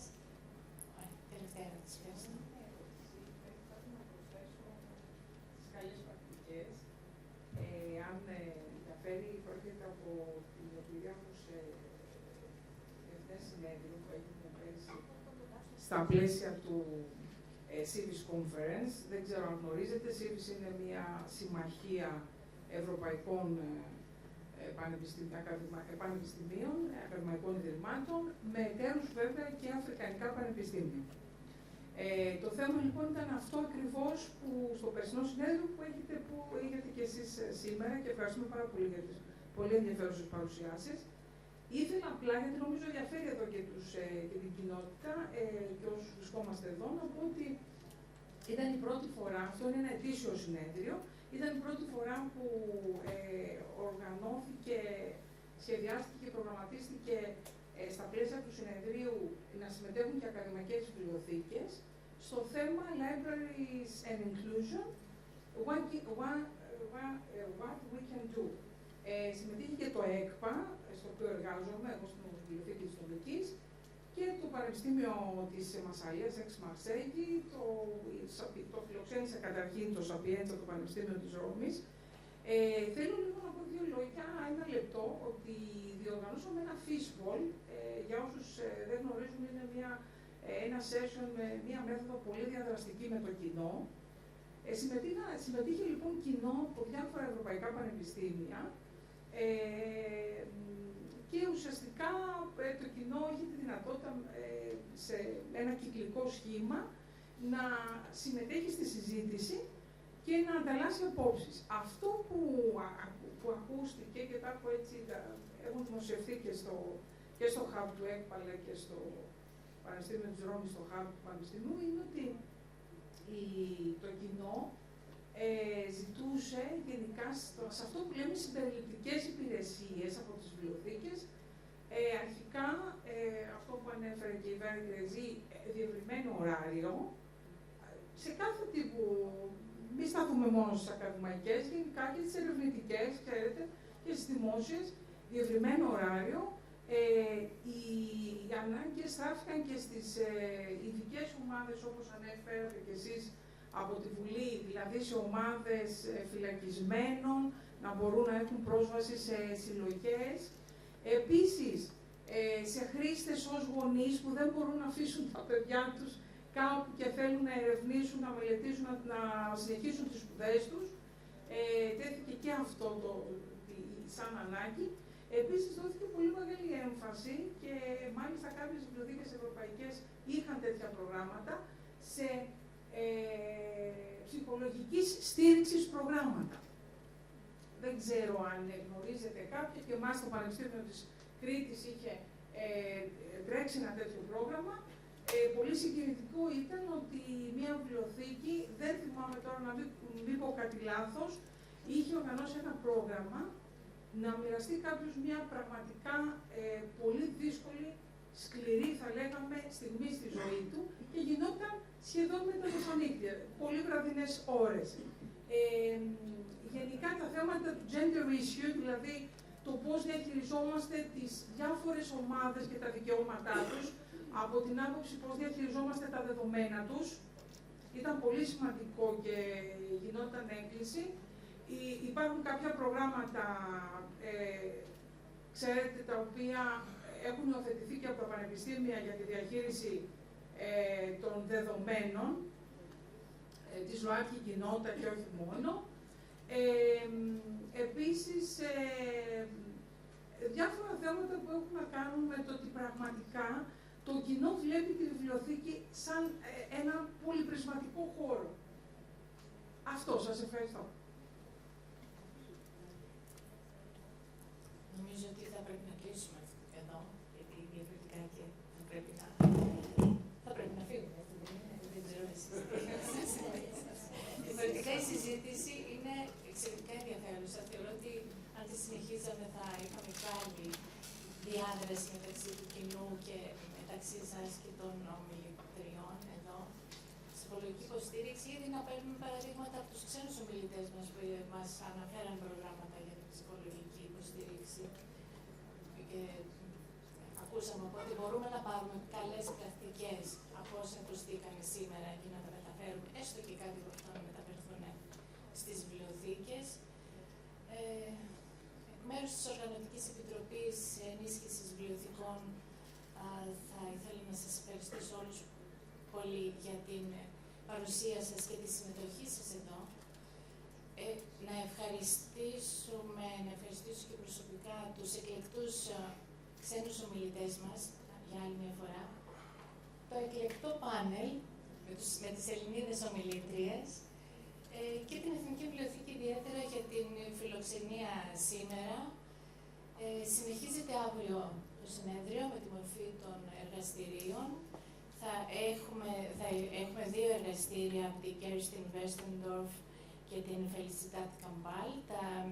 Κάποιοι φαντάζομαι ότι οι ενδιαφερόμενοι θα έχετε ήδη εγγραφεί για τα εργαστήρια αυτά. Ο τίτλος της Kerstin μαζί με την Νικολέτα Σταθοπούλου είναι Shaping the Future Together, a workshop for the strategic development of libraries.